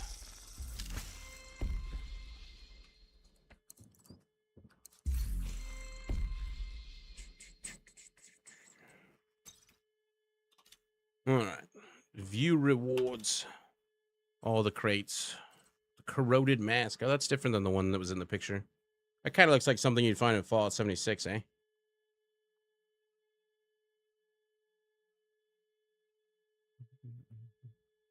And it's forked as well, devil. Knew you'd like that. Bullet King's good. I just wish it had better rate of fire. Well, let's go see what happens if we escalate.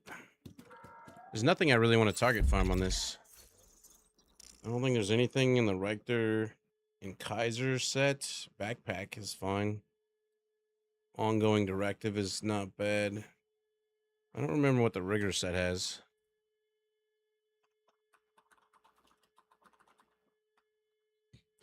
What is that bonus? Interacting with your deployed skills grants skill plus 25% skill damage for 10 seconds. This buff cannot be refreshed. Using or deploying the skill. Changing the skill's target. Healing the skill. Canceling your skills resets their cooldown. Increase tend and befriend damage. And then Badger Tough. When was the Badger Tough?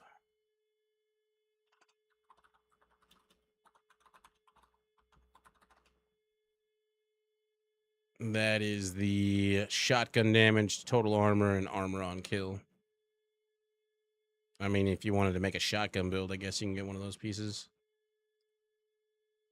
Wasn't Ongoing Directive one of the ones recently? I think that was already in the list. Why couldn't it be tipping scales? Shooting a status affected enemy will apply a mark. Yeah. Killing a marked enemy grants a full clip of hollow. It's the hollow points, like the group set. Yeah. So backpack. I think it's kind of be like one of those days where you just kind of do random. You're waiting for Heartbreaker to come back up. Isn't Heartbreaker the shield one? Problem with that one, problem with shield builds is you just can't use them in Escalation. Let's see what we get. How many tokens do I got left? 103.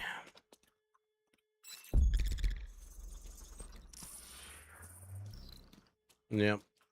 You can use it everywhere else, though, but you wouldn't want to use an Escalation. You don't want to be any type of tanky armor build.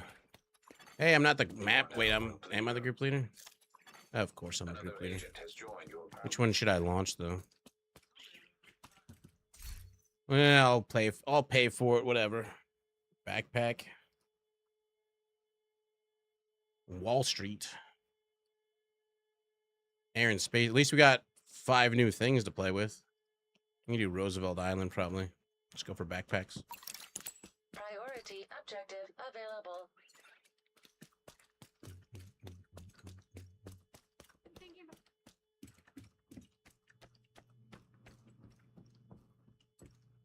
Yeah.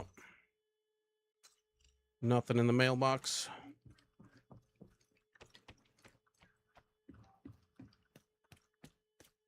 I don't know. All I know is every time that there's like a tank build in my escalations, the mobs seem like they take longer to kill. What is this guy? Striker.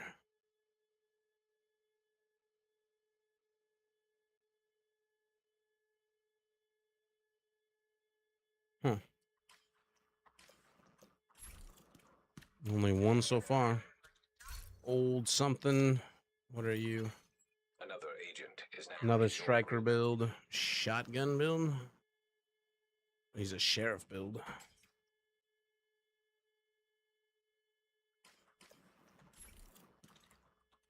One more.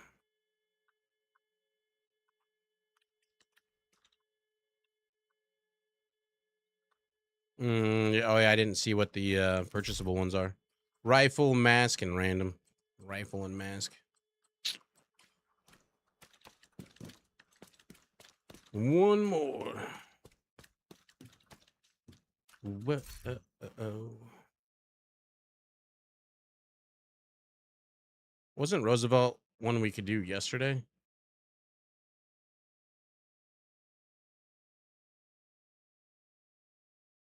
Wah, wah, wah, wah. Another agent has joined your group. And the next person is Shadows. Another striker.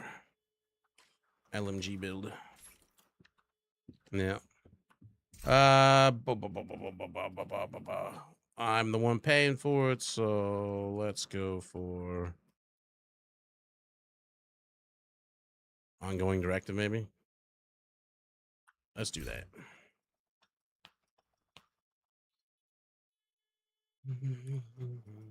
Run it. Get what you get and you don't throw a fit.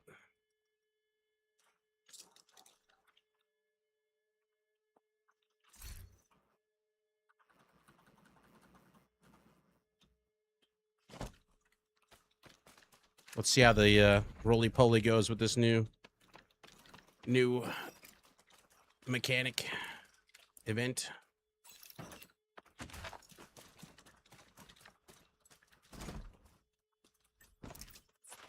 Do all those guys have, all of them have it.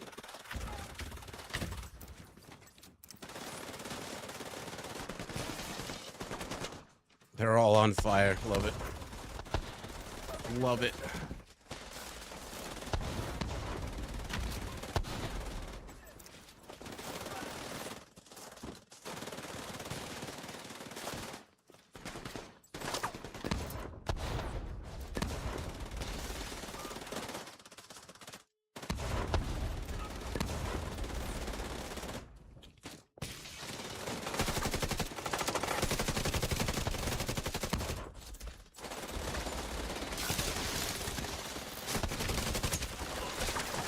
Oh, it does work.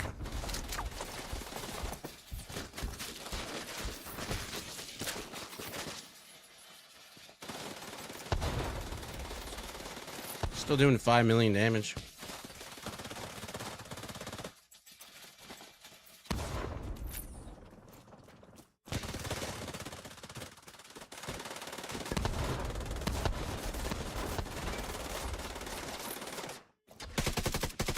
Just need to stack up.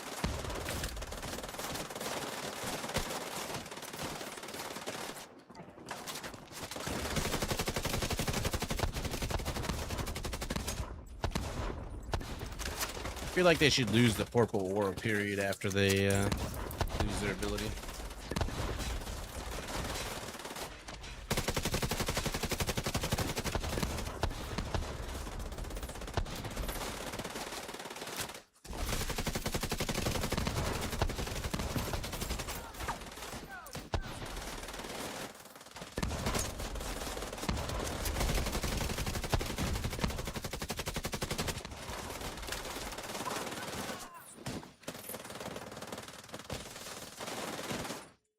I think these guys are mostly relying on me to pop their stupid thing.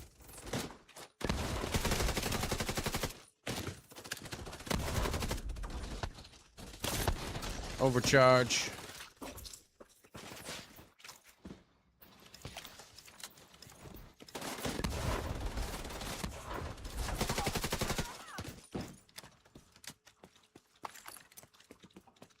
I think people got to get into the fact that they got a status remove and then kill the ones that have lost their status. See if you can hook Isaac into that terminal and get us some intel.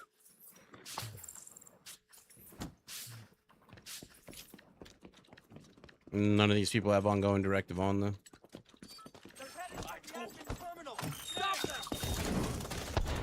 Woo.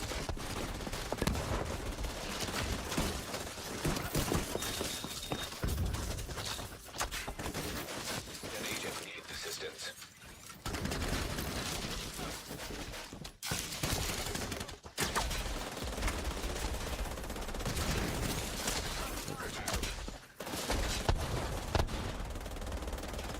Got stunned. Back online.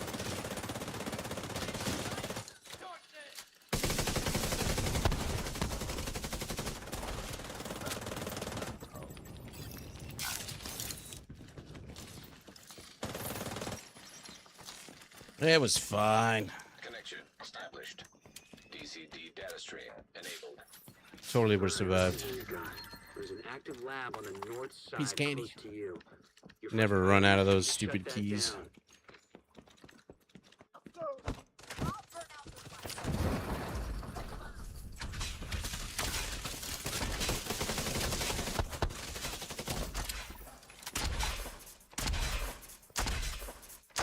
Looks like the best way to take the lab offline is the decontamination protocol. That's just Yeah. a fancy way of saying. That's the everything targeted loot is sterile. rewards for Clancy's this not particular mission. unit for the decon process. They must have disabled the line. Been a There's while an since I've ADQ done this line mission. In the basement. That should get it flowing again. Open the fuel line. That should give the decon protocol enough gas to run.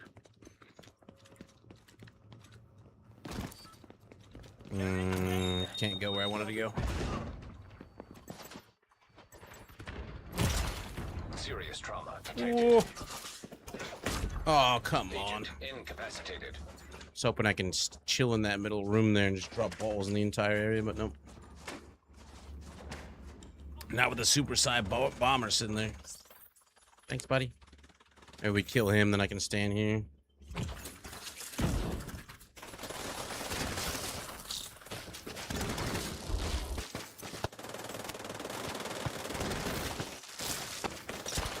Balls for everyone.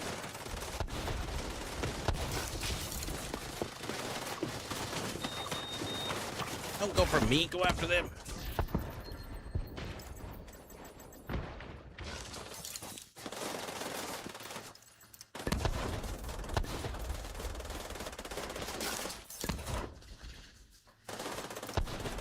Still doing off the server clock time. I'm gonna be at 25 seconds.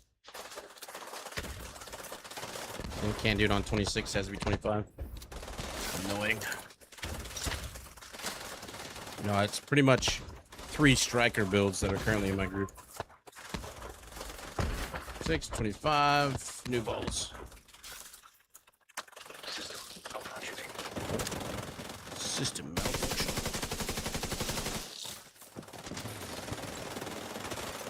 System reactivated.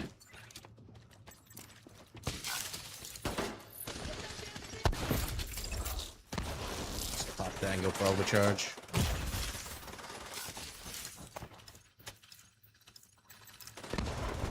So annoying. I wonder if I get one more skill haste bonus if I can get in at 26. I have to lose some skill damage for it though. Trick is I'm using 4-piece hardwire and BTSU gloves. So I can drop my hive and resets my roly-polies. Once they've divided and split, they go with countdown. Apparently that's too far away.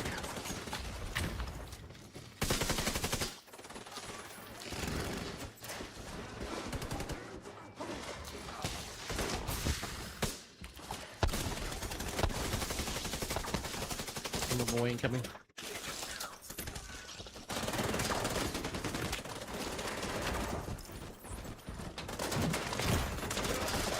Critical. What? What hit me? Agent out of. He only hammered me one time. An agent needs assistance. Did he? That guy shoot me? Ooh.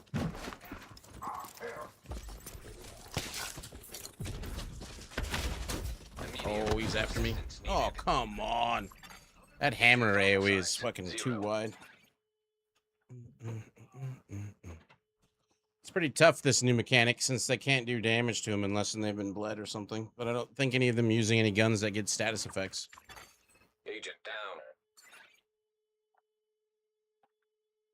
I do it too quick. Fail. Wow, that guy didn't avoid that attack.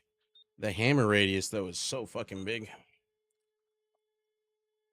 My build does work to remove their shields, but if they can't shoot them when the shield is down, then it's kind of a problem. Let me see. There goes 20 of my tokens flush. What's up, Wise Squid? How you doing?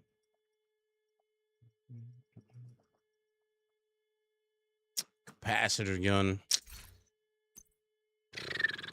When I'm in the middle of them and I'm dropping chain balls, I can't really get the firing off on that. My surge weapon's only if you shoot him in the head. Good morning, Whispering. You're working at home. You're not feeling very good. Well, that's not good. Hope you feel better. Oh, we should test out Pestilence.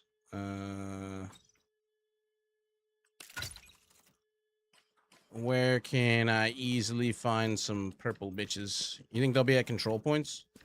It's a global modifier, right? We need to test this out. Oh, this thing's back on the map. Agent in need of backup. Didn't they remove these icons from the map? Just go there, I guess. Let's go see.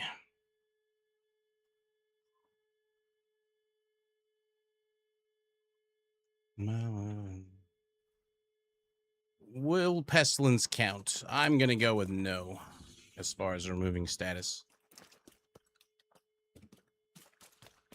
We lose. Friendly combatants nearby. Oh, those guys are glowing purple. We're about to find out. Let's call allies. Cannot fire a flare here. How about now?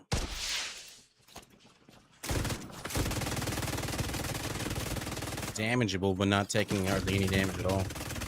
And it has the Pestilence debuff on him. So I'm gonna go with no. Although the Pestilence is ticking for pretty good damage. Well, I don't know. Is it just the Pestilence that's doing it? Oh, what the fuck? What are you doing behind me? Agent incapacitated.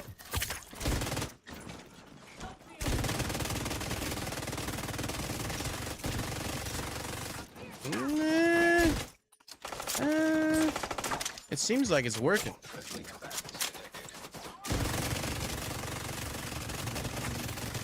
Kill him when I get the buff, too. Is it still considered a status effect? Just not affected by status damage? Yeah. And that rate of fire, too, once it kicks off. Woo! Get 20 seconds of the buff as long as you get the killing blow.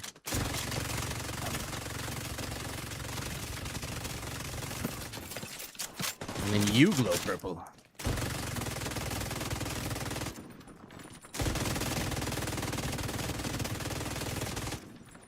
Bruce Leroy! Who the baddest motherfucker in town? Sure enough. I guess it counts. Pestilence is, Pestilence looking shiny. Damage is on the lower end, so it procs. Nearby.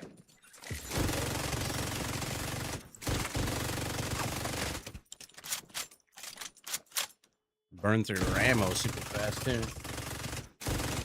That 25% rate of fire increase. Then you get 50% more weapon damage.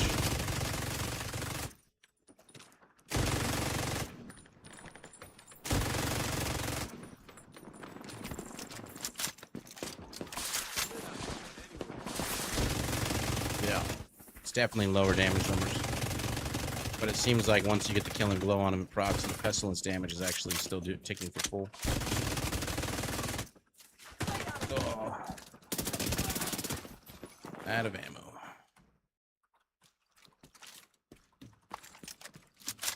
Especially considering you get the 50% weapon damage increase.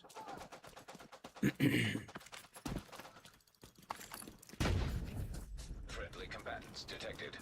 You would be seeing much bigger numbers in this.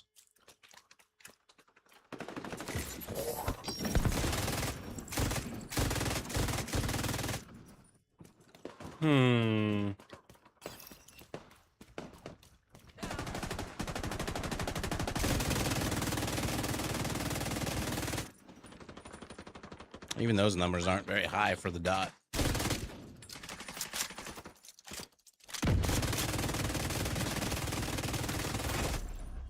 armored hostile detected.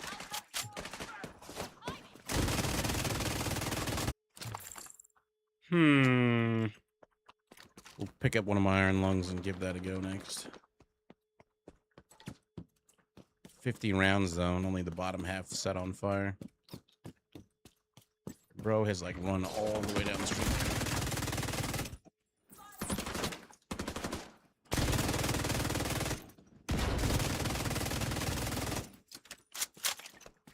Control point cleared. What up, Slick? We're testing out different guns and stuff for this new event that's coming up. Detected. Pestilence kind of works, but it doesn't have its damage in the beginning. You like kill one, get the weapon damage to let the Pestilence ramp its damage up on different ones.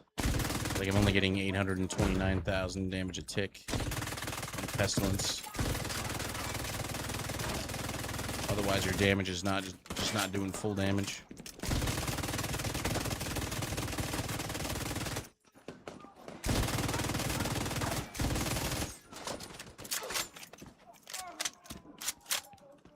I mean, you could, but then again, you could put amalgams or whatever on pieces of gear so that it has a chance of proccing a status effect. I don't think I've rolled my strikers in anything yet. Even if you had like a 10% chance to proc status effect with the number of bullets going off, it'd work. Once it triggers and you get the 25% rate of fire and all that shit, though, it's pretty good. 50% faster reload speed, too.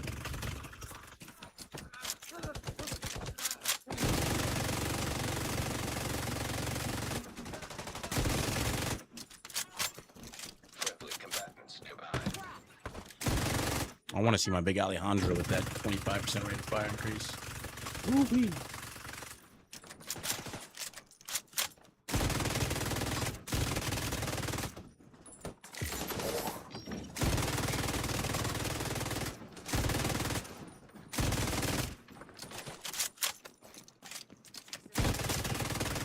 Where you going, healer?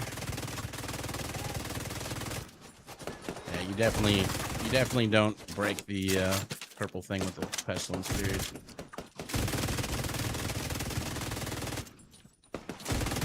It's the disease that's proccing for a decent amount.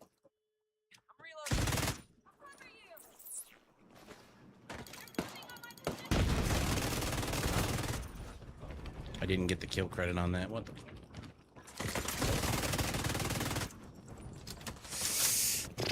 Hurry up and die. I want to go change weapons.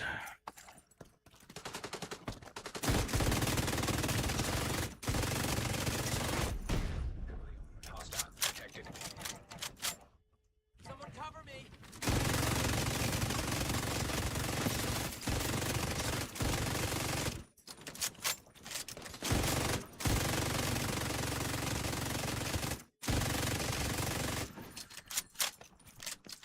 Over there!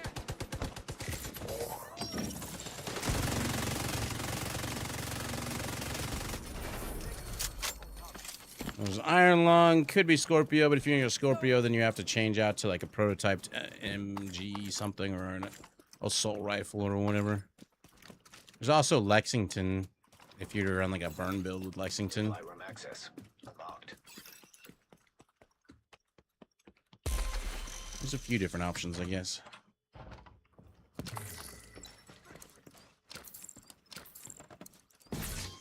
I don't know if I have a good Iron Lung or not, though. I have a feeling Iron Lung won't work as well as I would like it to. Let's go find out. It sure is nice when that shit procs, though. Ooh. During play, I play about 4 of these 3 years straight, but I haven't played in about a year. Yeah, you have any advice? Sticking with the pointy end? Fill up your library and then your expertise up every time you go and dismantle a bunch of shit. That is the biggest piece of advice. What is it? Agitator? No. Eagle Bearer. No. St. Elmo's engine could work. Shooting enemy will give you 1 stack once you get up to 100 stacks, so you start doing shock damage, shock ammo. What is the oral bonus? When an agent has a status effect applied, no. Bluescreen. Get Bluescreen, I guess, too. Shooting enemy marks them. Pulse or disrupted. Deploy a non-shield skill. Does that include pulse? Can I use my pulse? Does that count? Or would I have to use like my hive? It says deploy. I don't know if that works with pulse.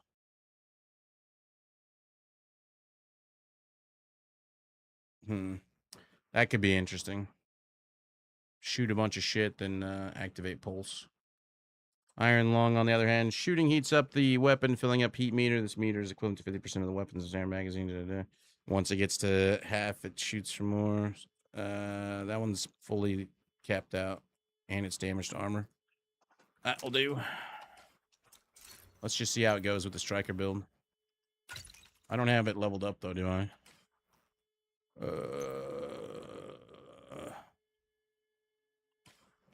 I don't know if this is leveled up. Tinker, expertise, LMG, iron lung, proficient. I can upgrade it. Well, we'll put as much as we can until we run out of the... Until it gets to exotic components, which I have fucking hardly any of.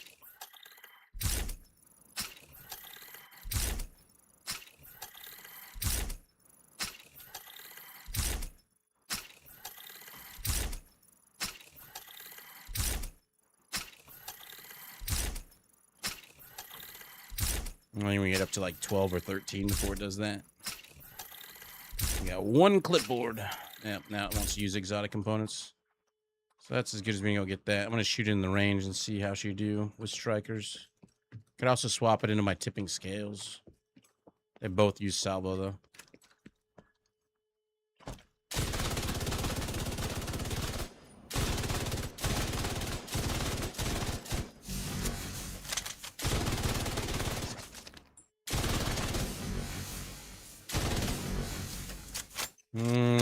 Let's see how it fares in a checkpoint or something.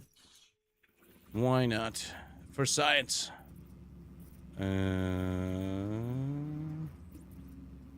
go take this one. We're running a Bluescreen and tipping scales today, and it was wrecking without ambush active. We were testing and prep for this event. Might be viable. That's what I was going to go with next. I was using my roly-poly build, and it works, but I don't know that the people in my group were targeting the ones. It's kind of hard to tell who's lost the thing, because some of them were still purple even though they were bleeding.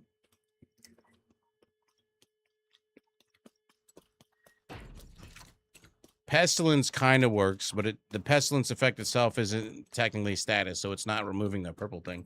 Once you take them out though, the Pestilence itself is ticking for full value. Oh, here's some that aren't even, they're not even in the objective. Let's see what happens. You're not going to get it till you get to half ammo. And then once you get rid of it, you can melt them. That reload speed, though. 50% faster reload speed.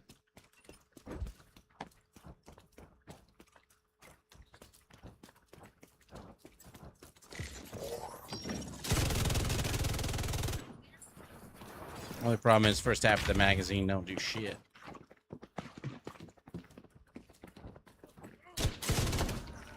I'm on fire.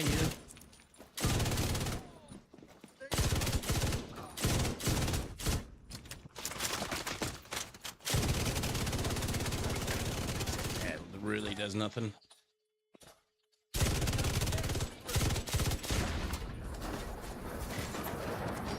Guys are burning me from down below. Bruh.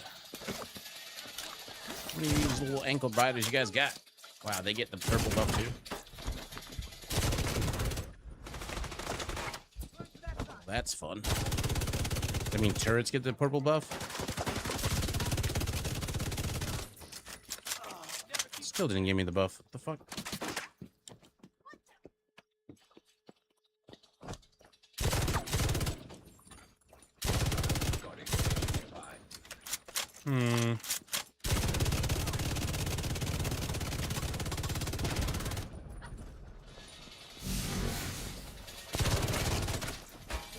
Stop putting up little ankle biters.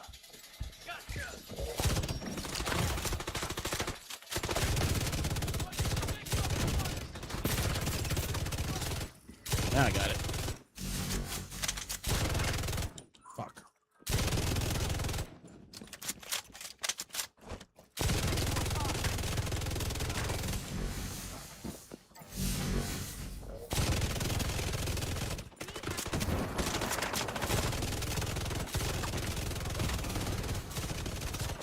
I mean, it works, but it's a pain in the ass since half of your magazine doesn't do shit. Agent You keep the buff even if you went down.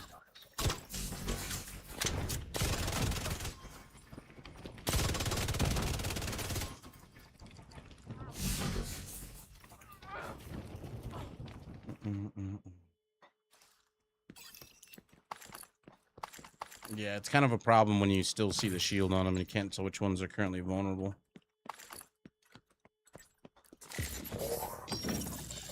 Call for allies. I mean, Iron Lung works alright. Reinforcements en route.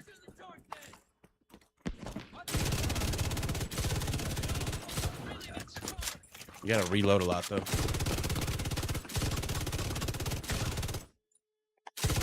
Stop being on fire, damn it.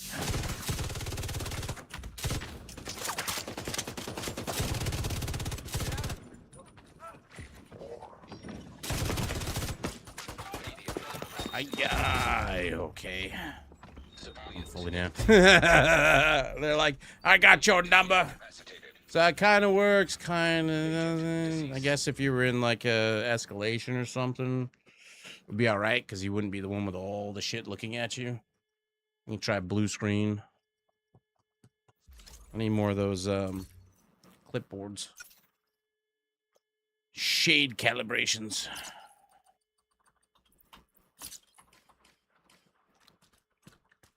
Bluescreen, Scorpio. I don't have a good prototype LMG or AR though. Which Bluescreens do I got? I got 2. Rate of fire and critical hit chance. Are those both not marked for?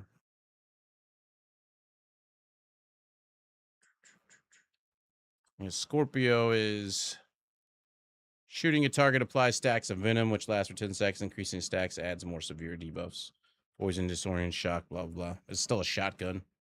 I don't know how that would work very well in like an Escalation when the mob's like way across the map. I guess maybe if only one pellet hit. Bluescreen.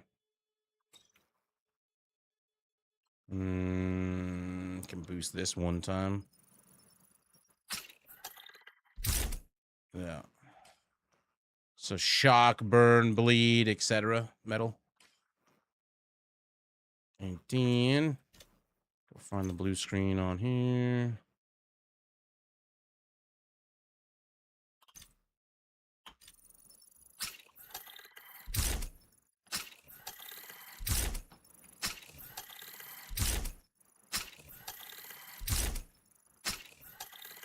Only annoying part of the Bluescreen though is if I can't activate the skill unless I use my pulse. Like I gotta shoot a bunch of shit and then I pulse. Instead of pulsing to shoot a bunch of shit. Yep, you're welcome. Best we're gonna get for now. Let's go dink around with this one. Oh, those guys are still taking that. Oh, I can teleport to them. Whoops. You have to activate something in order to trigger all the shit, though. What do you mean? Isn't that the effect? Or is it just straight up turning it off? And reread it, I guess. Shooting an enemy marks the enemy. Does the mark count as a status effect? Deploy a shield, remove all stacks agent, all marked targets trigger an effect. So you don't get disrupt, you don't get disorient or whatever unless you trigger an effect. So is the Bluescreen's main thing considered a status effect? I'm just gonna teleport to these guys. Only if you use Ongoing Directive, but that's not just Bluescreen. That's wearing a whole different set of armor and using a different weapon. Come out and fight! Holy fuck. Got him right in the gibbets. Stop putting me on fire.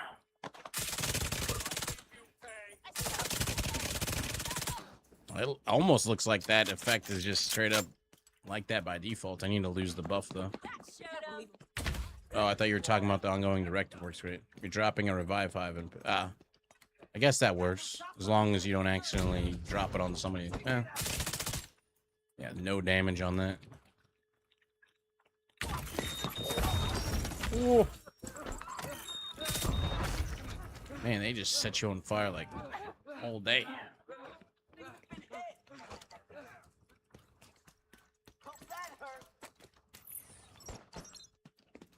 Still kind of annoying to have to do it.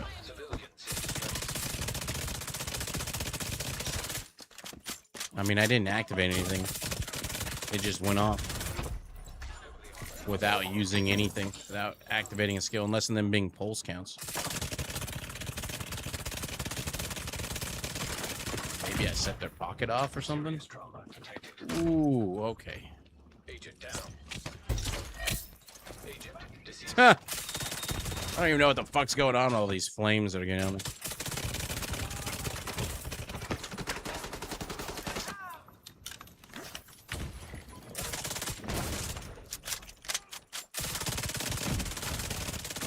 You hit their weak point, put their thing off on them, that also triggers all that shit.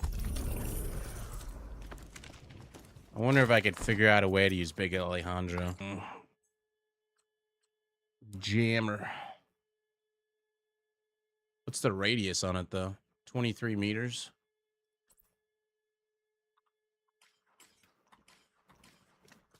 Hey, get it. I don't know if that would work in Escalation very well, though.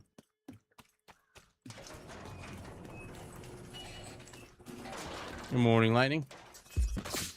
That's not... I mean... And you can only do that every 25 seconds or so?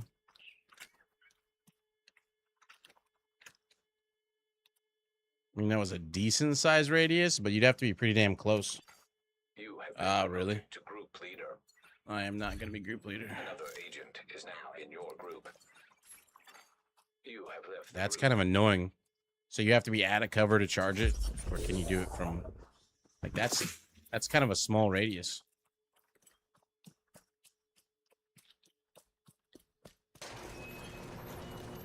When you think about it, like a lot of the Escalation maps where they're like all the way across a courtyard or something, you're gonna have to run all the way to them to hit them with that. I just want to read the info on the Banshee. I know the Banshee's got a pretty decent forward arc, but I don't know that that would work very well. Banshee. You could increase the radius too, though. And just go with my hardwire build and hope for the rest of the team to have good damage.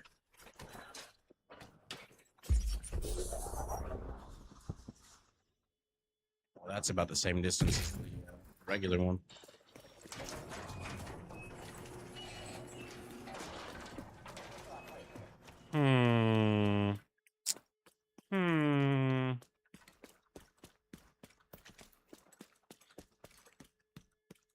But what would Gunner help you with?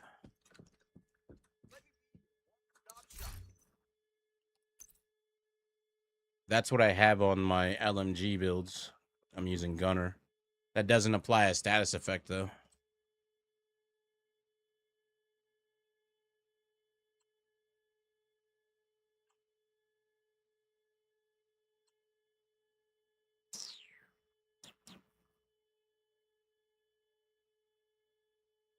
That's what I just used.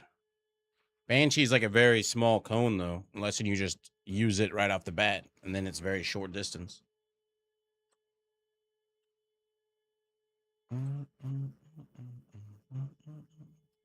St. Elmo's engine. Yeah, or fire grenades. It's still kind of the same thing, though, as like using the Iron Lung. You have to fire off a bunch of rounds before you can start getting a bunch of shock ammo. Shooting me with this weapon, you have one stack. The next magazine will be 100% filled with shock ammo, and then it goes away. So every other magazine...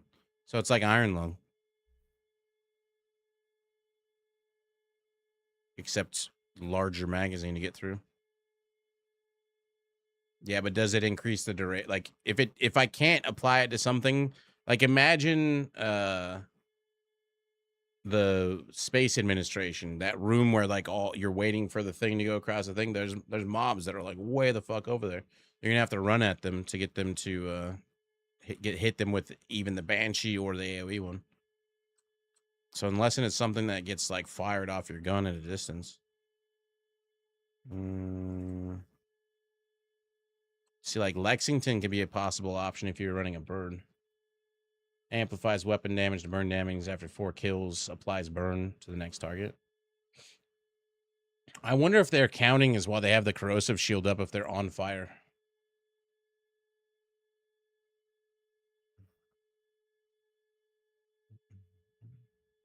Hmm.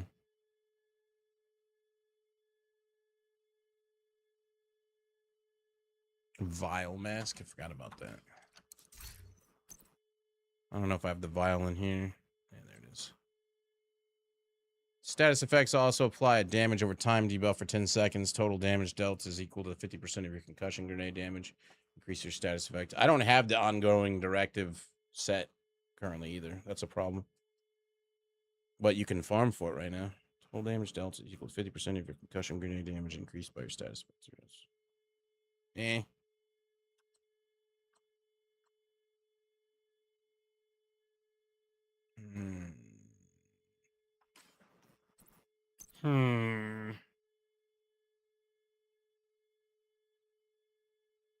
Iron Lung seems to be pretty dang good. So, like, Bluescreen and Iron Lung are probably the two better ones right now.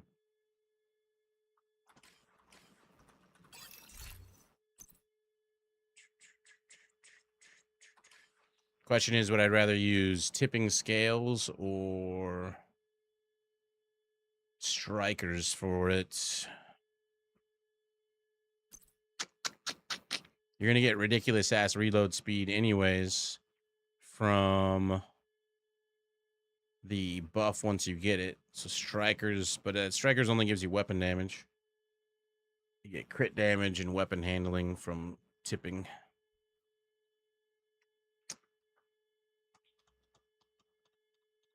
The flamethrower.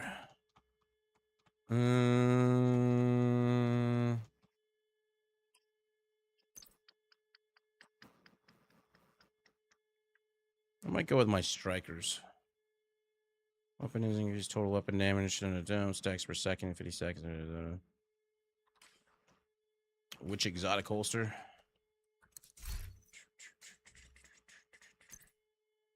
I don't have any of my exotic holsters on this thing. I think I pulled them off on my mule.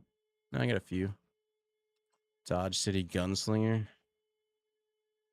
Imperial Dynasty.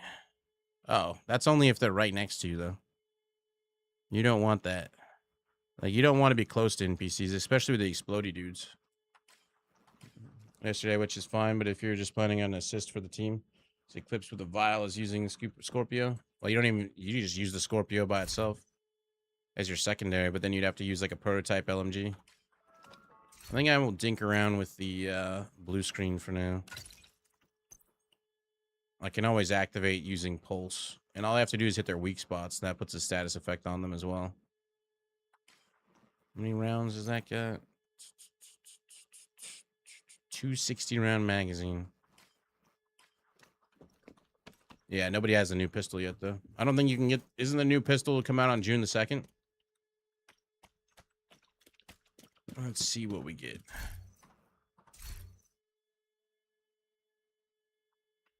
Main thing is I want to test all the different weapons and see what they're doing.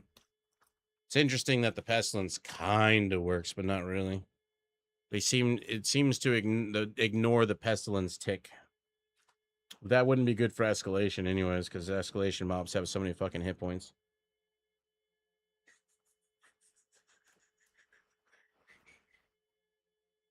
My roly-poly build worked, but I don't know that the people on my team had the right setup, because they were still using strikers, but they weren't using status effect weapons. The exotic one. It's on this page. That one's called Whiplash. Rise of the Climate Machinery comes available in main. Oh, okay, cool. Yeah. What's interesting though is if you guys need any of the like rare items from like seasonal events and stuff, that's coming up on June the 2nd, I think. You're gonna get access to Lexington, Quick Step again, yada yada yada. You can get Tinkerer, Sheriff, all them goodies.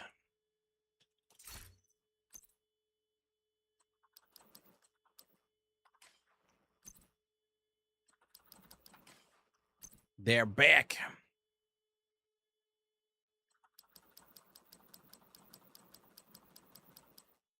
Multiple cherished. You are now group leader. You are now group leader. Go figure. Another agent has joined your group. Who even is it? They're using St. Elmo's, and that's a status, but they're a Heartbreaker. Like, what the fuck? Oh, wait, no, Heartbreaker isn't the shield one. Heartbreaker's the AR. That's fine.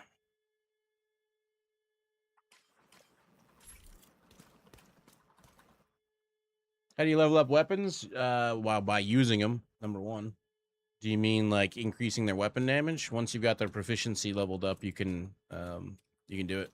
Or you just go into tinkering. So you open up your whatever, click on tinkering station, figure out what gun you need to increase, like agitator, for instance. You can say research, and you donate materials. So you can be like, this is capped, so why don't I just donate a bunch of these? That got it up to 1. Donate more, get it all the way up to 2. Also increases your expertise and all that good stuff. Once it hits 30, or once it hits proficient at 10, then you can increase its weapon damage by putting resources into it again.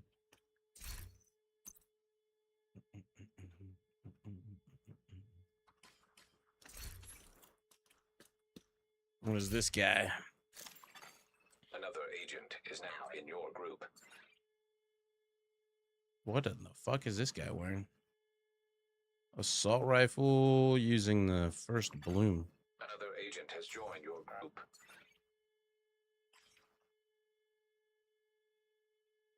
What is this build?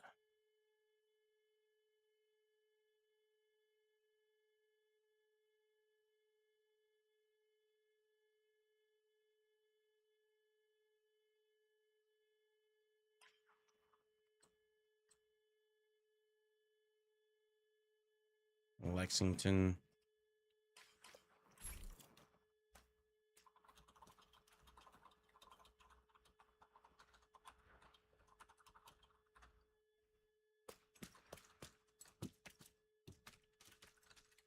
Even if they don't, I do. What do we want to do? Let's go for ongoing directive again. You have the proficiency to 10, and then you can increase expertise.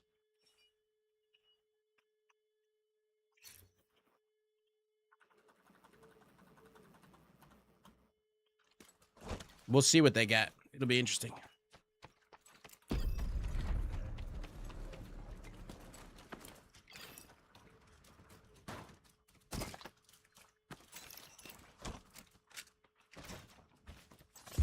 Oh, I forgot to change that. Fuck.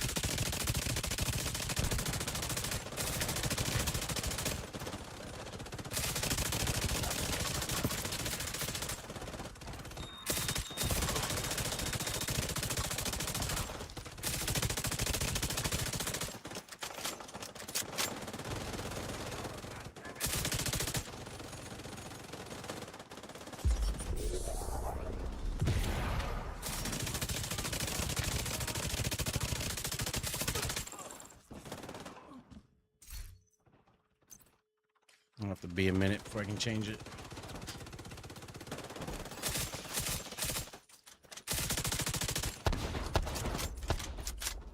So let me just change up to roly polies.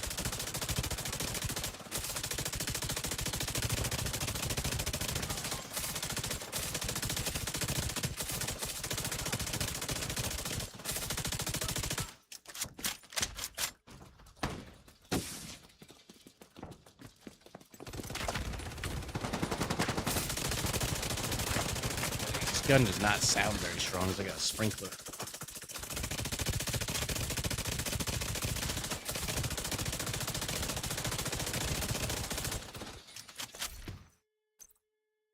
Change that back up to regular pulse. Active terminal detected. See if you can hook Isaac into that terminal and get us some intel. Just use that to activate alongside my hive. When my hive's up, if my hive's down, I can just use pulse to do it.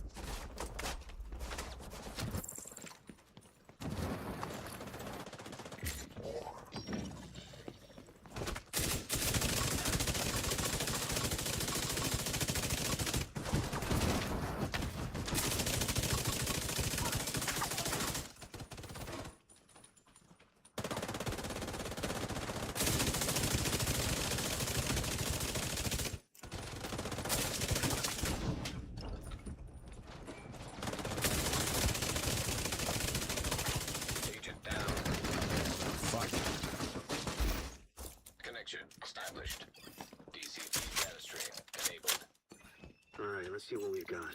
There's an active lab on the north side close Using to an LMG, and it's like. Your first priority should be to shut that down.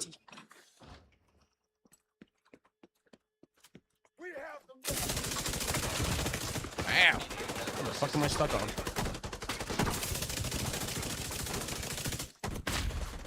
Agent malfunction. An agent needs assistance.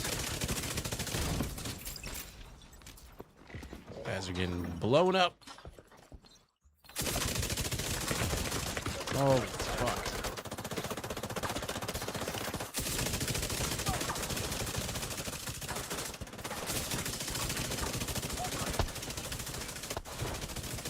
Nobody has a way to pull this stupid thing out of them. Agent down. I didn't even take it out of them. What the fuck? I just had stacks on him and then I used my thing. Listen, he was immune to that type of status. Let me try out the iron Looks lung. like the best way to take the lab offline is the decontamination protocol. That's just a fancy way of saying everything gets sterilized. Isaac's not detecting the gas needed for the decon process. They must Give have it a disabled go. the line. Hit the main Using the fuel voicing line. game to Japanese, you mean Agento. Open the fuel line. Agento. That should give the decon protocol. No, enough never gas to done that. run.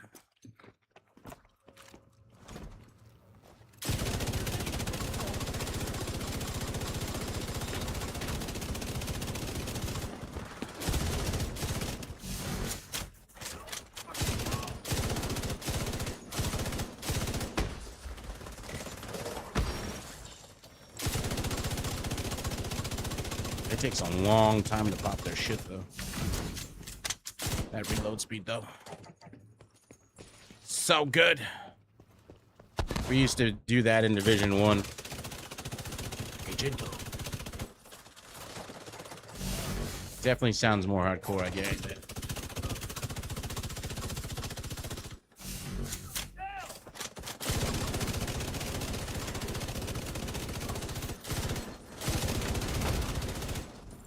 Once I got the, I'm not even seeing the buff on myself, even though it's on there.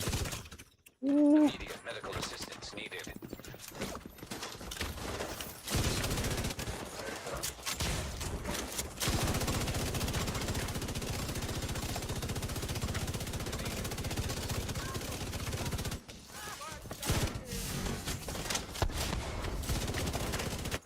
Holy fuck. Serious trauma detected. Agent down. I wonder if I should switch over to my hardwire build so that they can actually do damage. They're all just rolling around right next to him instead of just running. It's like that mob right there is gonna be a pain in the ass to kill when they got the shield on him. Agent down.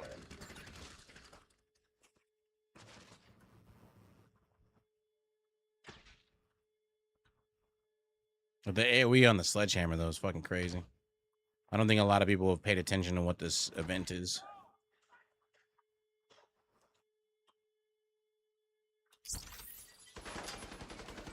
I think after this room, I'll switch up the hardwire. Oh, Agent come needs on. assistance. Oh, you got a res. Agent killed.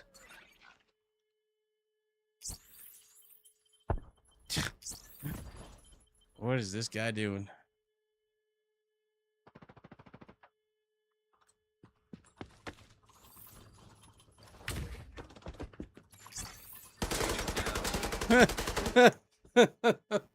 What is this guy doing? Oh well. An agent has disconnected. I chose to launch it as is. I figured I could knock him out, but no. Basically, if you see some of the big Alejandro, it's likely they don't have a way to put the status effect off of him. And it seems like the weak point is affected by the fact that you're not doing good Agent damage. is no longer in your group. Like it decreases your damage that you do to the weak point, so it takes even longer to pop it, to put the status effect on them.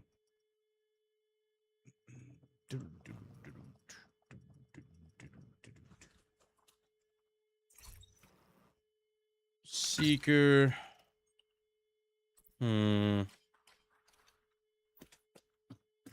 What would we try to do with this one? I think it's going to take a few runs for people to realize what they need for these new encounters. Some of these guys are... I mean, like, if I'm running my roly-poly, I can get them all to remove their shield, but it's still relative on whether or not they can do enough damage to kill them. I was just using Iron Lung. Iron Lung only works for half the magazine, though. That's exactly the gun I was just using. You gonna go for a nat match? We'll see you in the future, brother. I don't have that. I'm just trying different things out. Like, if it works... This set, hardwired, causes them all to bleed, so that's fine. But I don't want to make a whole set of armor and choose a weapon to just do the event. I want to either rock my hardwired... I've received an invite to I got an another invite. agent's group. Or I want to rock something else. Right now, I'm just kind of testing stuff out for funsies. Entering safe area. What do you have? Tipping scales, vial mask.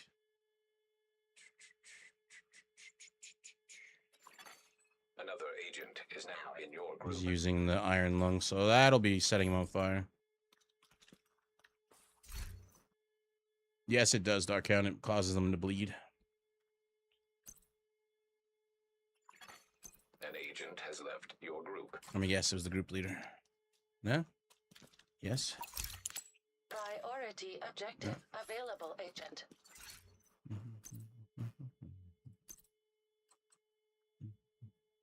It bleeds them. I don't know if it even says it bleeds them on here.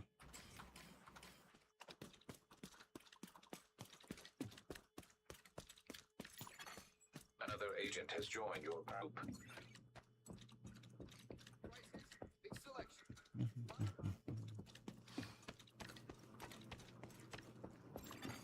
Another agent is now in your group.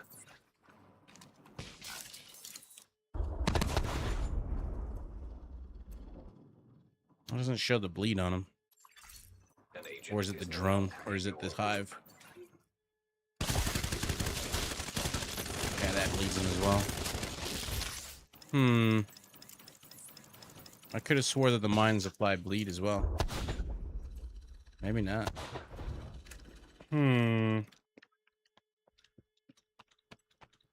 Airburst. Well, the problem with the airburst is it only hits like one target. My hive works. Interesting. Another agent has joined your group. Seeker, airburst. Yeah, it's only one mine though. That's the problem.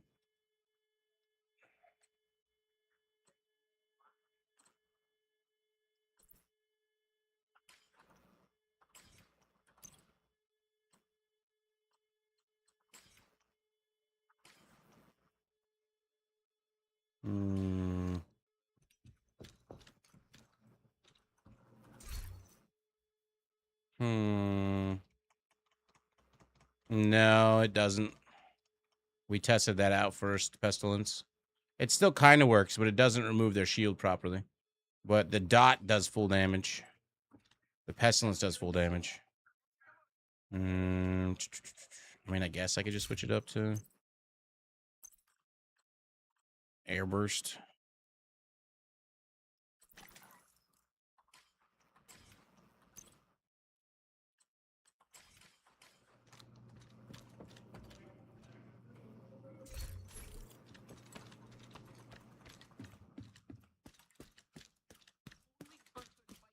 It only hits one target, though. Explosive adds bleed.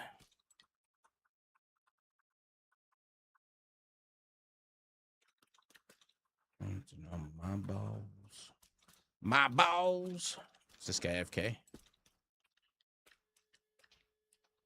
Dink around with shit till you find something fun. That's how I play.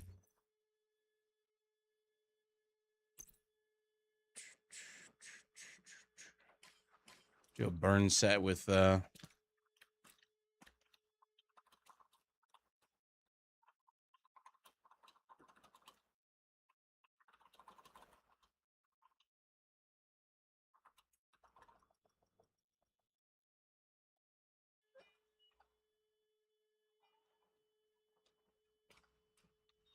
Should do decent damage compared to the roly-polies, but the roly-polies chase around a shitload of mobs.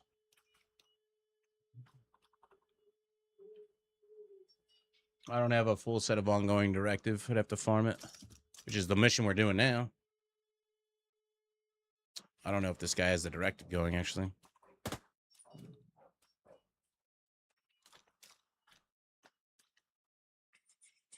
Yeah.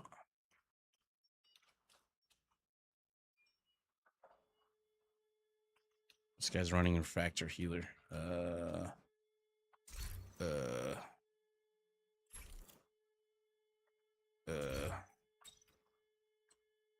Well, that doesn't really work with having two people like that.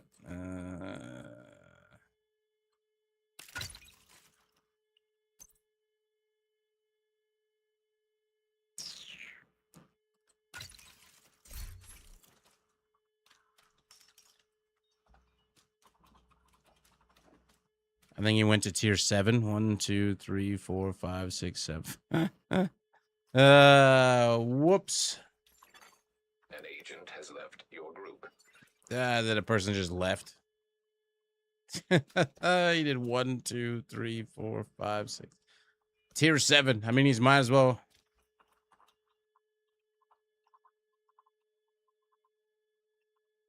Might as well go in and do shit.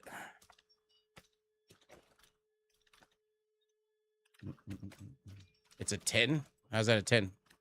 It's missing 3 pips.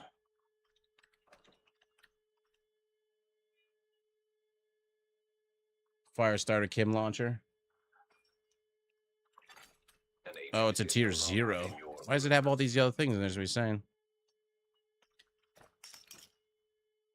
Then what are all those markers for? Oh, well. Sucks to be that guy. At least he didn't put a bunch of tokens in. That's nice. Oh, that's the highest they can possibly do. Well, that's shitty.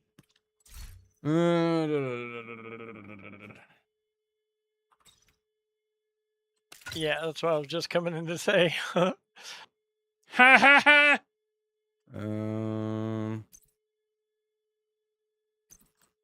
I mean, the burst would hit multiple mobs.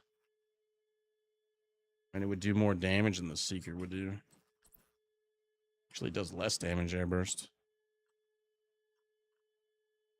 Could just go with the explosive one, which bleeds. Give it a go. Let's see what we get this time. I don't know why the whole system is silly. Like, if I matchmake for 5, it should just automatically, no matter who it is, it's already at 5. Not, okay, now you've made the group. Now go to the spot. Upgrade it to 1, 2, 3, 4, 5. Just be 5. That's what I queued for. That's what I matchmade for. Why does he got all this middleman shit?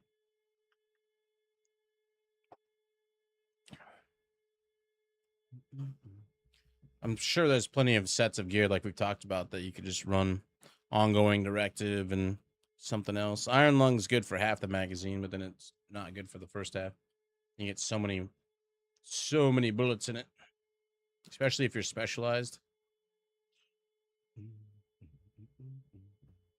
We used the Pestilence earlier with Striker, though. Just checked it out on some checkpoints.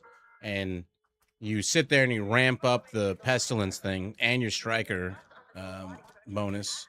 But the Pestilence is the only thing really doing damage. Once the Pestilence kills one, then you get the damage increase or weapon damage increase, yada, yada, yada. But it's still meh.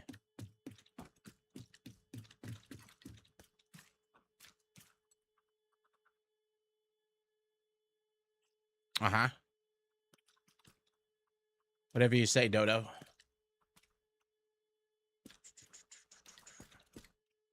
See how much damage the mine does on just a whatever target. Easy go.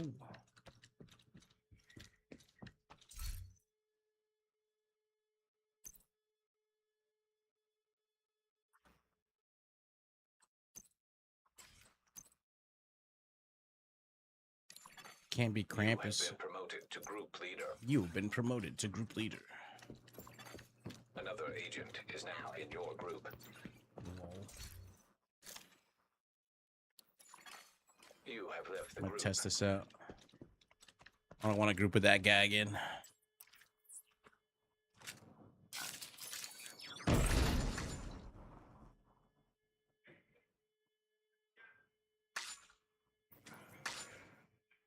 Could be okay.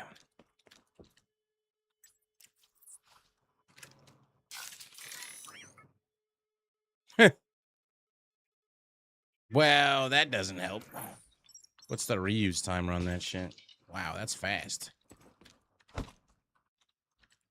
6 seconds reuse timer?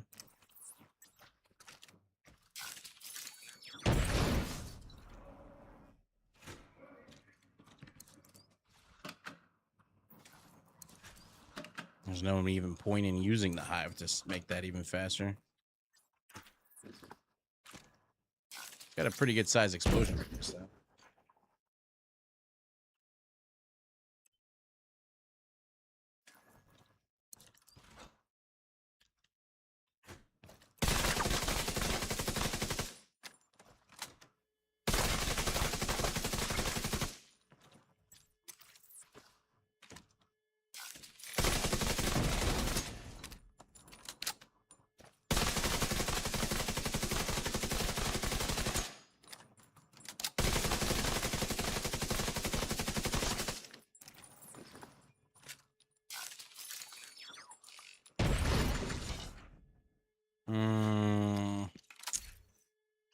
Oh, no. What's the reuse timer on the airburst?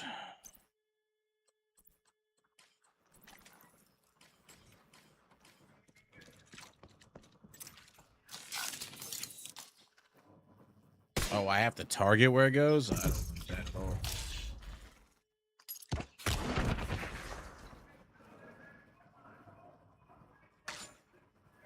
I do not feel like playing that game. Would there be any way to apply a status effect to my balls when they hit shit? What was the ongoing directive bonus?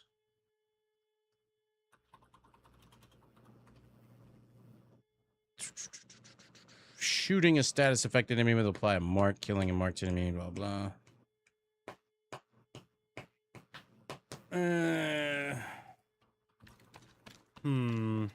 Only my hive is technically putting the status effect on there. What if I...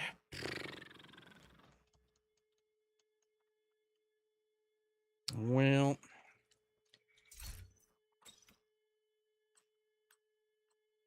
If I went with tipping and rocked...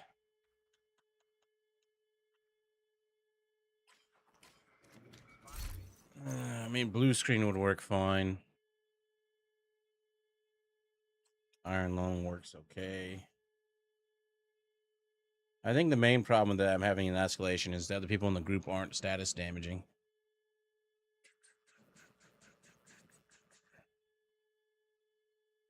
I think Bluescreen's probably... The only issue is you have to hit them 10 times to stack in order to get a disrupt, or 11 times to get a disrupt. Because pulse doesn't count.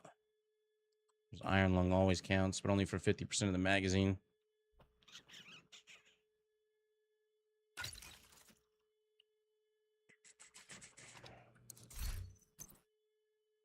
What are the other options? Critical damage, investors, all efficiency, status effects also apply damage over time. Area pride. Memento. Gloves. None of those really work for that. None of the knee pads work for that. There's really only the holster one, right? Shocker punch. I'm just gonna go around shock meleeing everything to death. I really need to go through and dismantle some of these things I got duplicates of. Geesh.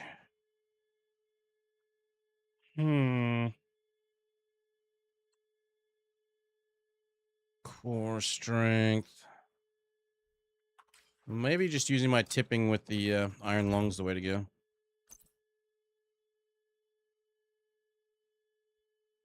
Punching shit to death with shocker punch.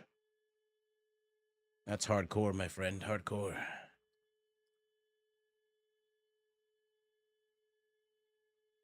I'm not shooting. The meter depletes over time rather than the weapon. Wait, shooting heats up the weapon, filling up your heat meter. The meter is equivalent to 50% of the weapon's standard magazine size. And the meter is full round shot by the weapon ignite enemies. I think just using iron lung is going to work. The question is, I think tipping scales is going to work best because that extra reload speed is going to make it reload stupid quick. All right, let's see what we get.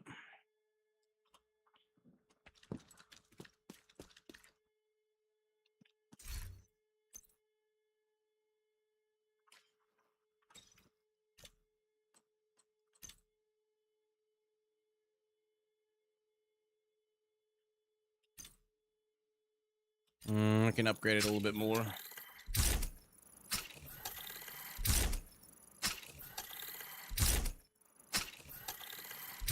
Good enough for now.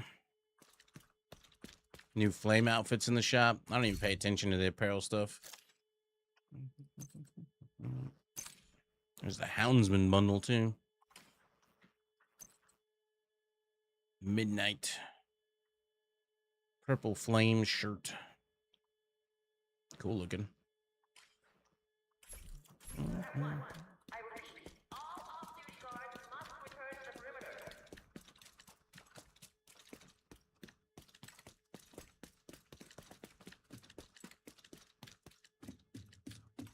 I want to figure out a way to get Big Alejandro to work with it and just watch the gun go brrr with that 25% rate of fire.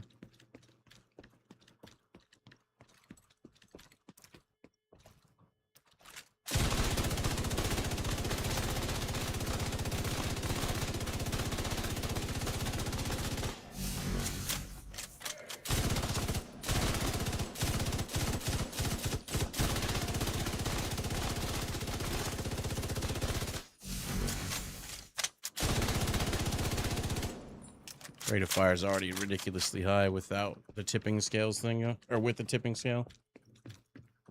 I need to see how it works with it, with both of them stacked if possible. Guess we can just teleport to a spot. I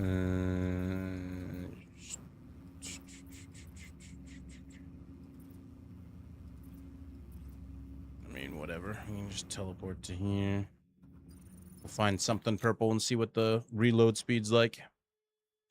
Seems like everything's purple. I thought it was going to be the occasional monsters would be purple, but it's like all of them are. Hostile broadcast detected.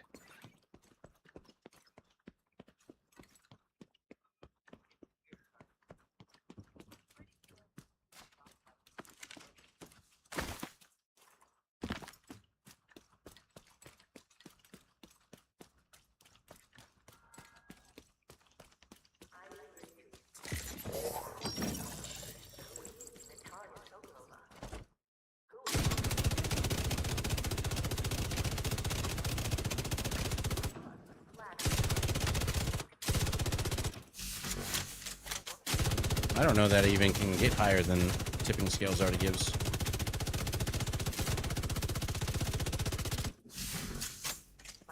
That seems like the same speed whether I have the buff up or not.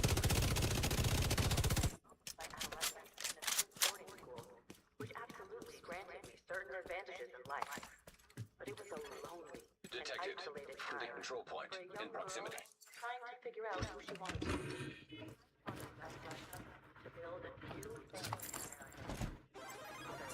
Who this? Whispering with the 48 months. 4 years whispering. You have dealt with my stupidity for 4 years. Can you believe it?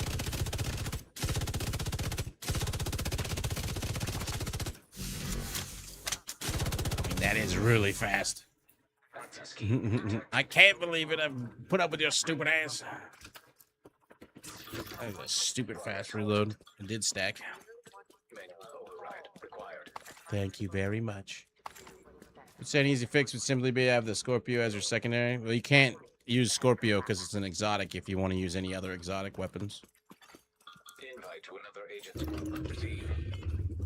So if you had like a prototype LMG that's good, that'd work fine. I will accept.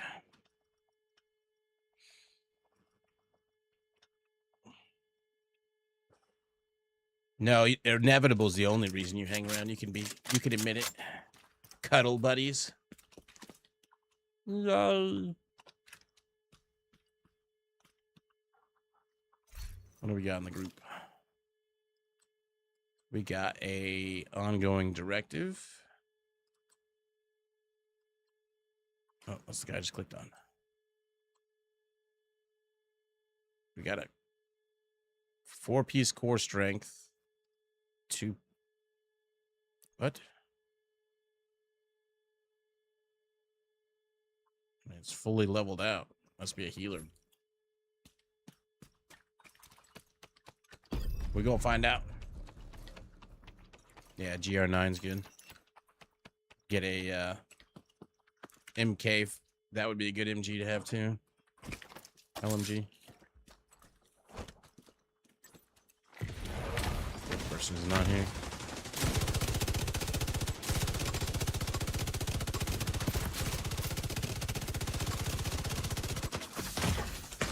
What the Immediate fuck medical just hit me? assistance needed. Turret? Agent out of mission. I didn't even have a chance to like react.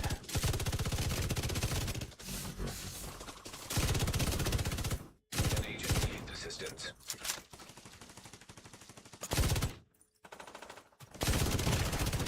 Serious trauma detected. Oh, this burn is gonna be a fucking problem.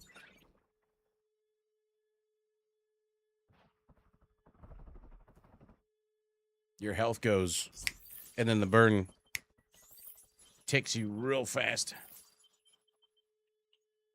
Jesus is visiting family. He will be back in a few days.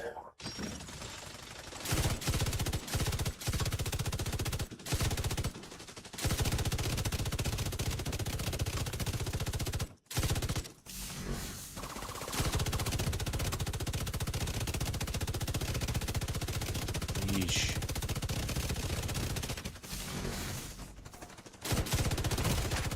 What the fuck is hitting me? Agent down. What even was that? There's one guy.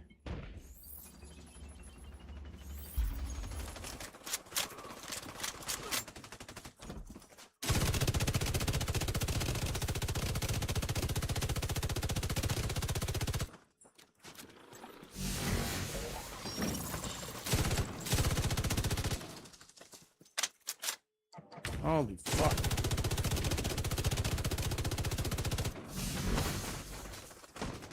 Oh, I know.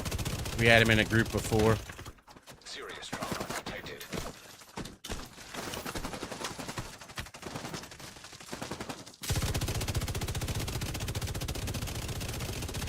Oh, I see who you're talking about. No. Okay, man. I don't know how he keeps it.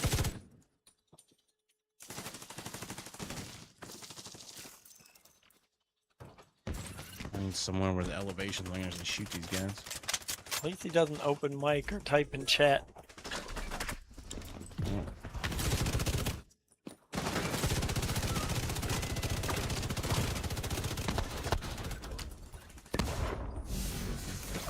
Keep getting hit. I have no idea where.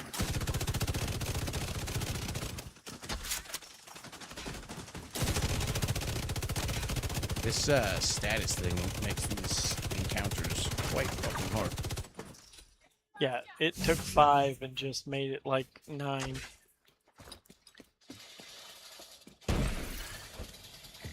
Because, I mean, it goes back on in 6 seconds or something like that, right? After they burn 6 seconds or 9 seconds is back up.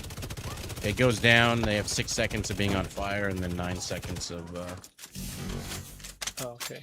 back to normal. I don't know that people realize that it's a thing that's actually up. So whether or not they've changed their builds to kind of take the status effect. Like, I mean, you see how shit's slow shit's dying, and I'm actually specialized into being able to take out the status effect.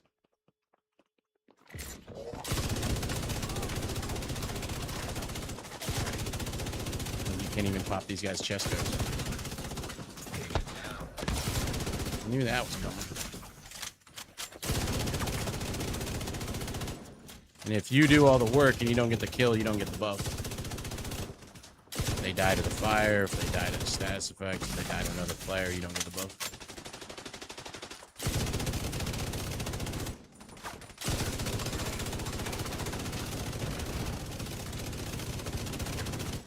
You get it for 20 seconds, but I can't even tell that I have it on me or not. I have it on me right now, I think. But I'm not glowing purple like I was before. Good morning, Epsilon. How you doing? Data stream enabled. Alright, let's see what we've got. There's an active lab on the north side close to you. Your first priority should be to shut that down.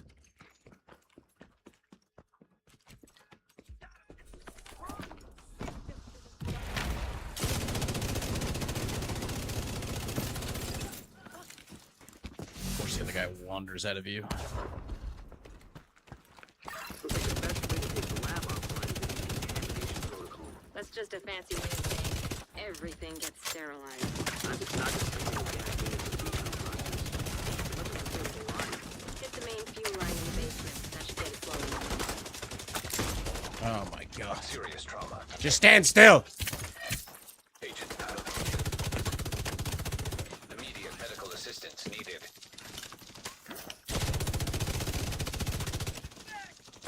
I don't know that it's worth having this on for escalations.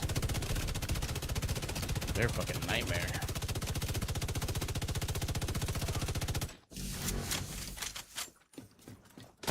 Dude's at a sliver.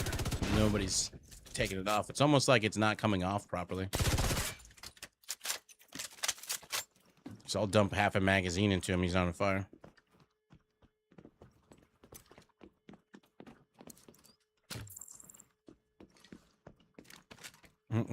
Group chat. I don't know who thought up this event, but it's That should give bullshit. the decon protocol enough gas to run. You're just gonna have to. I mean, like, you're gonna have to make sets that are just built to just constantly be stat. Like, but it just doesn't seem like it is. I mean, I should be killing these guys pretty damn quick with just the iron lung, but nope.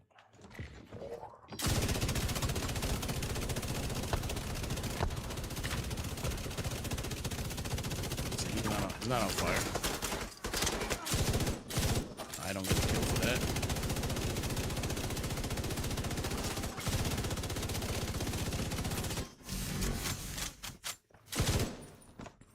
And you gotta reposition.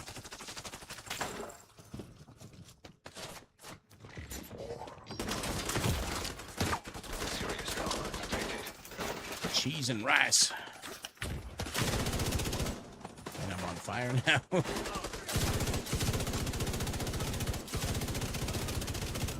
Mobs are coming. Including Hammer Boy.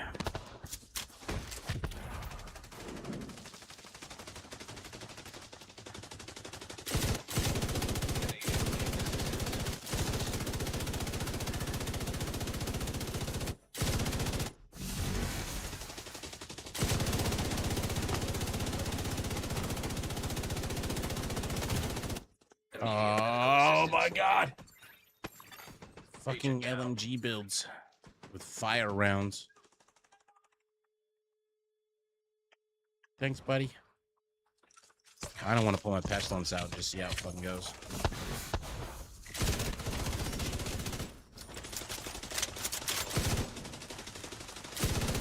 It's like as soon as you see the flames on you, you're not gonna just toast. Literally. Banshee well seems to be doing alright. Big Alejandro's doing bleed damage, you mean? Reading chat, trying to kill allies. How would Big Alejandro do a bleed damage? What are you pairing it with?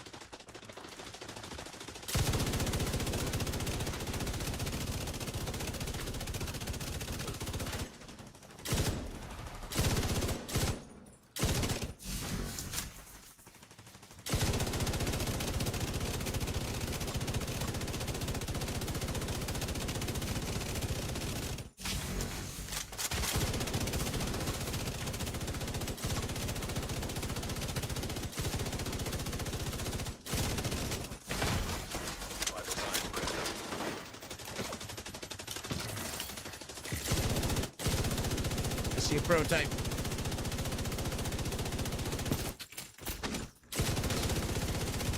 Agent down.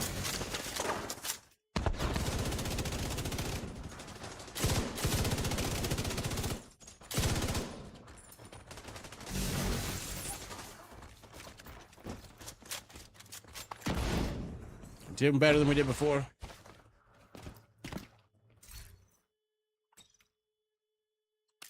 Fuck it. I'm gonna try it.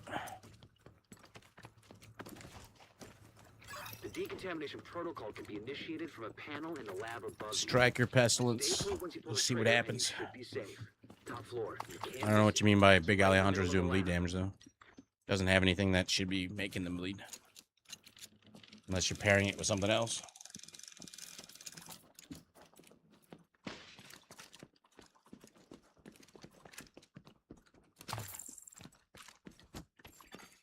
Virus samples detected.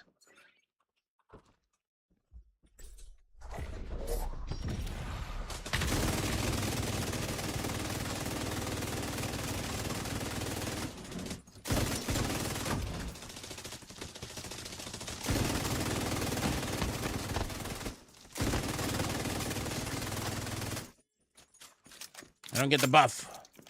Why don't I get the buff?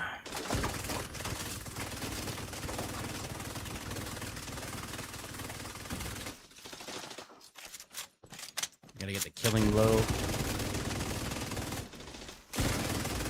while they're on fire.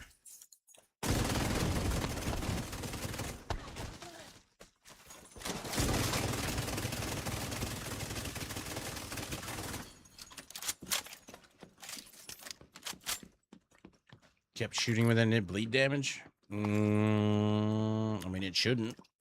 Doesn't have any like bleed bonus. Big Alejandro.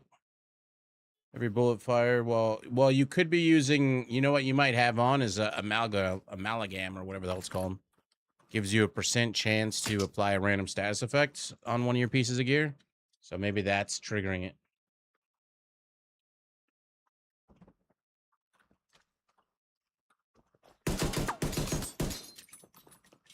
I don't know if any of my pieces have any of that. Entropy. I could try Guess you re-rolling could some call of them. that clean. Magazine refill. Damage twice, echo. I got one piece. So if you had that with Big Al, you could probably fuck the mobs up. And then if the shit goes off, the RPM goes through the fucking roof.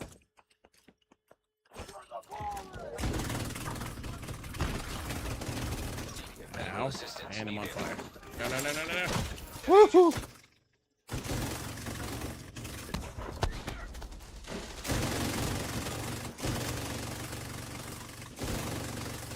You'll be able to access the morgue at the far end of the I west do wing have another set construction of site. critical damage instead of crit chance strikers. I could try to roll an all amalgam for the event. With a rate of fire that I shoot, it should proc at some point. Not to mention my teammates shooting and stuff. I get the buff up, 25 RPM increase. Shit would go burr.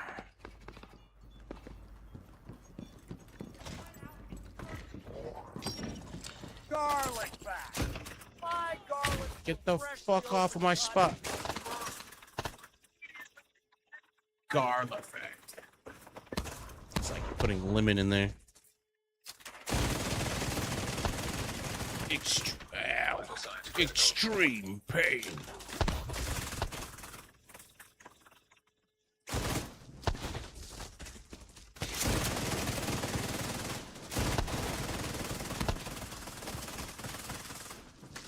Guys using roly-poly balls, but as we discovered, that doesn't do bleed. It's the stinger hive that does the bleed.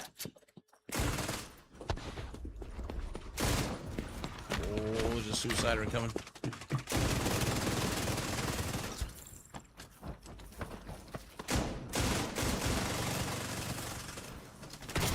Ow! I don't need more band-aids. Wonderful. Challenge complete. Burn, scumbags, burn. Even with the buff up, though. I feel like once you have the buff up, it should. I think if they wanted to make this event kind of more decent, if you have the buff up, then it should be able to just auto neutralize their buff, something like that. The outcasts are using blood from an asymptomatic carrier. Someone who's infected but doesn't show symptoms. Good morning, Bonsai. Was that you Weaponizing with green the poison and turning it loose on the great scene. tips for science? Anything that might be contaminated.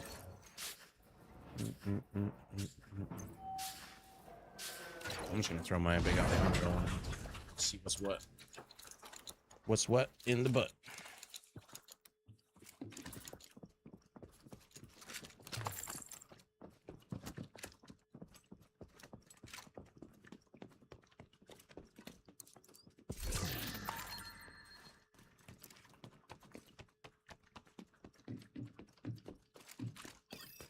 Enjoy your nap, Bonsai. Thanks for showing up. Thanks for the garlic fact. Now I want some garlic fries. You son of a bitch.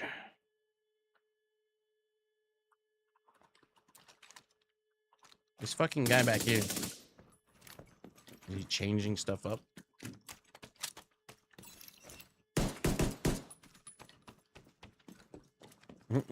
Vote to kick him. Sure. An agent has left. Anybody want to jump in on a tier 5 run that's already part of the way done?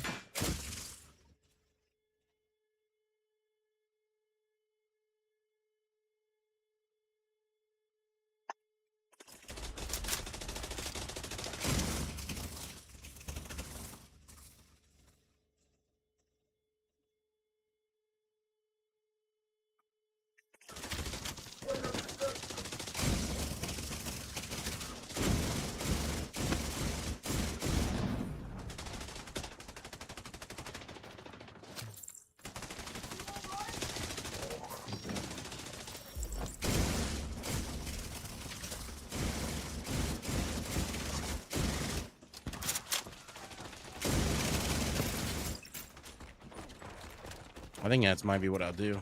Grab my other set of strikers, see if I can run Amalgam on each piece. Emmeline's the head of the outcasts. If she's an asymptomatic carrier, And even if it's like a 6% chance, it'll proc at some point with the big Alejandro. Get the kill and then watch it go burr. while you're in there, do me a favor. Burr. Recover everything you can on broad Sucks so bad at what? Running this? Nah. Just believe in yourself. I believe in you. Believe in yourself, that's half the battle. Knowing is half the battle, sir. Well, knowing that you should count on yourself to complete the battle is the entire battle. So.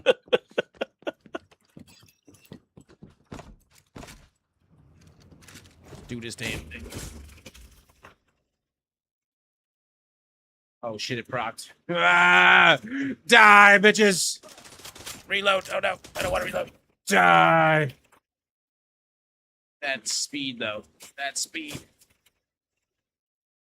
Oh yeah, we're definitely gonna make this set happen. I wonder if I can re-roll the algorithm on some of my other pieces. It's so much power.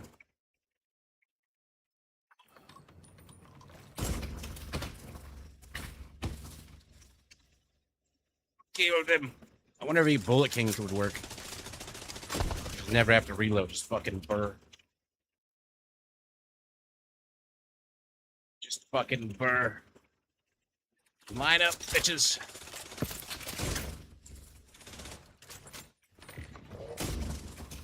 These data analysis lab is just ahead. See what data you can grab for Kelsey. Well, you'd have to. The problem is you can't just like be like, oh, I'm gonna re-roll some of my augments to, whatever. You have to have like backup pieces that you could swap. That just runs Amalgam, and now with the new changes, you can get up to a pretty high value, like 30% chance to proc if you had it on all 7. Transfer initiated. Oh fuck! System curtailed. Agent down. Agent down. They're coming for me, aren't they? Cool, I got the proc. Guess I can res him with my hive.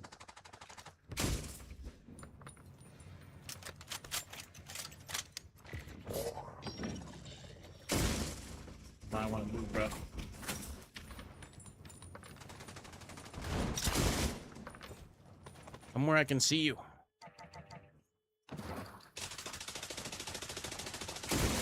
Oi, oi, oi.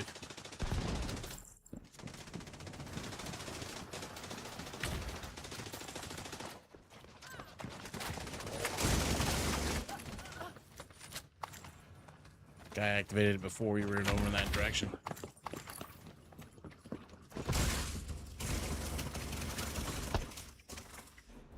I think this is going to work spiffily.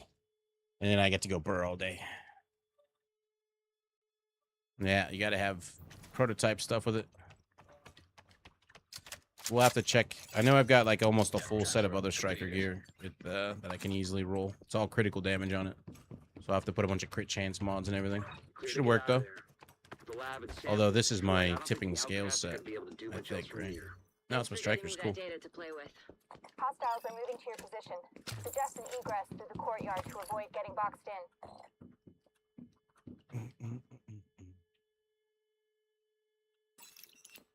Here they come. Whoa. Be careful.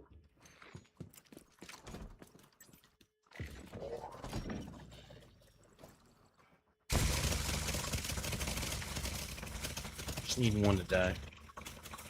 Just need one to have a status effect. There we go.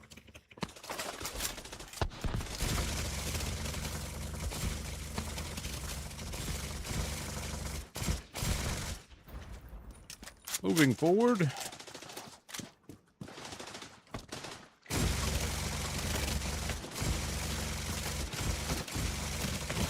Ow. Yeah. Medical assistance needed. It's not hard to get the 60 crit chance anymore, especially since prototype stuff gets over it. I'll kill you.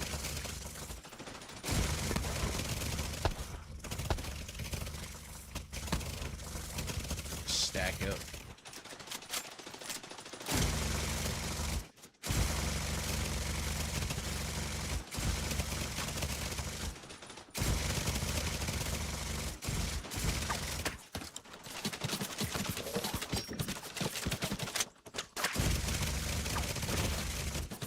Stop that. Is that a fucking LMG?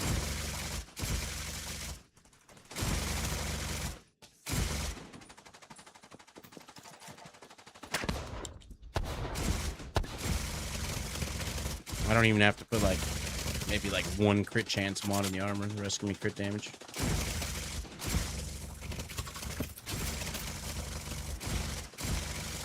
Stop ducking.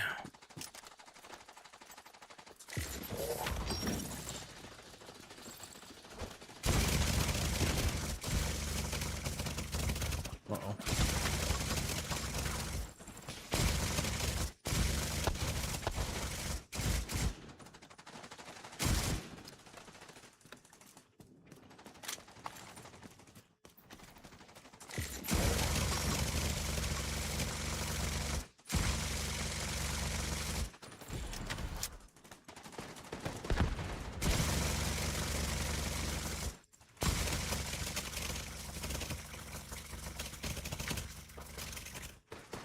Oh no. Oh no. Serious trauma. Straight up running out of ammo. No. Oh, you Agent scumbag. incapacitated. I need more ammo. Too much burr.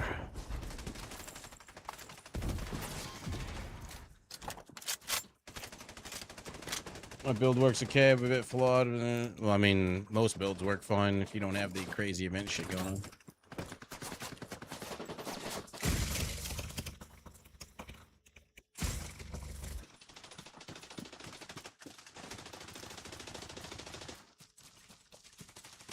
Just have to get lucky and roll all the pieces with Amalgam without having to spend 25 each reroll. Even if I can get like 3 pieces with it, it wouldn't be too bad.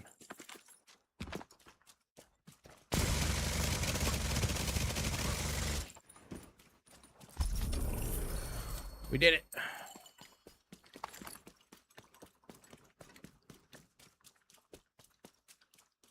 Negotiator set. And we got a few pieces of ongoing.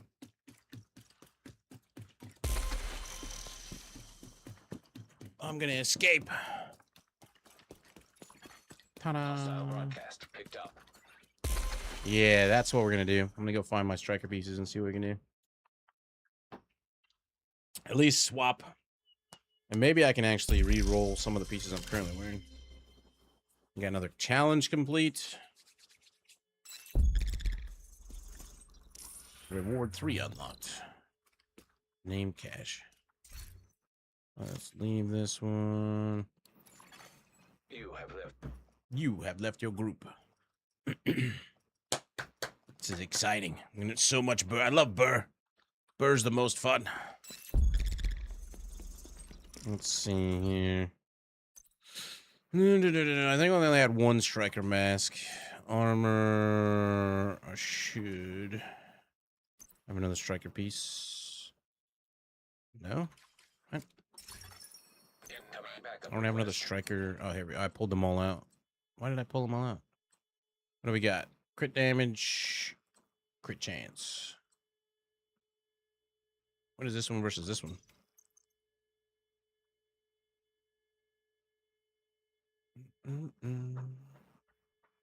Oh, that one's the one that had double crit damage on it. Any of them already have Amalgam? No, Synesthesia. I wonder if I can re-roll that one. Proto Lab. This one cost a re-roll is... I mean, I might as well try to re-roll this one better. Come on, streamer bonus.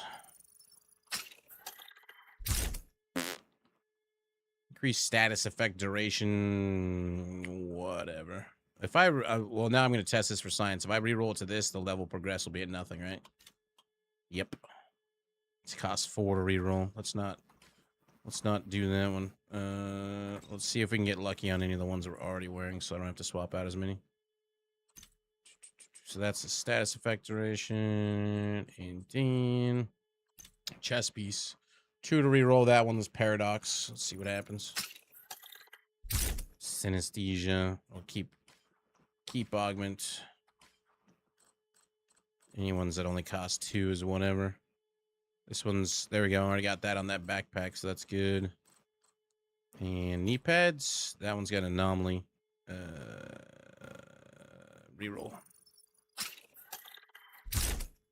I mean, whatever. That gets my skill cooldowns back up. I wouldn't mind having one of those on, simply to bring my high back up a little faster. Change.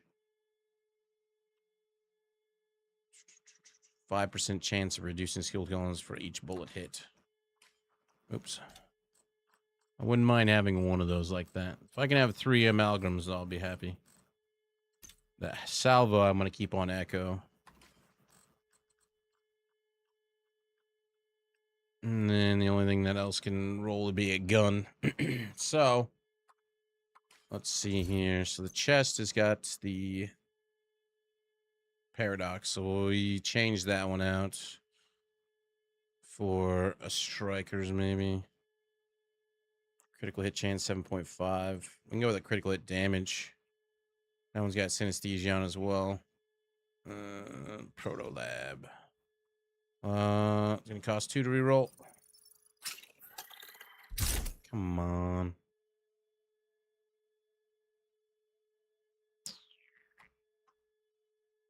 Let's see. No, I haven't done the master mission yet. Quantum. Fuck. 6 to reroll it again. Might as well re-roll the other ones first. You want to add exclamation mark to the front, Krusty? I'm gonna try this one for 4. Ah. 6. Entropy. Son of a bitch. Backpack is the one that had amalgam on it, right? Yeah, amalgam. Knee pads. That one's a 4 to reroll. Atomize? What? No. Damn it.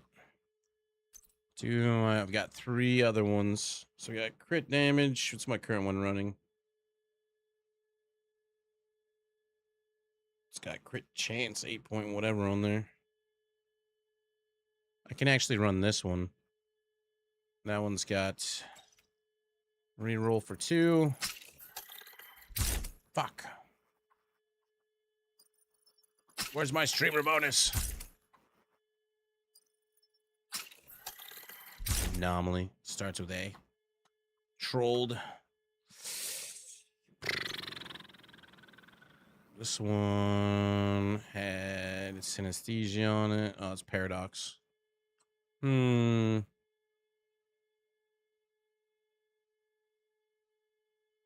Try the critical hit damage, then I have to roll another crit chance on, probably. And that one's already been rolled. Fuck. Sample. I only have the 1 striker mask. What's the chance to reroll that one? That one's a 10. Ugh, I'm getting bad luck. I just want like 1 more. Critical hit chance, critical hit damage. This one I could try. Oh, wait. That one's the one I already had it on there. Fuck.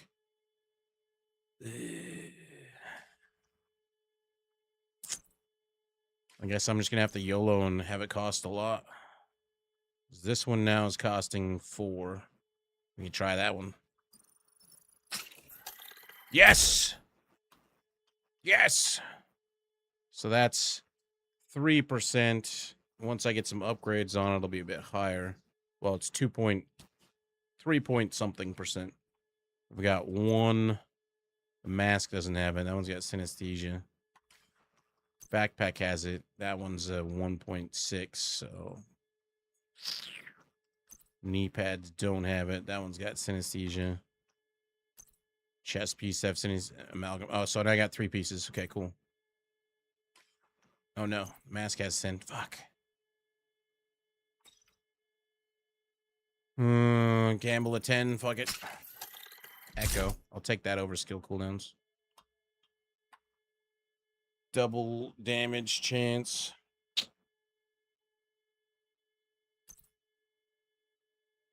Well, I got 2 pieces of amalgam. And then it'll kick up to 4%. And the rate of fire that I'm doing, it should apply. Maybe we can try on this one once. Atomize. Fuck. And then the other knee pads were whatever. Oh. Did I only have... Oh, that's right. I only had 1 pair of knee pads. Well, we got 2 pieces with it now. So 3.2%. Takes a lot. Now, once they level up, every time we'll get 0.2 more, I think. Or what did they change it to? Let's see. They changed it to previous level, and then per level. Amalgam used to be 0.5. Now it's 1.5 or whatever. Or 1.6. And then new level increases 0.3 each. So you can get a total of 4.3 each. For a total of 30.7. It is not yet currently crossplay, unfortunately. That's in the works, though. There will be crossplay in the future. What did I get? Light blue. All right, we got some ongoing directive, please. No. Critical hit damage, you can hold those. Skill haste, no. Another harness with explosive resistance. We'll see. I want to know when the survival mode comes out. And a bunch of regular chests. 4 cores. Well, it's supposed to be this year sometime. I don't think GTA 6 is even going to come out this year. So it's scheduled for late this year, right? We'll see if it actually does that. Libre.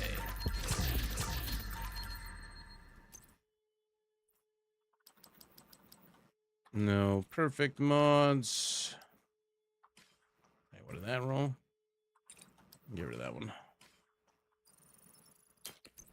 And then we got some rewards up in here.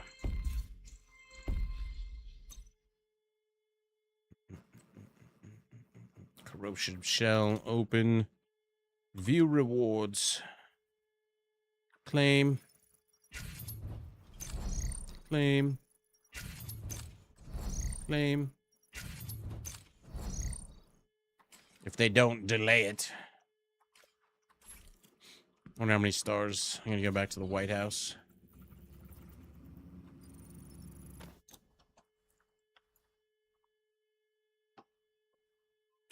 Well, no, it's the roadmap for the year. So allegedly, at some point, it's supposed to be in. Buy a PS5. I thought you would steal it. Yeah, it takes 20 to get there. We got 11 so far. Want you on the weekend?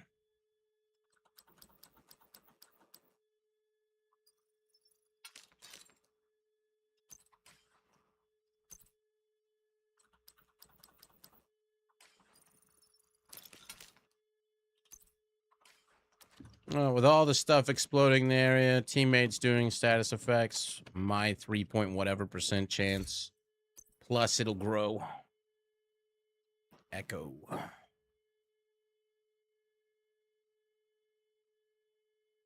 What does it take to roll that one? 16. YOLO. One last YOLO. Here we go. Entropy. Now it starts costing 25 per reroll. Bitch is crazy.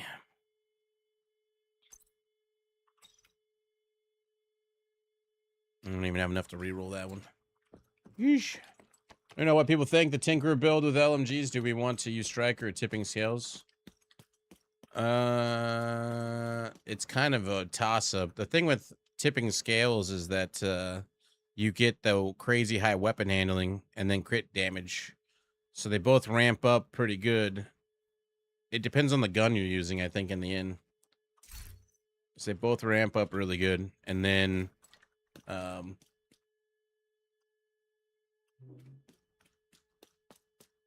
they ramp up really good, but you get a ton of weapon handling, which gives you more accuracy, stability, reload speed, etc. And weapon swapping.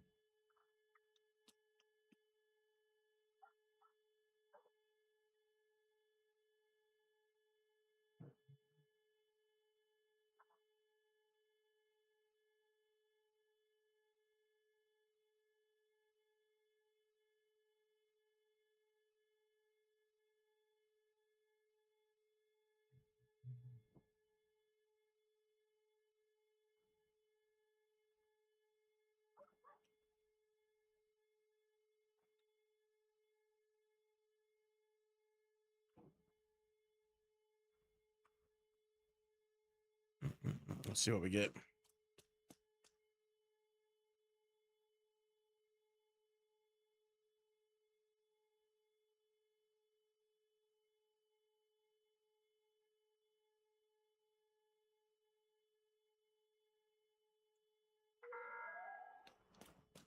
Civilians are kindly reminded not to loiter near the entry to connect.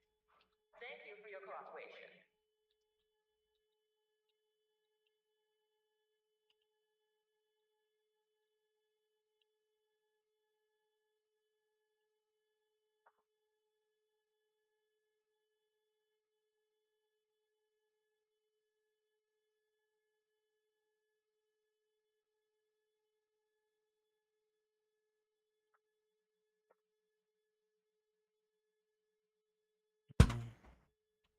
Need more people queuing.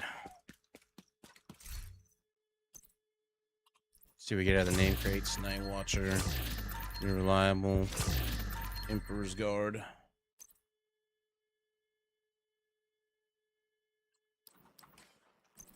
Basically trash. What's up, support? Just popped in honestly and left my laptop running to get the rewards. Need 3 more. Have a good one. Please take care of yourself. I will take care of myself, don't you worry. Vigorously and often. Safe area detected. Another agent has joined your group. Priority objective available. I'm the one who knows to take care of myself best, right, dog? regular bell ringer.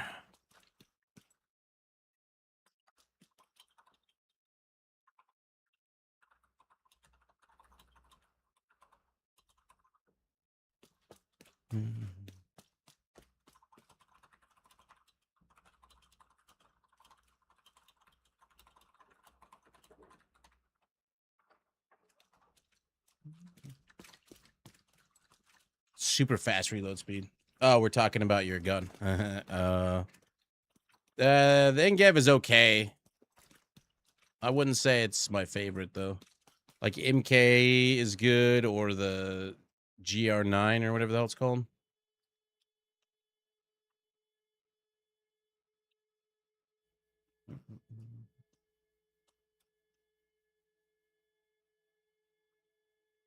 West Coast.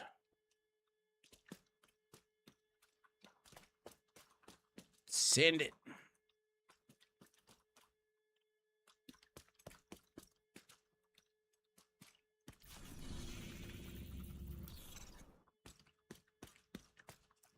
Where are we going? Where are we going?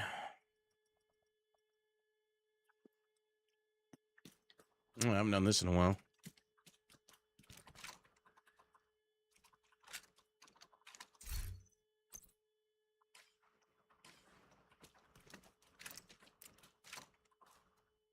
Why does my Big Al only all of a sudden only have 200 rounds?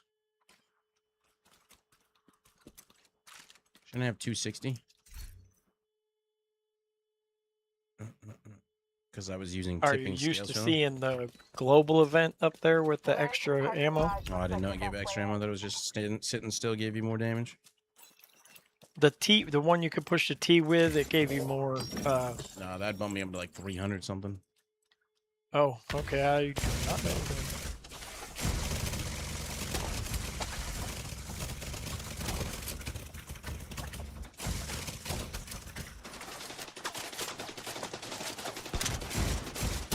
Oh, not sure. Maybe my tipping scale built somehow. I'm sure that'd be a thing then.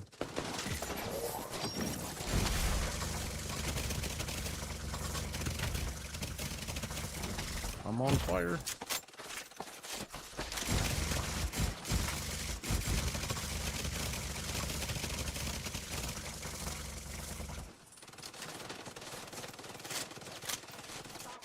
You can't change builds. What do you mean? You're in combat. Whoa.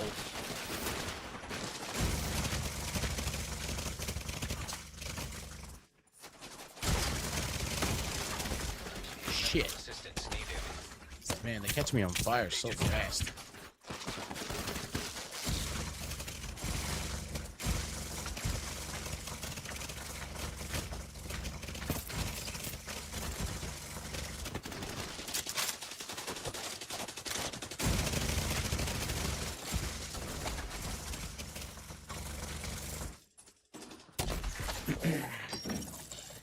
Doing higher tier proto runs. That's if you do like, you know, a 5 compared to a 10, you'll get more in a 10 run than you'll get in a 5. Okay.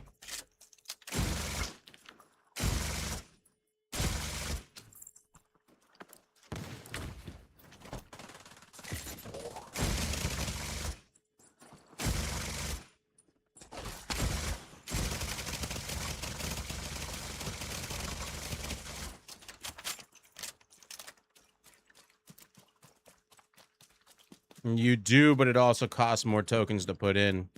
The higher the tier of runs you do, the more difficult it gets, and the less likely you're even going to get a run, because nobody wants to be the group leader. Because the group leader puts in a big chunk of tokens, gets half the value back if they succeed, and if you join and aren't the one that put the tokens in, you get a good chunk. But it's hard to find runs where people aren't just leaving. People will... You can't just jump into the higher tier ones like a 10, and people won't inspect your armor and be like, no, I'm not running with you. Especially if there's going to be a group leader that's going to fork up the tokens. It's going to cost like 74 tokens or some shit.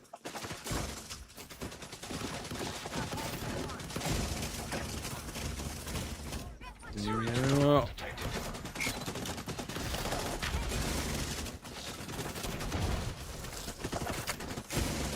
to die. Fuck. Agent out of action.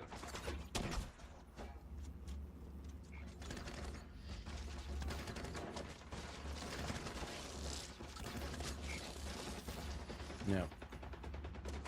Basically, 5 is the An sweet agent spot. needs assistance. If you go 6 or higher, like there's almost no point in doing 6s. You might as well go 10s. Agent Shit! down. Right as he's about to finish resing me.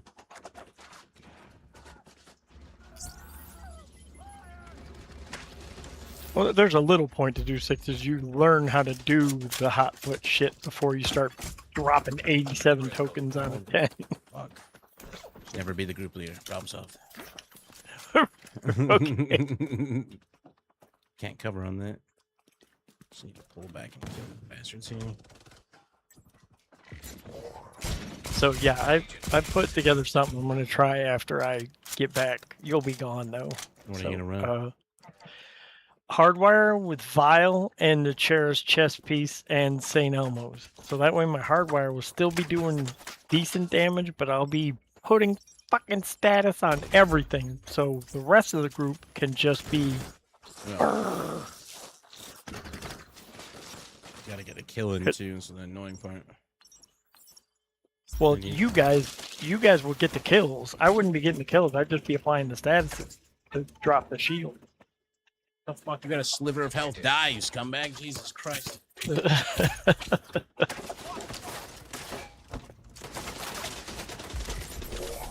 That purple fucking shield.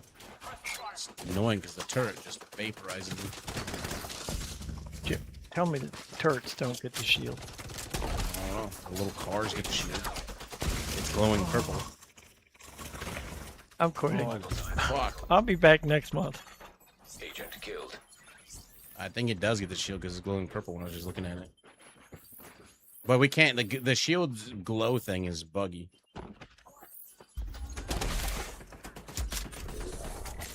Those little Yeah, at fuckers. one point I definitely had the buff, but I didn't see that I had the buff. I could feel the burr going faster, but There, finally got rid of one. There's 2 turrets up. That's what's really fucking us. Holy fuck! It has no ammo box. Agent What the fuck? incapacitated.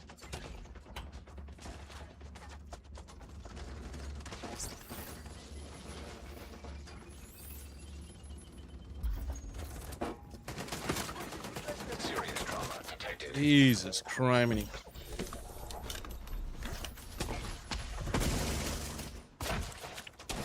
Let me stand where the turrets came. oh, and Whispering got a kick out of hearing me. She didn't understand where you got the ow from. She heard it yesterday. She got a kick out of it. Is that one or the? You're not talking about the. No. Your favorite death sound yeah. in this game. Yeah. Yeah. Ouch. Ouch. Ouch. Yeah.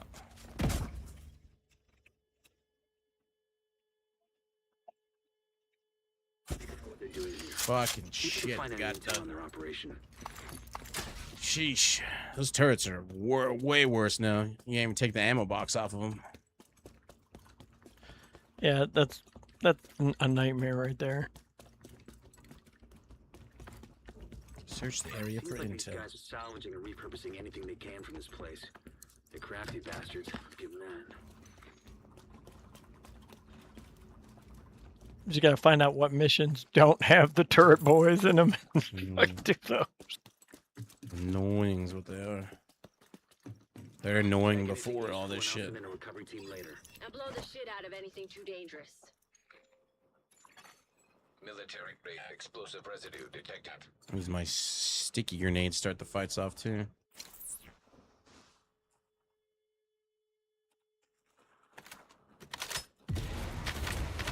Oh, he just fucking pulled him.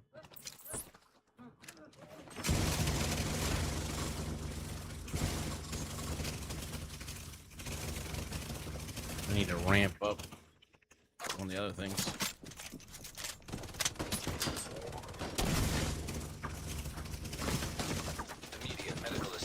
I like pink mist shit. Is that even applying an effect? I just use the one that explodes fire damage. That one's pretty popular in escalations, mainly because it drops their armor a lot, and they have shit tons of armor. An actual status effect. Drops the shell though.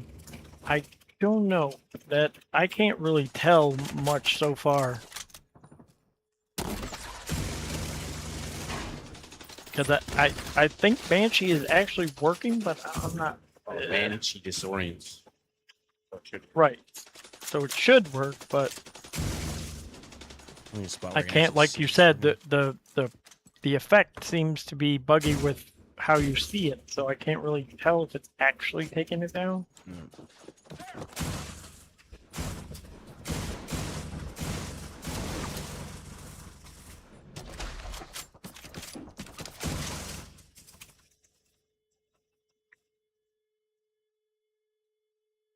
So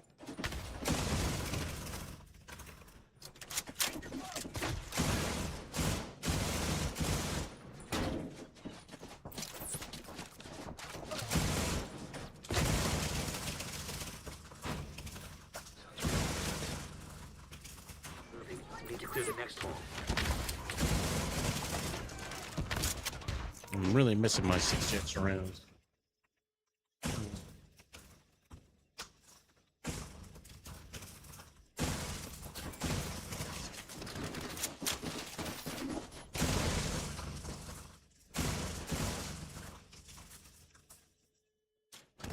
Out of ammo.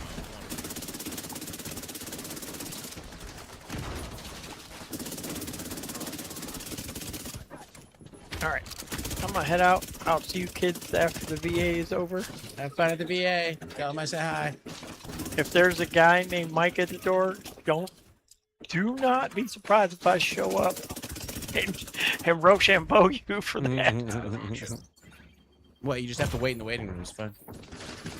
Yeah. Time busting things up there. Keep moving. You still got 2 halls to clear. Once I get my algorithm up higher and higher, it should be a lot easier. Takes a couple runs to get it up to 100, though.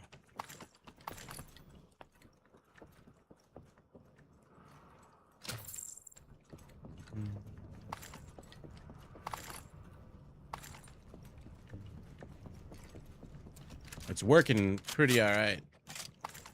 I can blow up canisters and stuff around people and have teammates with statuses on them. Just getting the killing blow is the hard part. Everybody wants that killing blow. Hostile radio intercepted. Division's on my 6! So cut through the planetarium. Ooh, it's the We gotta planetarium. Forgot secure about this that place. ordnance. Bird bitch. Are they both using the same canister thing? Both waiting to try to get the last hit there or something? Both shot right as the bomb was over there. It's irrational to think that our and sustaining life.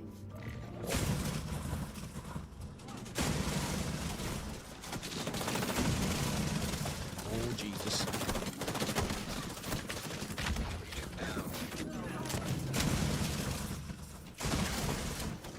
Oh, Jesus.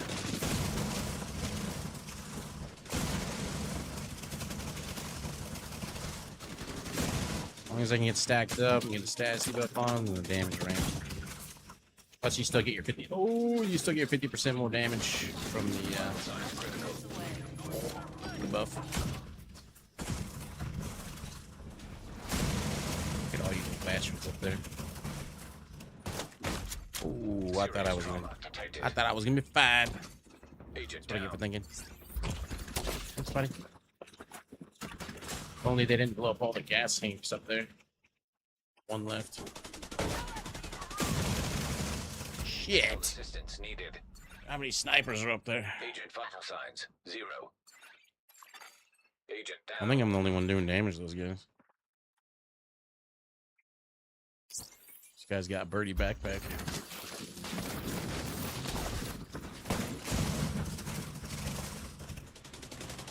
See if I can get him with a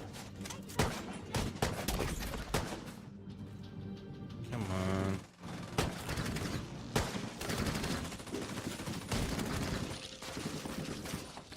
one pixel spot where I can get it to land on the ledge where it hits him. Serious trauma detected.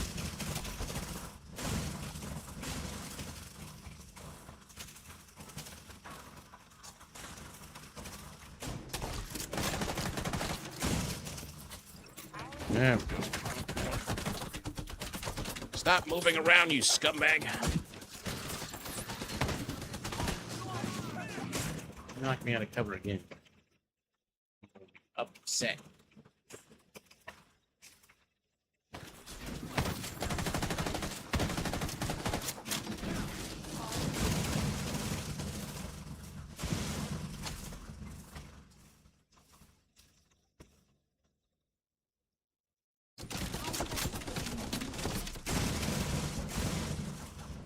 More than the ash of a dying star light. Shit. Medical assistance needed.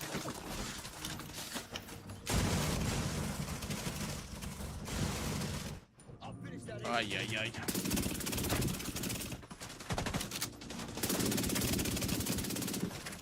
What a clusterfuck.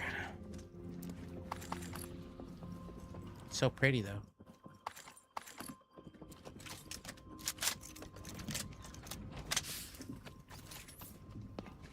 Just to level them up. It's like another 0.4 each. Should get easier and easier. Piece of candy.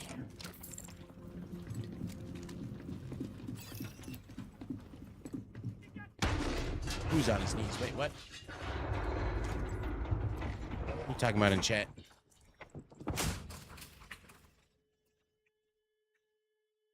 Two.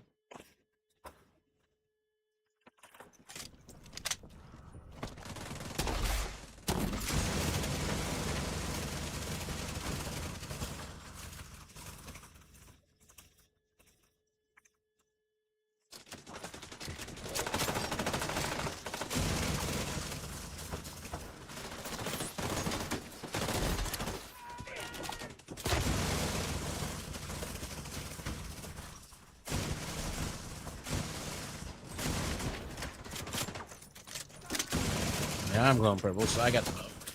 But every time you kill one, you're supposed to keep it refreshing.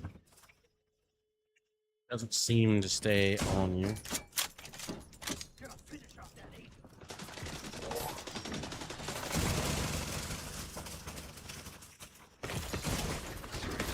Ugh. I think I'm the only one doing damage.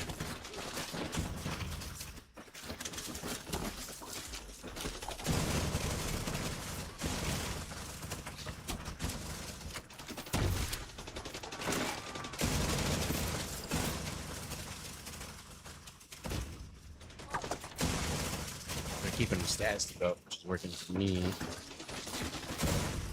Oh, there's a turret. Medical Fuck. assistance needed.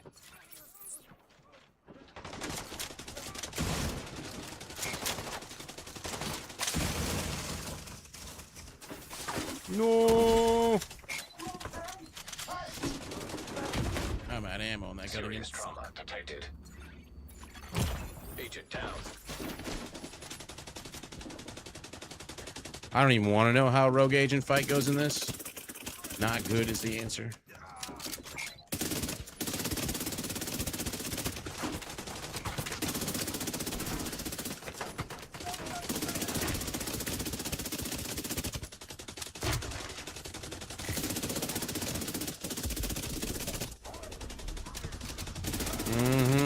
Gonna happen.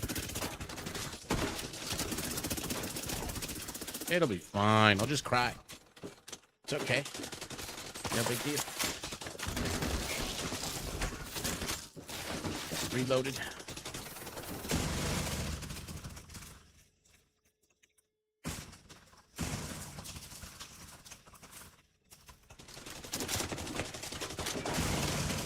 Jesus isn't here right now. You'd like to leave your name and number. They'll get back to you as soon as you can. Beep.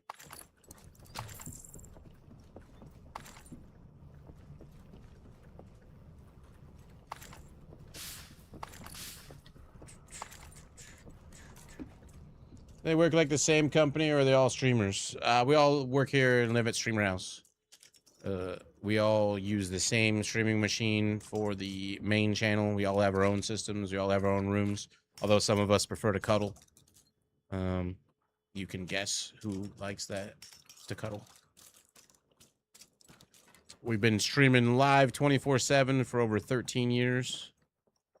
We got 4 streamers. One's currently on vacation, so right now you're getting 4 a.m. to noon is myself, and that's inevitable. He comes on at noon and goes till 8 p.m. Then 8 p.m. till 4 a.m. is Zeke. But when Jesus comes back, it all switches back to the schedule like you just saw. The answer is yes. 1 point.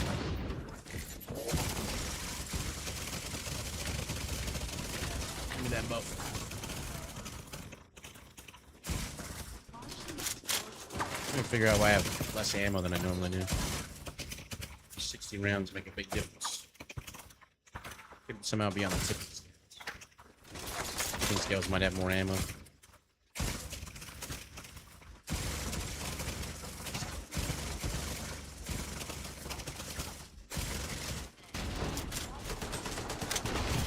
Damn. Medical assistance needed. I need a doctor. Oh, that's who's fucking me up. Grenade launcher, bro. I'll get your ass. I'll get your ass.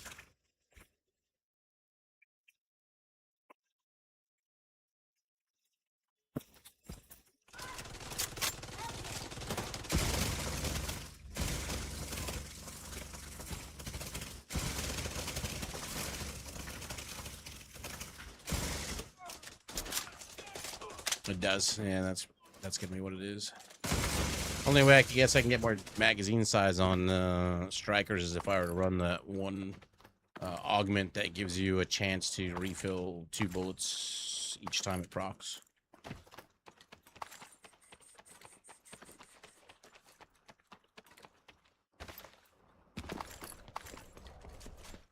What up, hey hey?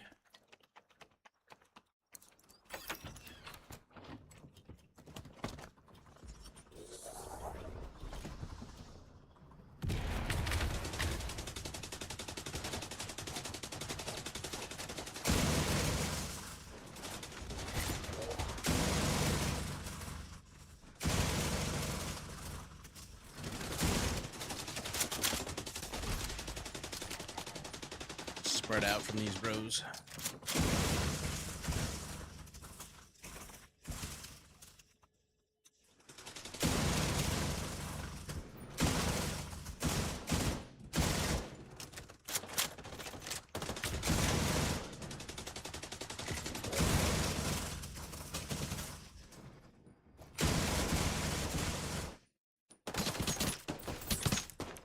I'll make you stand up, bitches. Somebody else just threw one too. What? The other guy just immune to it? Mechanical components detected. You're a loser today. Why would happen? I'm a loser, baby. So why don't you spank me? See, like, you get a box like this with ammo on it for status rounds and incendiary, so you can set them on fire. Put them on your pistol, then you just shoot them one time with the pistol and then switch to the other one.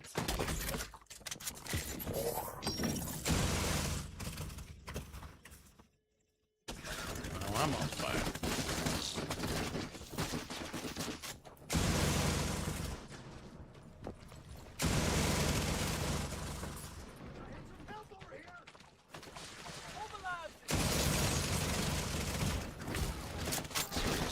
Oh, I'm on fire.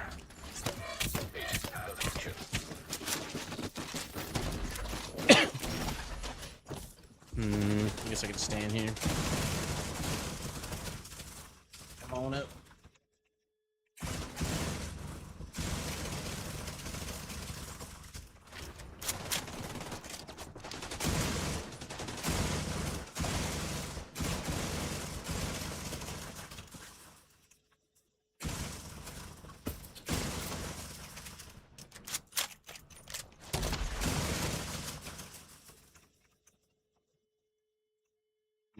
Practice status to both. There it goes.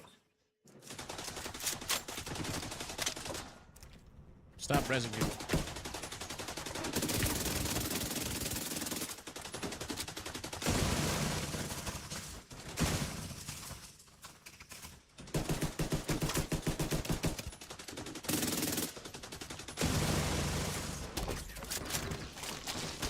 down. You can't really see these fuckers.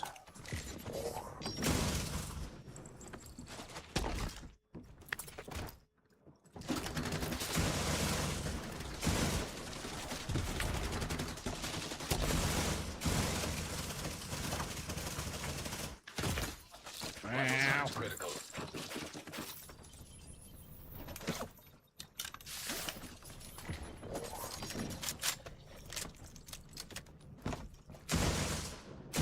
Don't have any more explosive things to be able to take out to.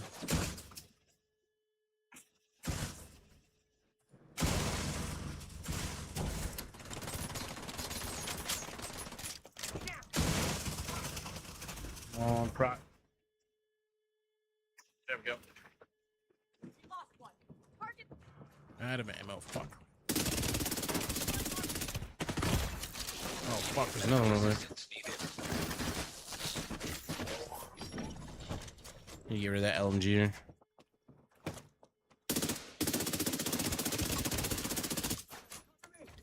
Blown away.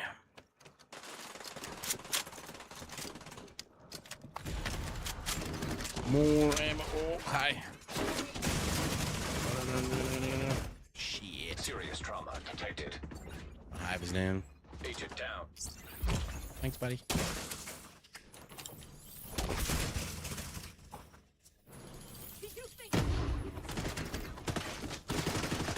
Regular grenades make them bleed. Or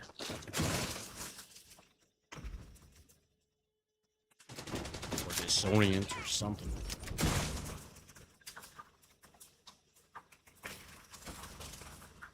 Just die. God damn.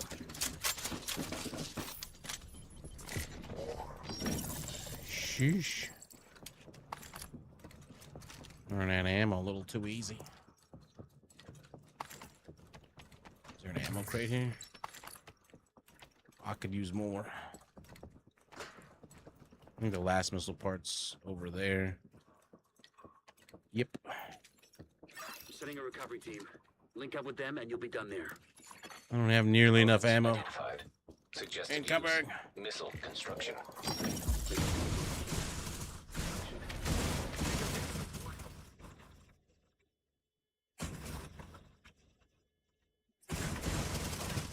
See any missiles lying around? Make sure they can never. Pretty long ass run.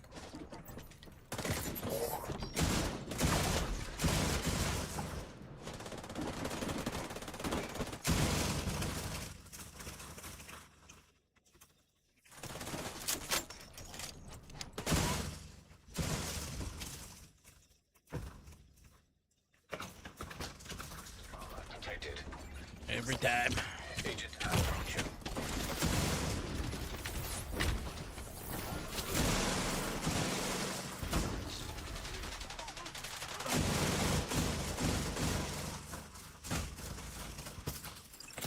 Sheesh.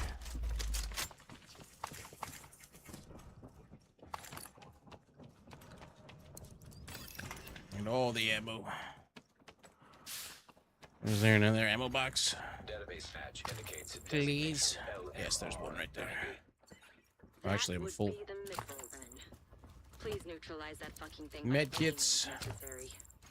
More grenades. Everybody should want those. Interact. Damn it. Right. Salvage crew just ran into those reinforcements. They need backup. I think everybody was losing their gambles recently, though.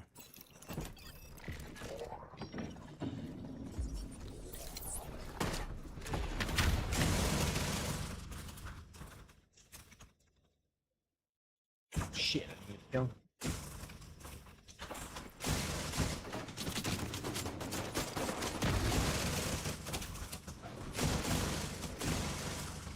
Big boy. assistance. And I'm on fire. Why am I jumping over this wall?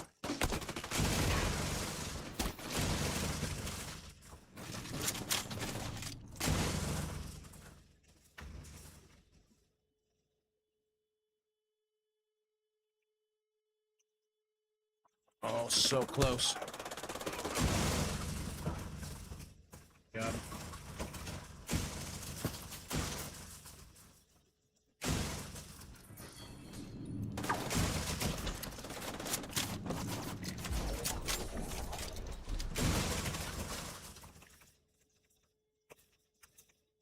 Oy, oy, oy, oy, oy.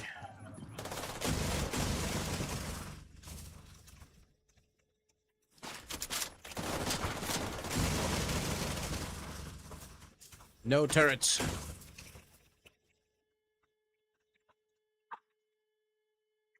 Come on. More ammo again.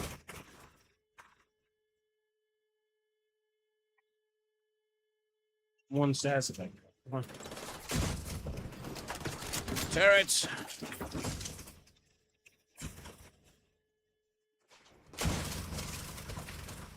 Winning. We did it. Sheesh. Long run the space center. Got a lud.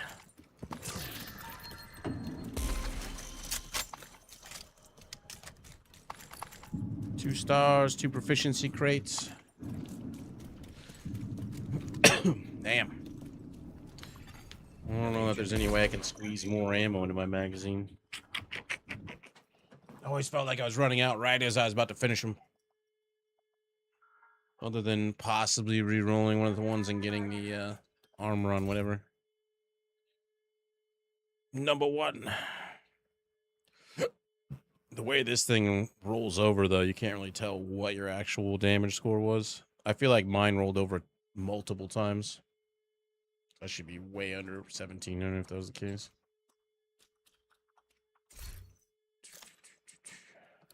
Sheesh. You have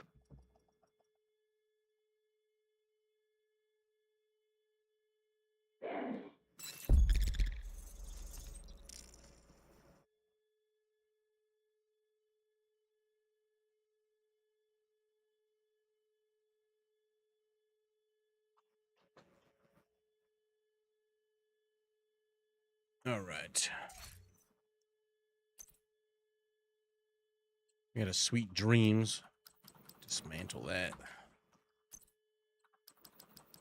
1 exotic component. Let's see what we got. Ooh, Channel Light knee pads. Skill damage, hazard protection. Meh. What do we got here? Empress International with the amalgam on it. Skill health, skill damage, but then counter intuitive perks. The rigor set. Skill health, skill duration. No. Didn't get that very many prototype mods. 4 for that whole run, all those mobs. Not very good. The rest is gonna be trash. Backbone. And Kim launcher mods, huh? Might as well open these up.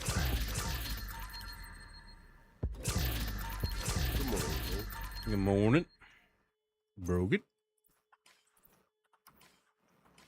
Let's see what else. Get rid of that one, get rid of that one. 1 pair of knee pads. 2 pairs of knee pads. Yes, I would like to dismantle that as junk. 4 prototype cores, 1 exotic component. Guess we'll take it. Having to re-level again, hitting the point of needing gear. Any ideas why I haven't been able to find anyone in matchmaking? What are you trying to matchmake for? agent in need of backup.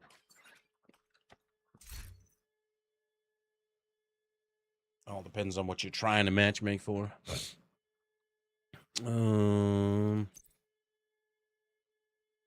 Echo. Amalgam. Synesthesia. Echo.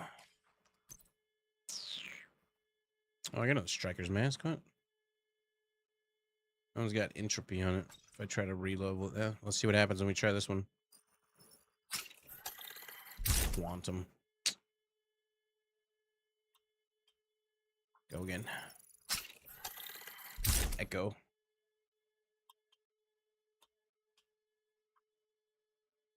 And I got 2 with Echo. I guess I should just left it on the other one. What do you mean, guy in a helmet? What are you trying to queue up for that nobody else is jumping in on? It worked pretty good. I just need to level it up more so that I can get more percentage value out of it. But current level, you know how slow it goes. They're increasing the percentage values of They already did. the augments. Oh, did they? Oh. Did it come in the Yep. update today? Correct. Sweet. This one can be upgraded. I'm getting a higher tier echo at least. 2% chance to do double damage.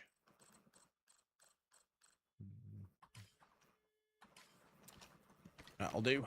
I wonder how many pieces of tipping scales I have in excess. Let's see. For mask, do we have a full set of extra tipping scales? We got core strength. If you had a full set of core strength, me. I don't have any extra pieces of tipping scales. Never mind.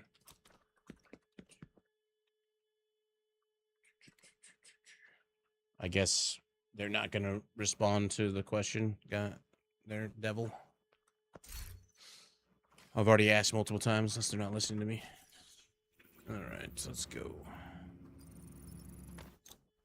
So by default, I have like 3.2% chance to proc it, but I'm shooting full magazines in like no time. So it typically procs, or I blow up a canister next to him, or a teammate shoots him with something.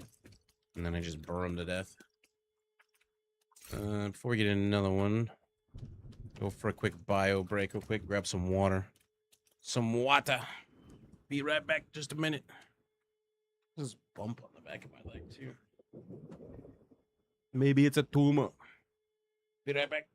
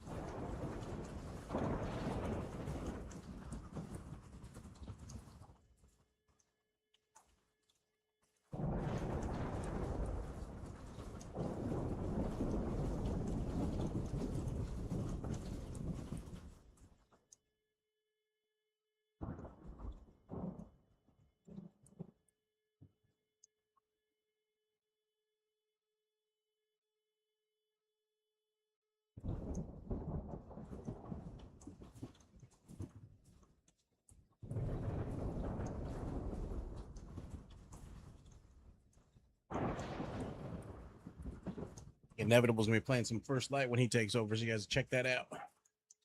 Whoa. Let's see what we get.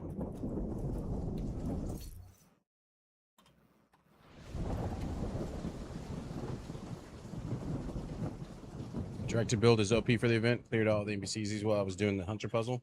Invite to The another hunter? Oh, you mean the yeah, it's the 007 game. Was gonna jump into it, but when I looked at the category, it was like 700 people total for the entire thing at safe like area entered. 9. We had 1,000 when I was looking at our numbers. Now we got 840, so it's kind of in the middle. But now First Light has a bajillion people.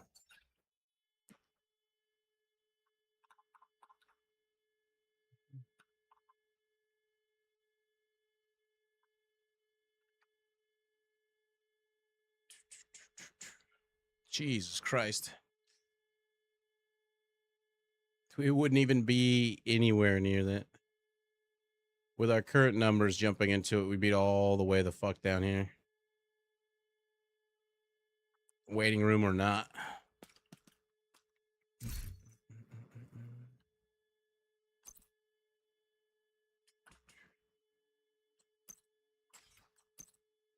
Need my shiny backpack. I think it changes every time I use the loadout manager. Good morning, Dante. How's your day treating you? This Taco Tuesday. What is this guy? Oh, I think we played with him earlier. Refractor.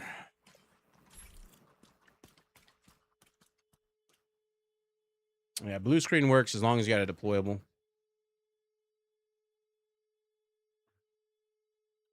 Yeah, but look at the viewership for that. I guarantee you, as soon as it launched, it'd be instantly out of the top 20. Even if we had a waiting room. None of the waiting rooms, every time I looked, had anything above 1,000. What do you mean? I'm Krampus.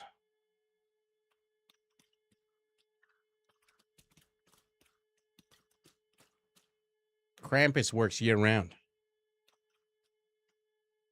Oh, it's $70, really? Well, I'm currently running tier 5, what's it called? I think in the end, Division was the better call for now, at least, because even if we waiting roomed, even if we had, say, 1,000, 1,500 or whatever, as soon as all those other people jumped on, you'd just be buried anyways. We definitely wouldn't be triple.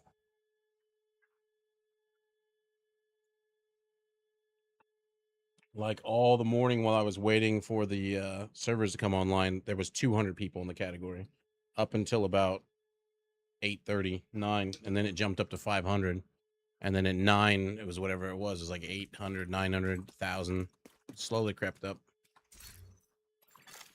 Another agent is now in This your guy was in a group. previous group. Measured assembly.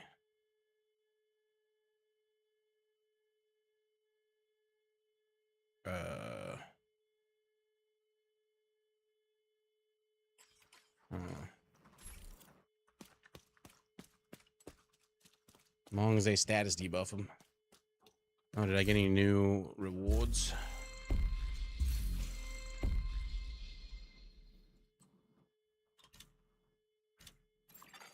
Another In agent has progress. joined your group. Is this last guy more damage? Ongoing Directive. Well, they should be status debuffed like mad.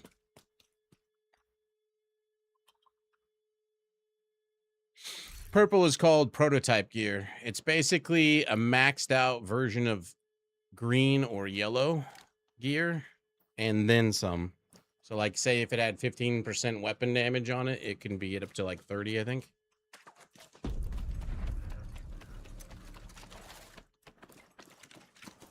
And then it also has something called Augments. Augments give you different type of things off of like proccing bullets.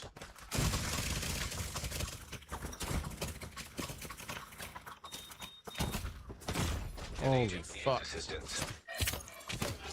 Vital signs critical. Why? Agent incapacitated. For instance, there's one called Echo. It gives you a % chance for a bullet to do double damage.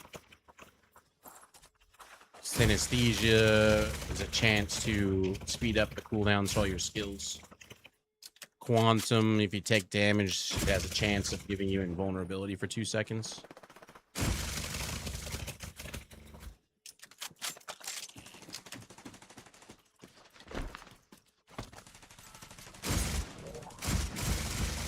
Or is it all the way on the other side?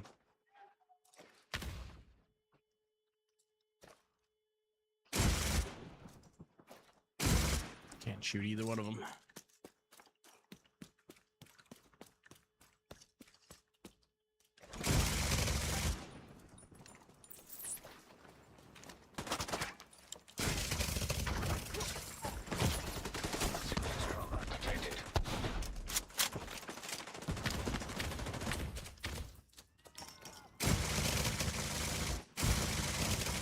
You're welcome. It can't be re-rolled though, so like once it's got its set bonuses, they can't be re-rolled. The augments can be re-rolled, but it gets really, oh my god, it gets really expensive to re-roll them. Krampus, I need to get up here, so I'm on their level.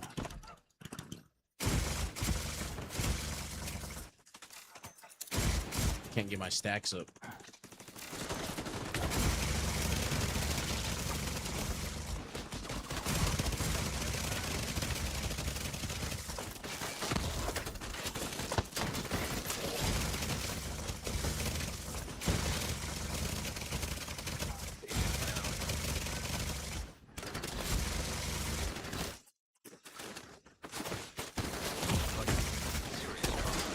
Eesh. Or maybe don't do that. It's the festive something or other. Festive delivery, I think is what it's called.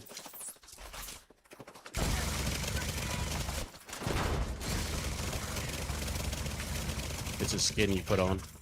It's actually an actual backpack that you get, and then you can take the skin off of it and put it on other stuff. Vital signs critical. Agent out of action.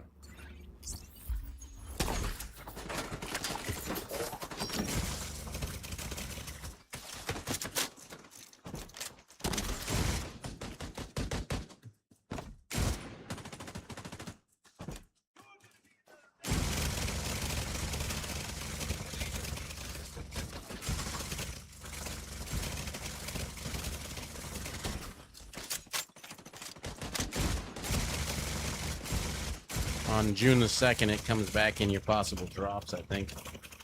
In the caches you get. I wonder if you can get it doing Krampus bounties. Active terminal detected. See if you can hook Isaac into that terminal and get us some intel. All that work, no prototypes.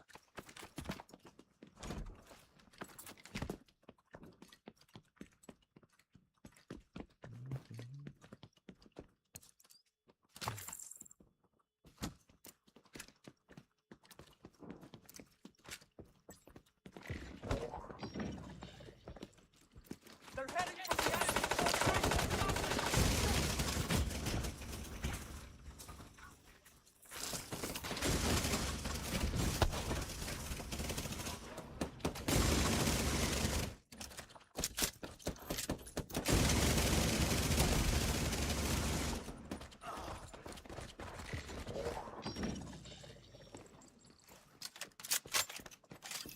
Yeesh. Connection established. DCD data stream enabled. Alright, let's see what we've got. There's an active lab on the north side close to you. Your first priority should be to shut that down.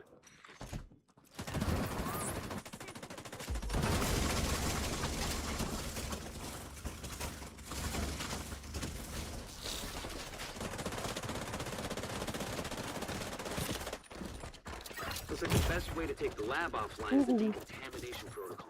That's just a fancy way of everything gets sterilized. Isaac's not detecting the gas needed for the decon process. They must have disabled the line. Hit the main fuel line in the basement. That should get it flowing again. Keep restocking grenades since they can apply status effects. That should give the decon protocol enough gas to run. Serious trauma detected.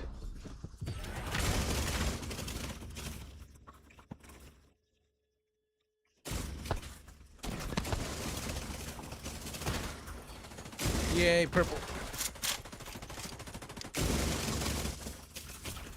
That fucking hit me? Are you kidding me? Felt like it was gonna go on the ground way below me. Holy Agent fuck. incapacitated.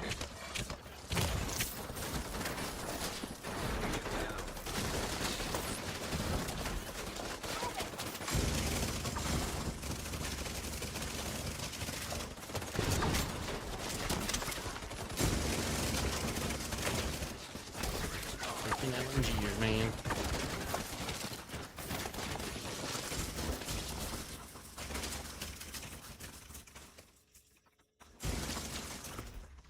Agent killed.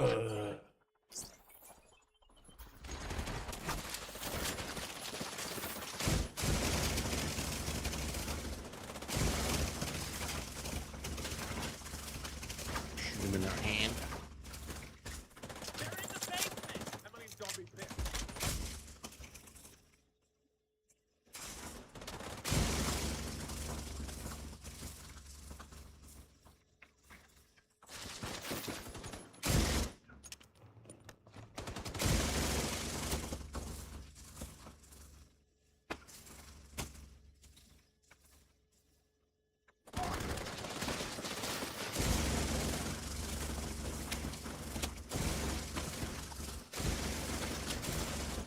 Got him.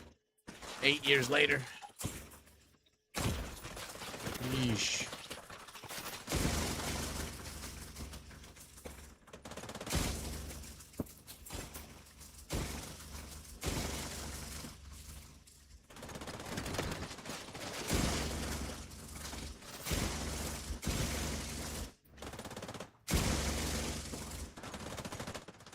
Crazy.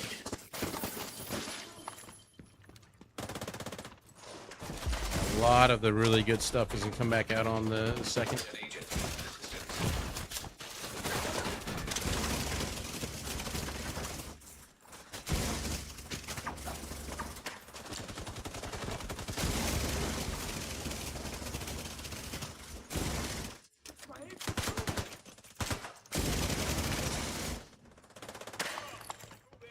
Oh fuck! I didn't know there was another wave.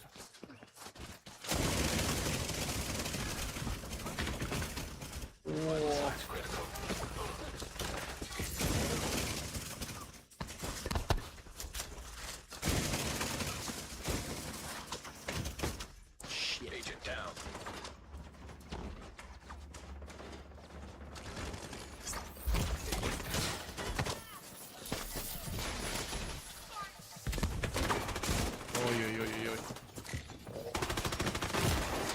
Immediate medical assistance needed.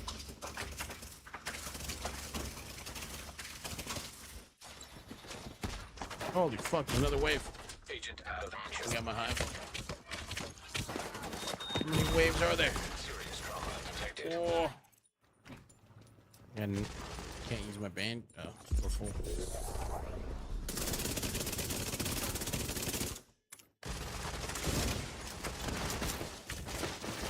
Oh, Agent my vital god. signs 0. Ooh, fall back.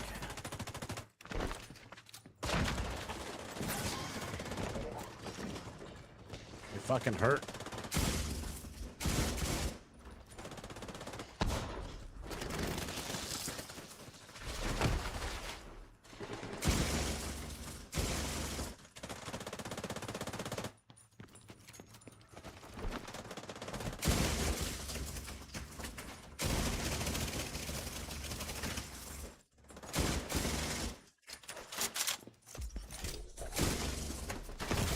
Ooh. An agent needs assistance.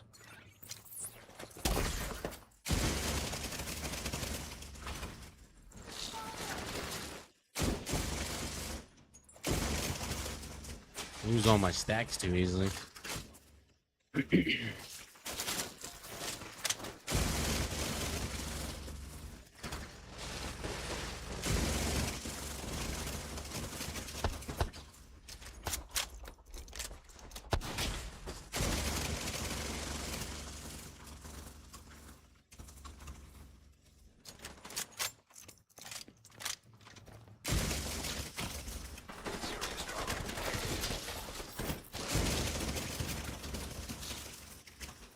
Oof. That was a lot. That was more ads than I remember there being Decontamination coming through that protocol door. can be initiated from a panel in the lab above you. Stay put once you pull the trigger, and you should be safe.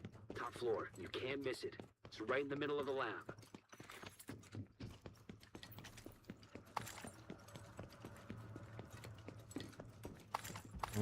Definitely makes it more interesting with the purple armor, but it definitely slows down your farming Virus samples for not that detected. much of a reward for having the objective going. Even if your gun goes burr, it doesn't matter when the burr doesn't kill them off quickly.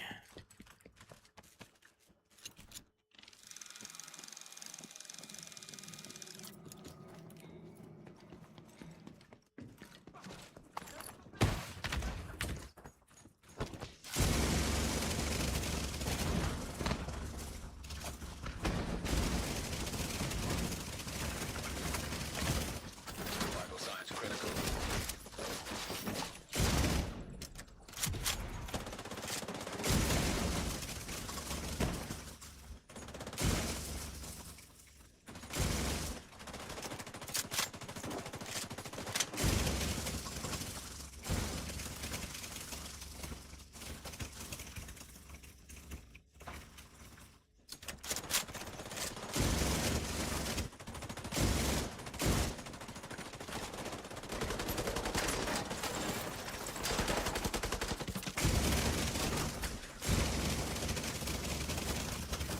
Immediate medical assistance.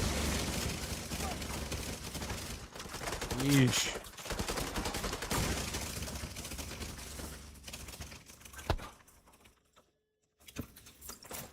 Freaking tanky.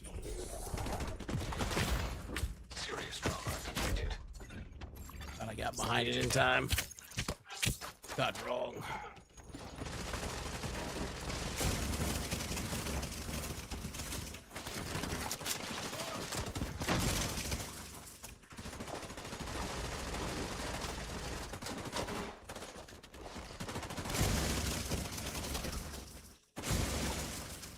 Agent down.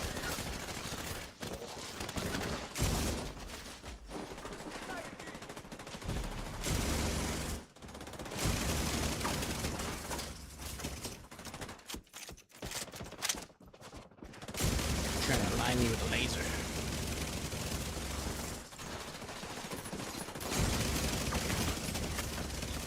Assistance needed.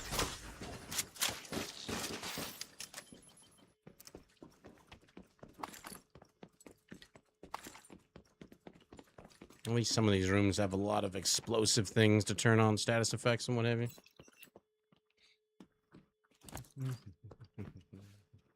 I guess you could call that clean.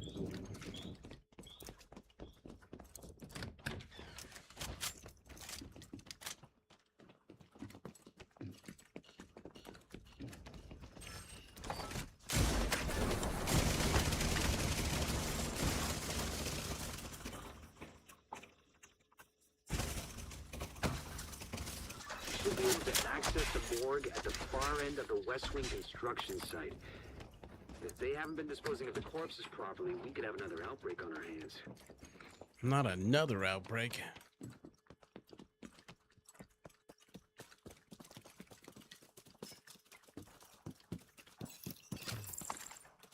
Definitely need that.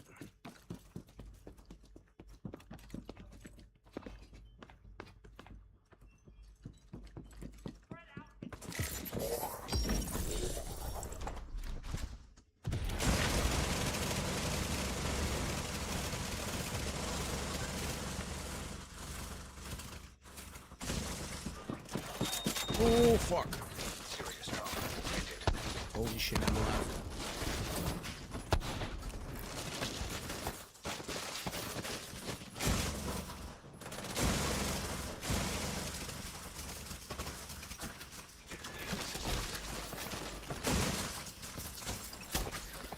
Blind fire to the face.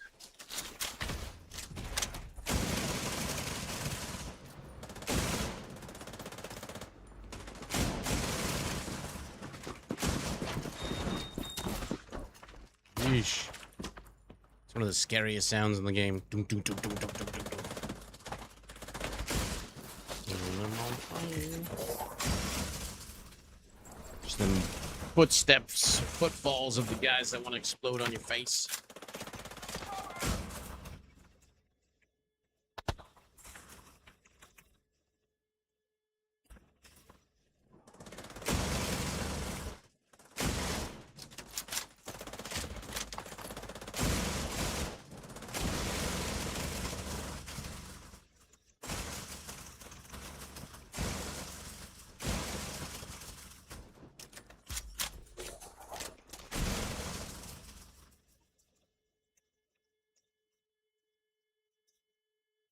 Sliver of health.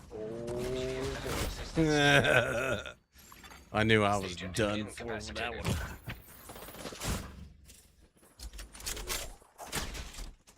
The initial hit, and then you know the C4 is gonna go kablooey.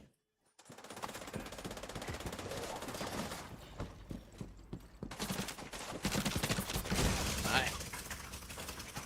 Come here, happen. Using blood from an asymptomatic carrier. Yeah, none of them could Someone's drop a infected but prototype. doesn't show symptoms. They're weaponizing green poison and turning it loose on the city. Destroy anything that might be contaminated.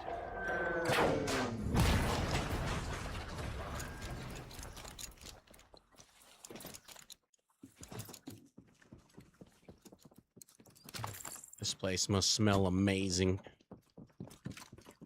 Dead bodies, gases, poisons, burning shit.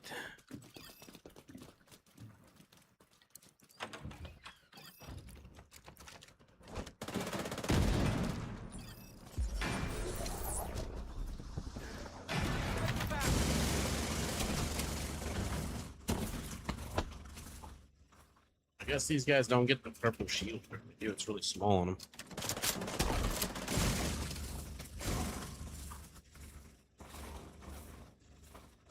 It's a little too strong if they got the shield.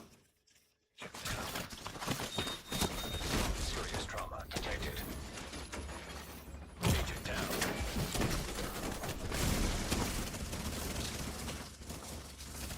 Got him. Everything's fine. Are you lurking here, Fuso? Did it work for you yet? You okay there, buddy? Stroking?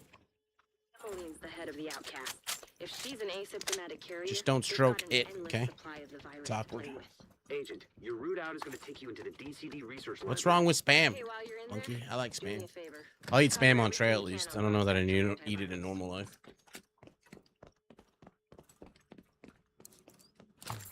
Make a little tiny little campfire, cook it on a stick. Throw it in a ramen or something.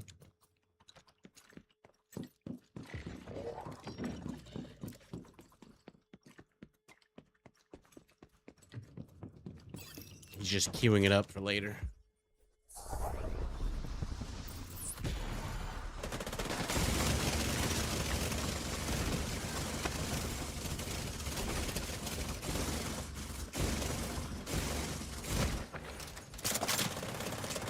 Finally a prototype mod.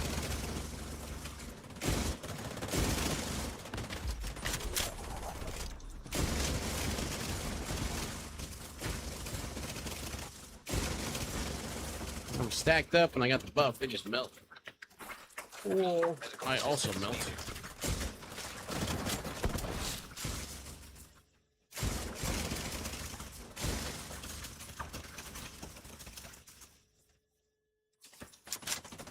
I want to be at the end of that hallway at some point.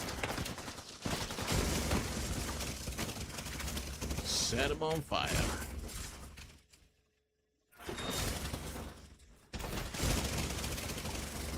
Okay, no.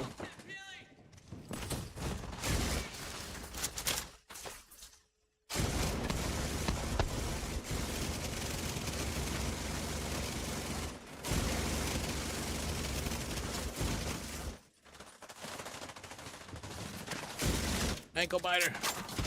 You missed.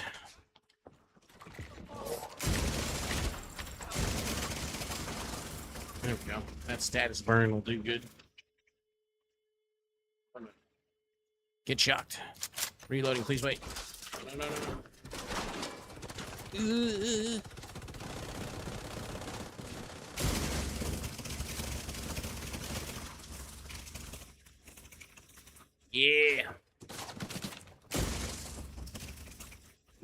Phenomena. Lab Do, is just do, ahead. do, do. See what data you can grab for Do you Kelso. have to do all scout to get the master mission? What you mean for the climax? You just have to progress it up to the point where you can do the climax.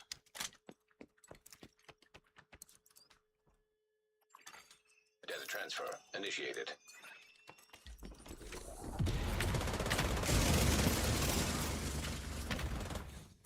Yeah. The high value targets.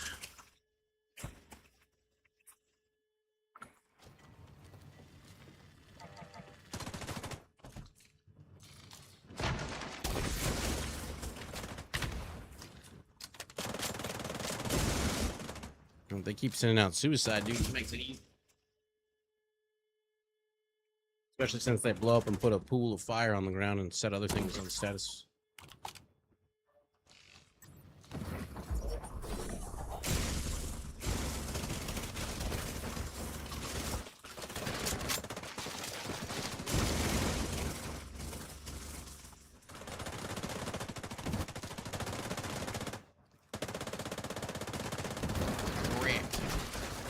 You know, I haven't got a single exotic item out of an escalation run in forever.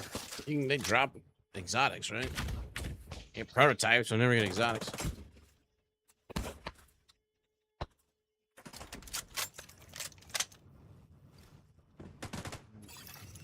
Data transfer completed.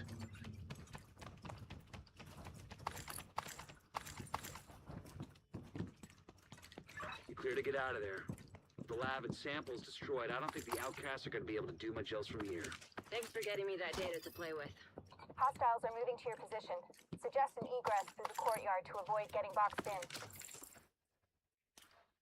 Pick up all my prototypes. I ain't leaving without my loot.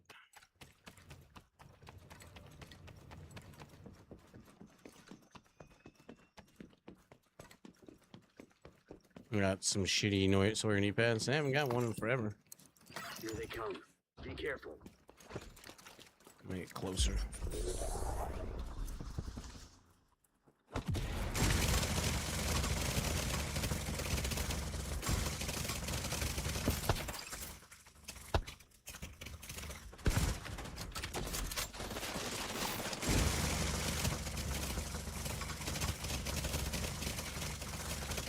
Exotics from pretty much any run is pretty slow, even if you're doing like countdown for a targeted loot for something.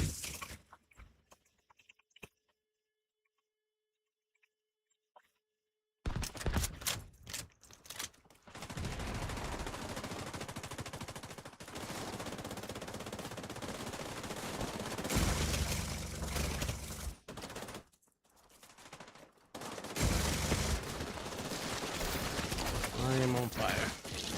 Probably very obvious. How do you trigger the event to boost on yourself? It's in your open up map. Go to oh, I can't see it on here. It's the one on the far end. Then you got to find the events. Ongoing. Open it up. Activate. Set. Fucking even notice this LMG over here. Oh, my teammates were over there. They all moved on the left side. Oh, I'm gonna get the high ground.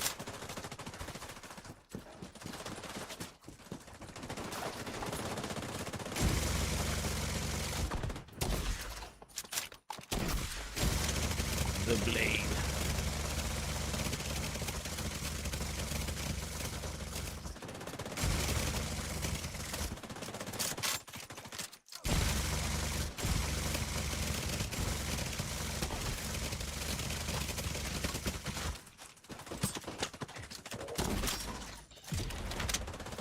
That's what I'm talking about. That's in that. You can turn it on from there. What do you mean? There's an activate or deactivate option.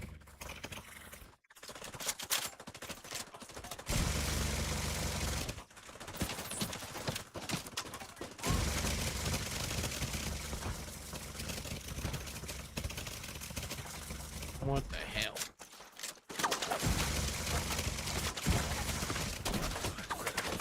Oh boy.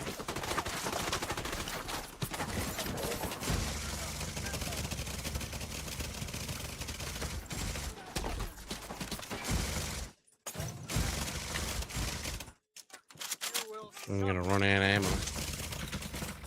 Last magazine.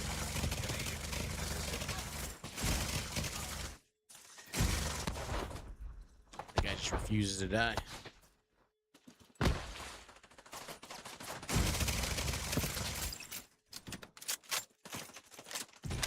Last 28 bullets.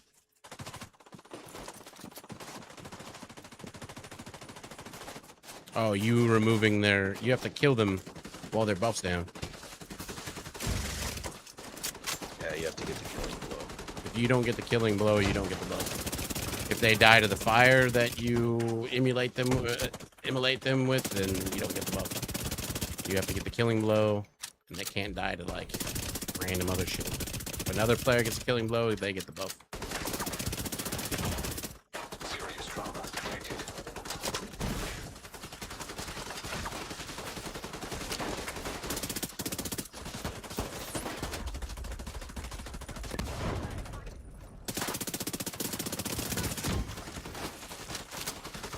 Agent down.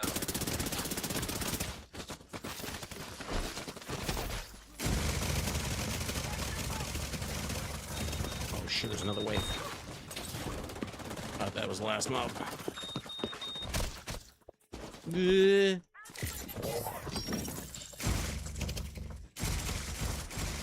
So you have to knock the shield off of them by hitting them with some sort of status.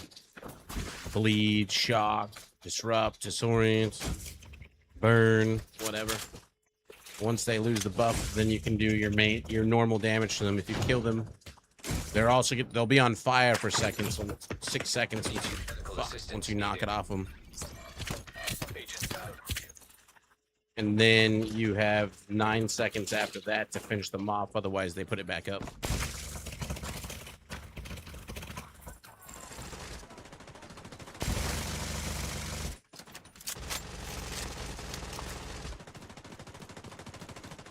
Because it recharges in 15 seconds after losing it.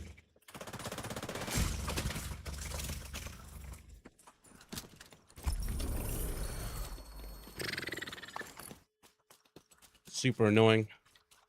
If you have like pieces of gear with Amalgam on them, then that gives you a chance to proc a random status effect on them, which will pop their shield, put their fire shield down, corrosive plating, whatever the hell it's called.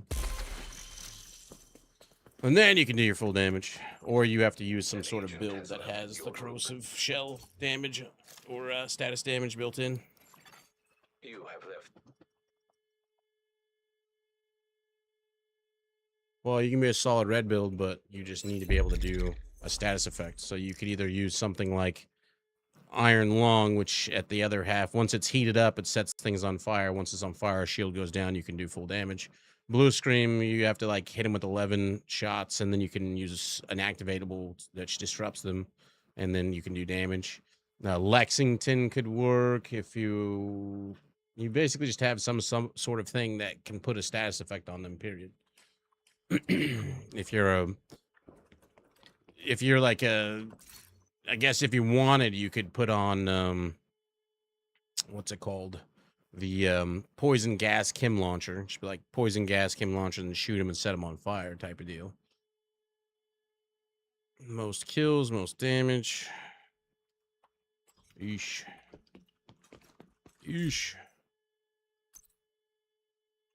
I tried out Pestilence. Pestilence doesn't remove the thing because Pestilence is not a status effect, but the Pestilence ticks do full damage. So you can stack up on them, and the Pestilence ticks seem to ignore everything and do damage, so it kind of works. But you still have to hit them with some sort of status effect to be able to put the damage in and then get the increase. Headshot damage. Weapon handling. See this one right here, Amalgam. Every bullet has a 1.6, and this is default. It goes up as you upgrade it by 2.2%. Chance to apply a random status effect, cooldown 5 seconds. So you sit there and burr them to death with a fucking Alejandro, and even if it's I've only got 2 pieces, it's 3.2% chance. At some point, they're going to get hit by some sort of status effect, then you take them down. Or the other people can apply status effects. The more I can level it up, the more it'll be able to do. Critical hit damage. Quantum weapon damage, explosive resistance.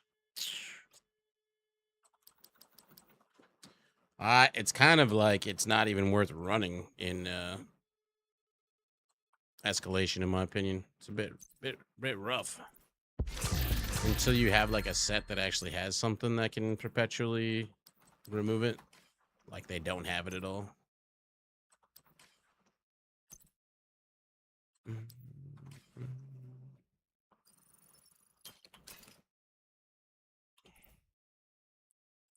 You're welcome. Pain in the tuchus is what it is, especially when it's on certain mobs, and it seems to go on their pets and shit too. And it even makes it so that you can't pop their like pouches, like their backpacks and their explosive packs on their hips and stuff. That seems to take more damage. If you can pop one of those, it'll hit them with a status effect typically. But yeah, it's a bit of a pain in the ass.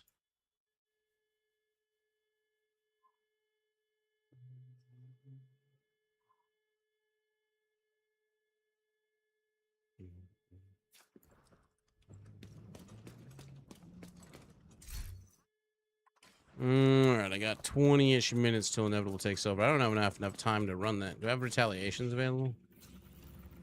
I got one. The hell? Have I not unlocked another one by doing all those missions we just did?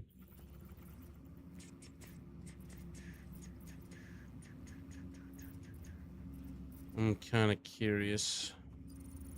I want to go use this in the open world for a second and see how often my amalgam hits. I don't think I can level it up yet. Tinkering station, protolab. That's not ready to go. I don't think any of these are gonna be ready to go since I just re-rolled some of them. I think only the backpack already had. Oh, I can level that one up. That's 1.9. Oh, so it gets 3.3% each one. Incoming backup request.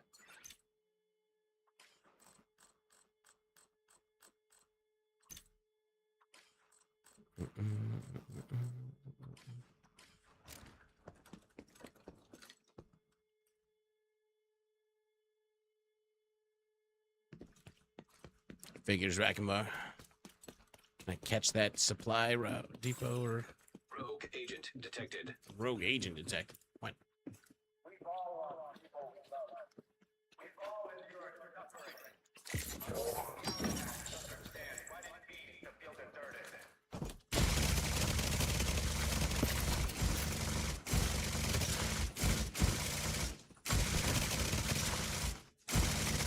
Those guys melt.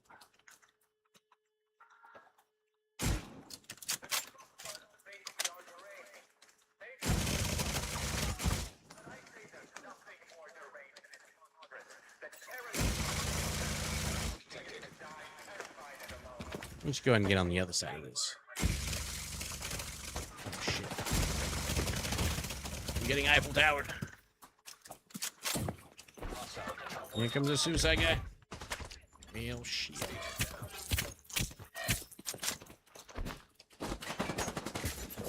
Better spot. Oh, not that much better. Holy crap, he died good. Oh, there's 2 rogue agents just chilling over there. Why is there just 2 rogue agents chilling over there? The fuck? Rogue agents can spawn in the open world just randomly?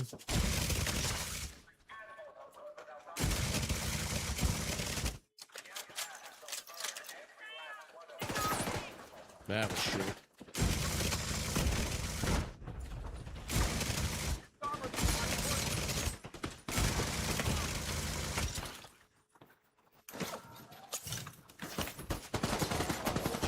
Not too bad.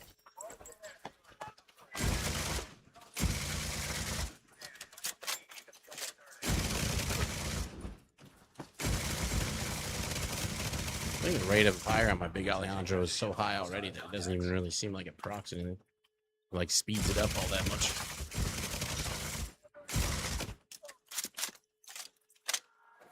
Oh, also when you take the shield off of him, it explodes. It does damage to stuff in the area around it.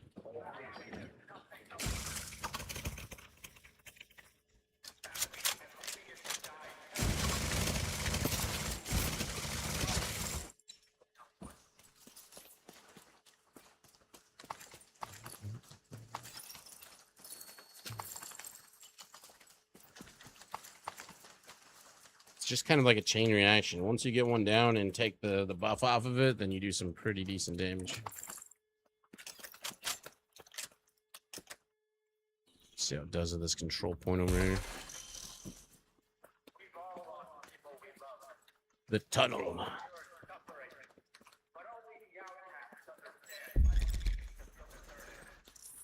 Next reward is unlocked.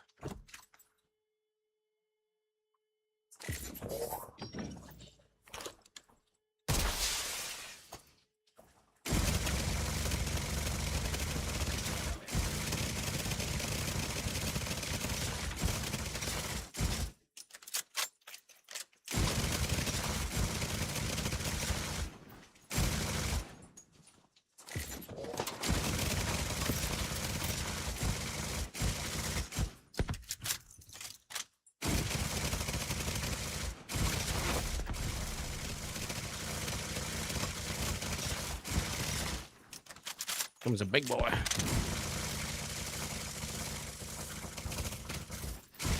He was a big boy.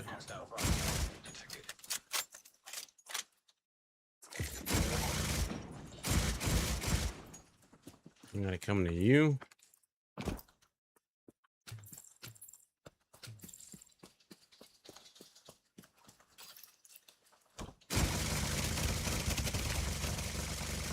Stand there hidden with your stupid buff.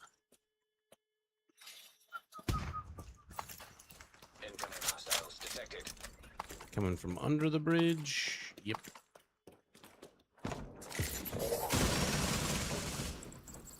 Let's hope they all run through that pool of fire. Thanks, friends. Next.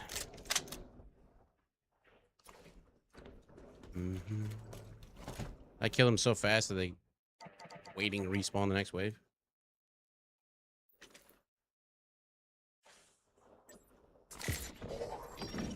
Oh, coming from that way. Picked up.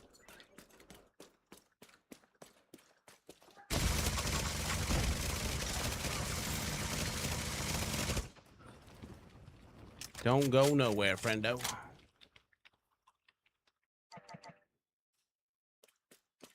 This way again.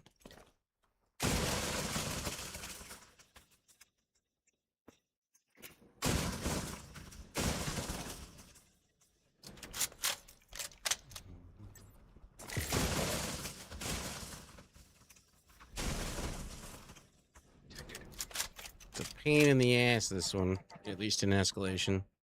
I don't know how bad it is in, like, Hands Down. Those other ones.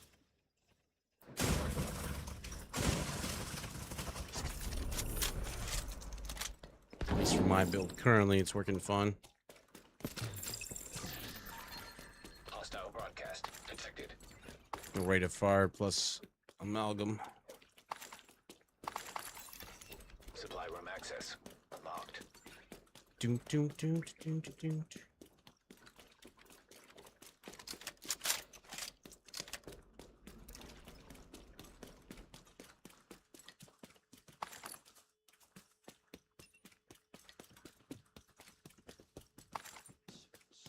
I haven't even have materials to give to you. If you're new to the game, if you didn't know, if you get 50-50-50, you can get the detection 2 perk up for 10 minutes. It's a specialization you have to put points into in the White House. A perk, if you will. Makes it so you can see, yeah, the outline of loot behind walls and just further away in general.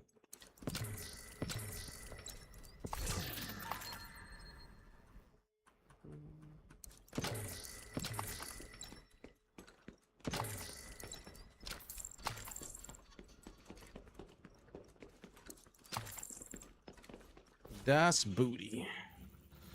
That didn't queue up a retaliation from them? I mean, this is Black Dust Zone, isn't it? Hostile broadcast picked up. It's Outcasts. Yep, so dang. Yeah, I've only got like 10 minutes or so until Inevitable's here.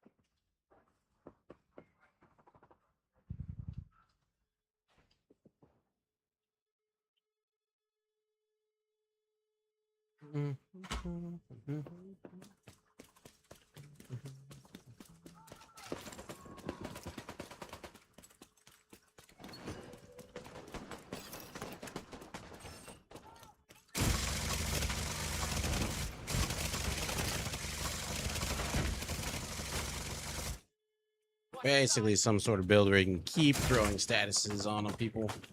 That's what you need. So Amalgam is pretty good for that. As other people were talking about, like an ongoing directive build, etc. Another challenge complete. 3 stars. I wonder if I'll be able to afford an exotic crate at some point. Sometime soon. Where's the... It's way over there.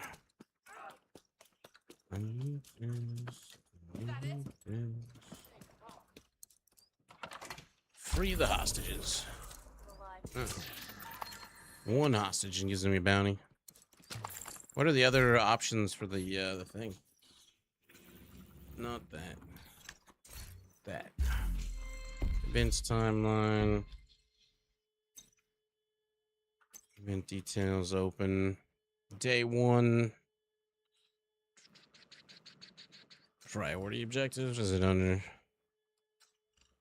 Where are the objectives for that listed?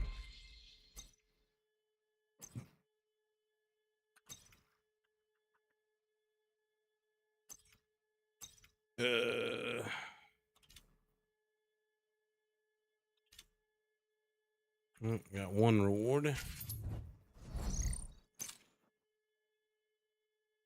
That one's in progress. There it is. View challenges. Day 1, eliminate corroded hostiles. You need 120 of those. Break corrosive shells using bleed status effect. My roly-polies or my hive was doing that. Eliminate corroded hyenas or true sons. So it'll eventually just get done.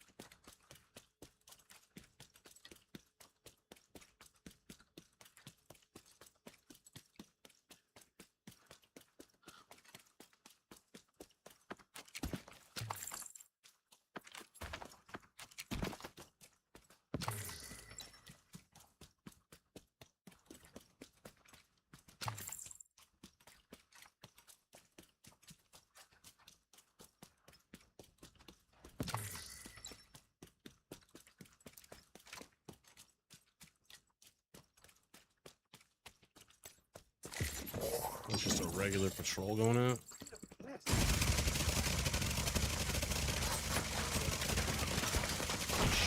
Some of them, right? Where the fuck you guys coming from?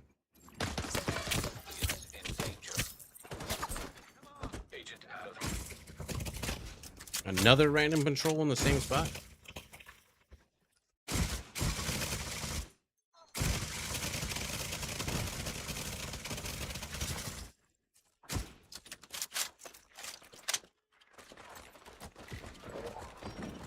I thought I was toast. What the fuck just hit me? Got the guy's exploding ammo pack that shot me from that far.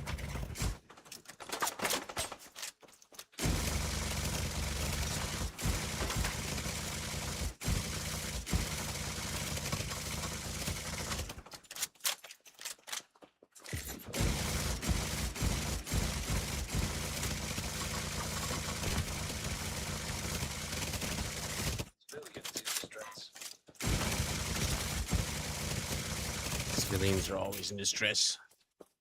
As well call for allies. Reinforcements en route.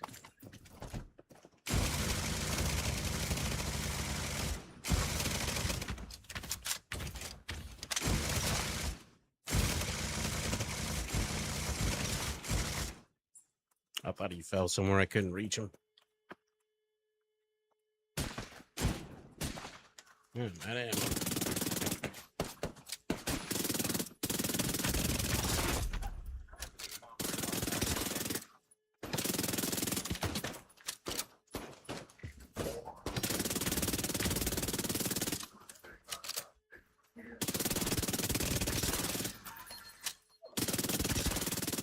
I got my trusty SMG.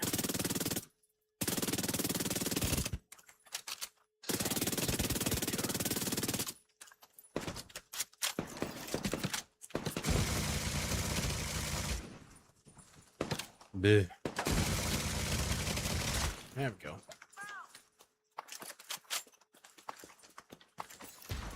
Incoming hostiles detected. Yeah, 600 rounds.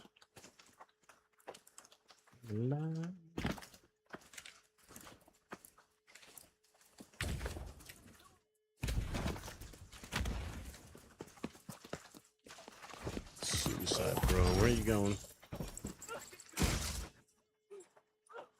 Oh, suicide on one of the NPCs.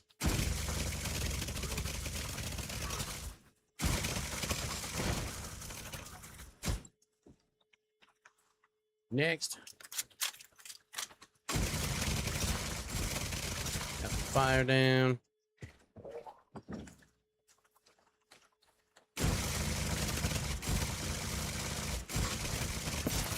Hell, any of the missions with those suicide bombers are pretty good. So you take the vest out and all the bombs run through it to catch on fire.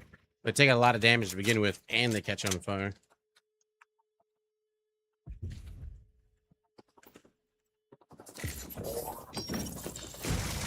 guys gonna come or can't see them.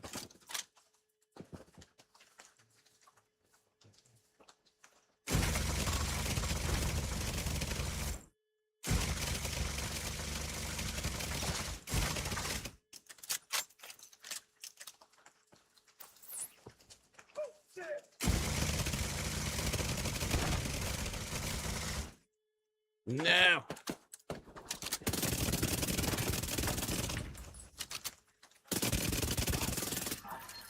Wally's on fire. This thing needs every single resource known to man.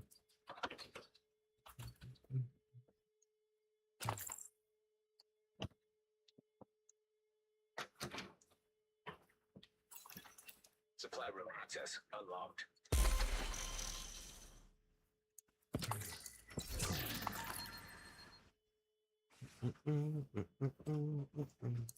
That's true, Rack.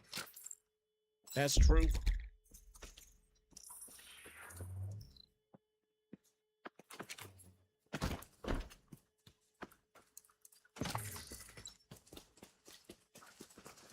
Let's see what I got available for you. You don't get enough XP for turning in this stuff. Even if you get them all the way up to like 100. Which I have enough to get it all the way up to 100 from 0. Let's see how much total XP. 25,000. 56,000. So 56,000 XP. All those turned in. Which is not that much considering a single mission is worth like 1 million.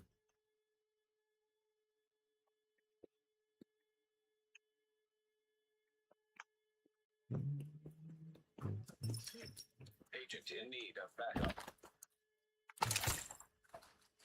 I don't think high velocity rounds would put a status effect on anybody. Ready? I'm gonna go hit up this elite.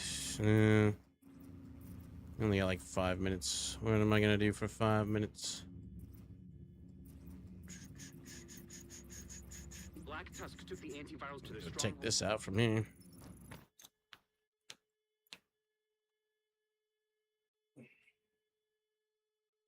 Easy enough. Civilians in distress. I'd do that.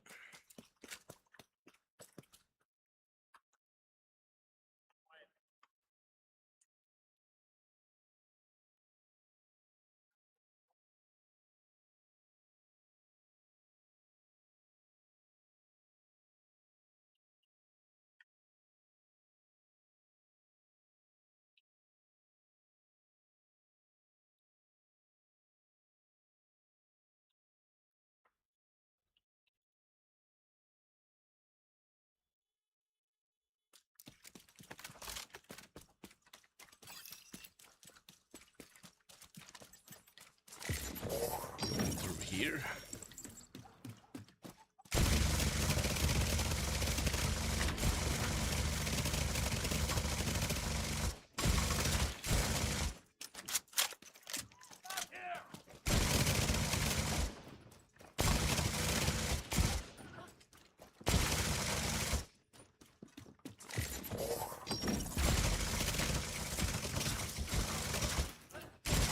Additional hostile contacts.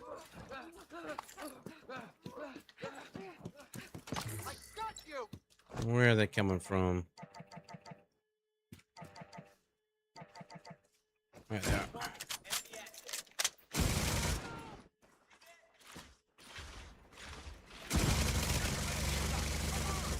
Smart shot. Is there a restore drone? I didn't know they spawn restore drones.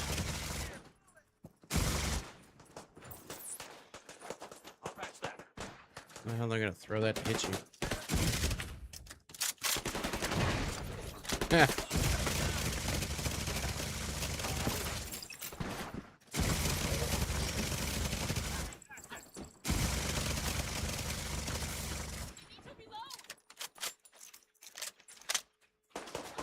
Try not to die.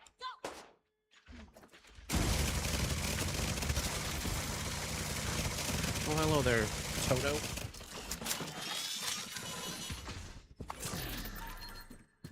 Talk to the hostage.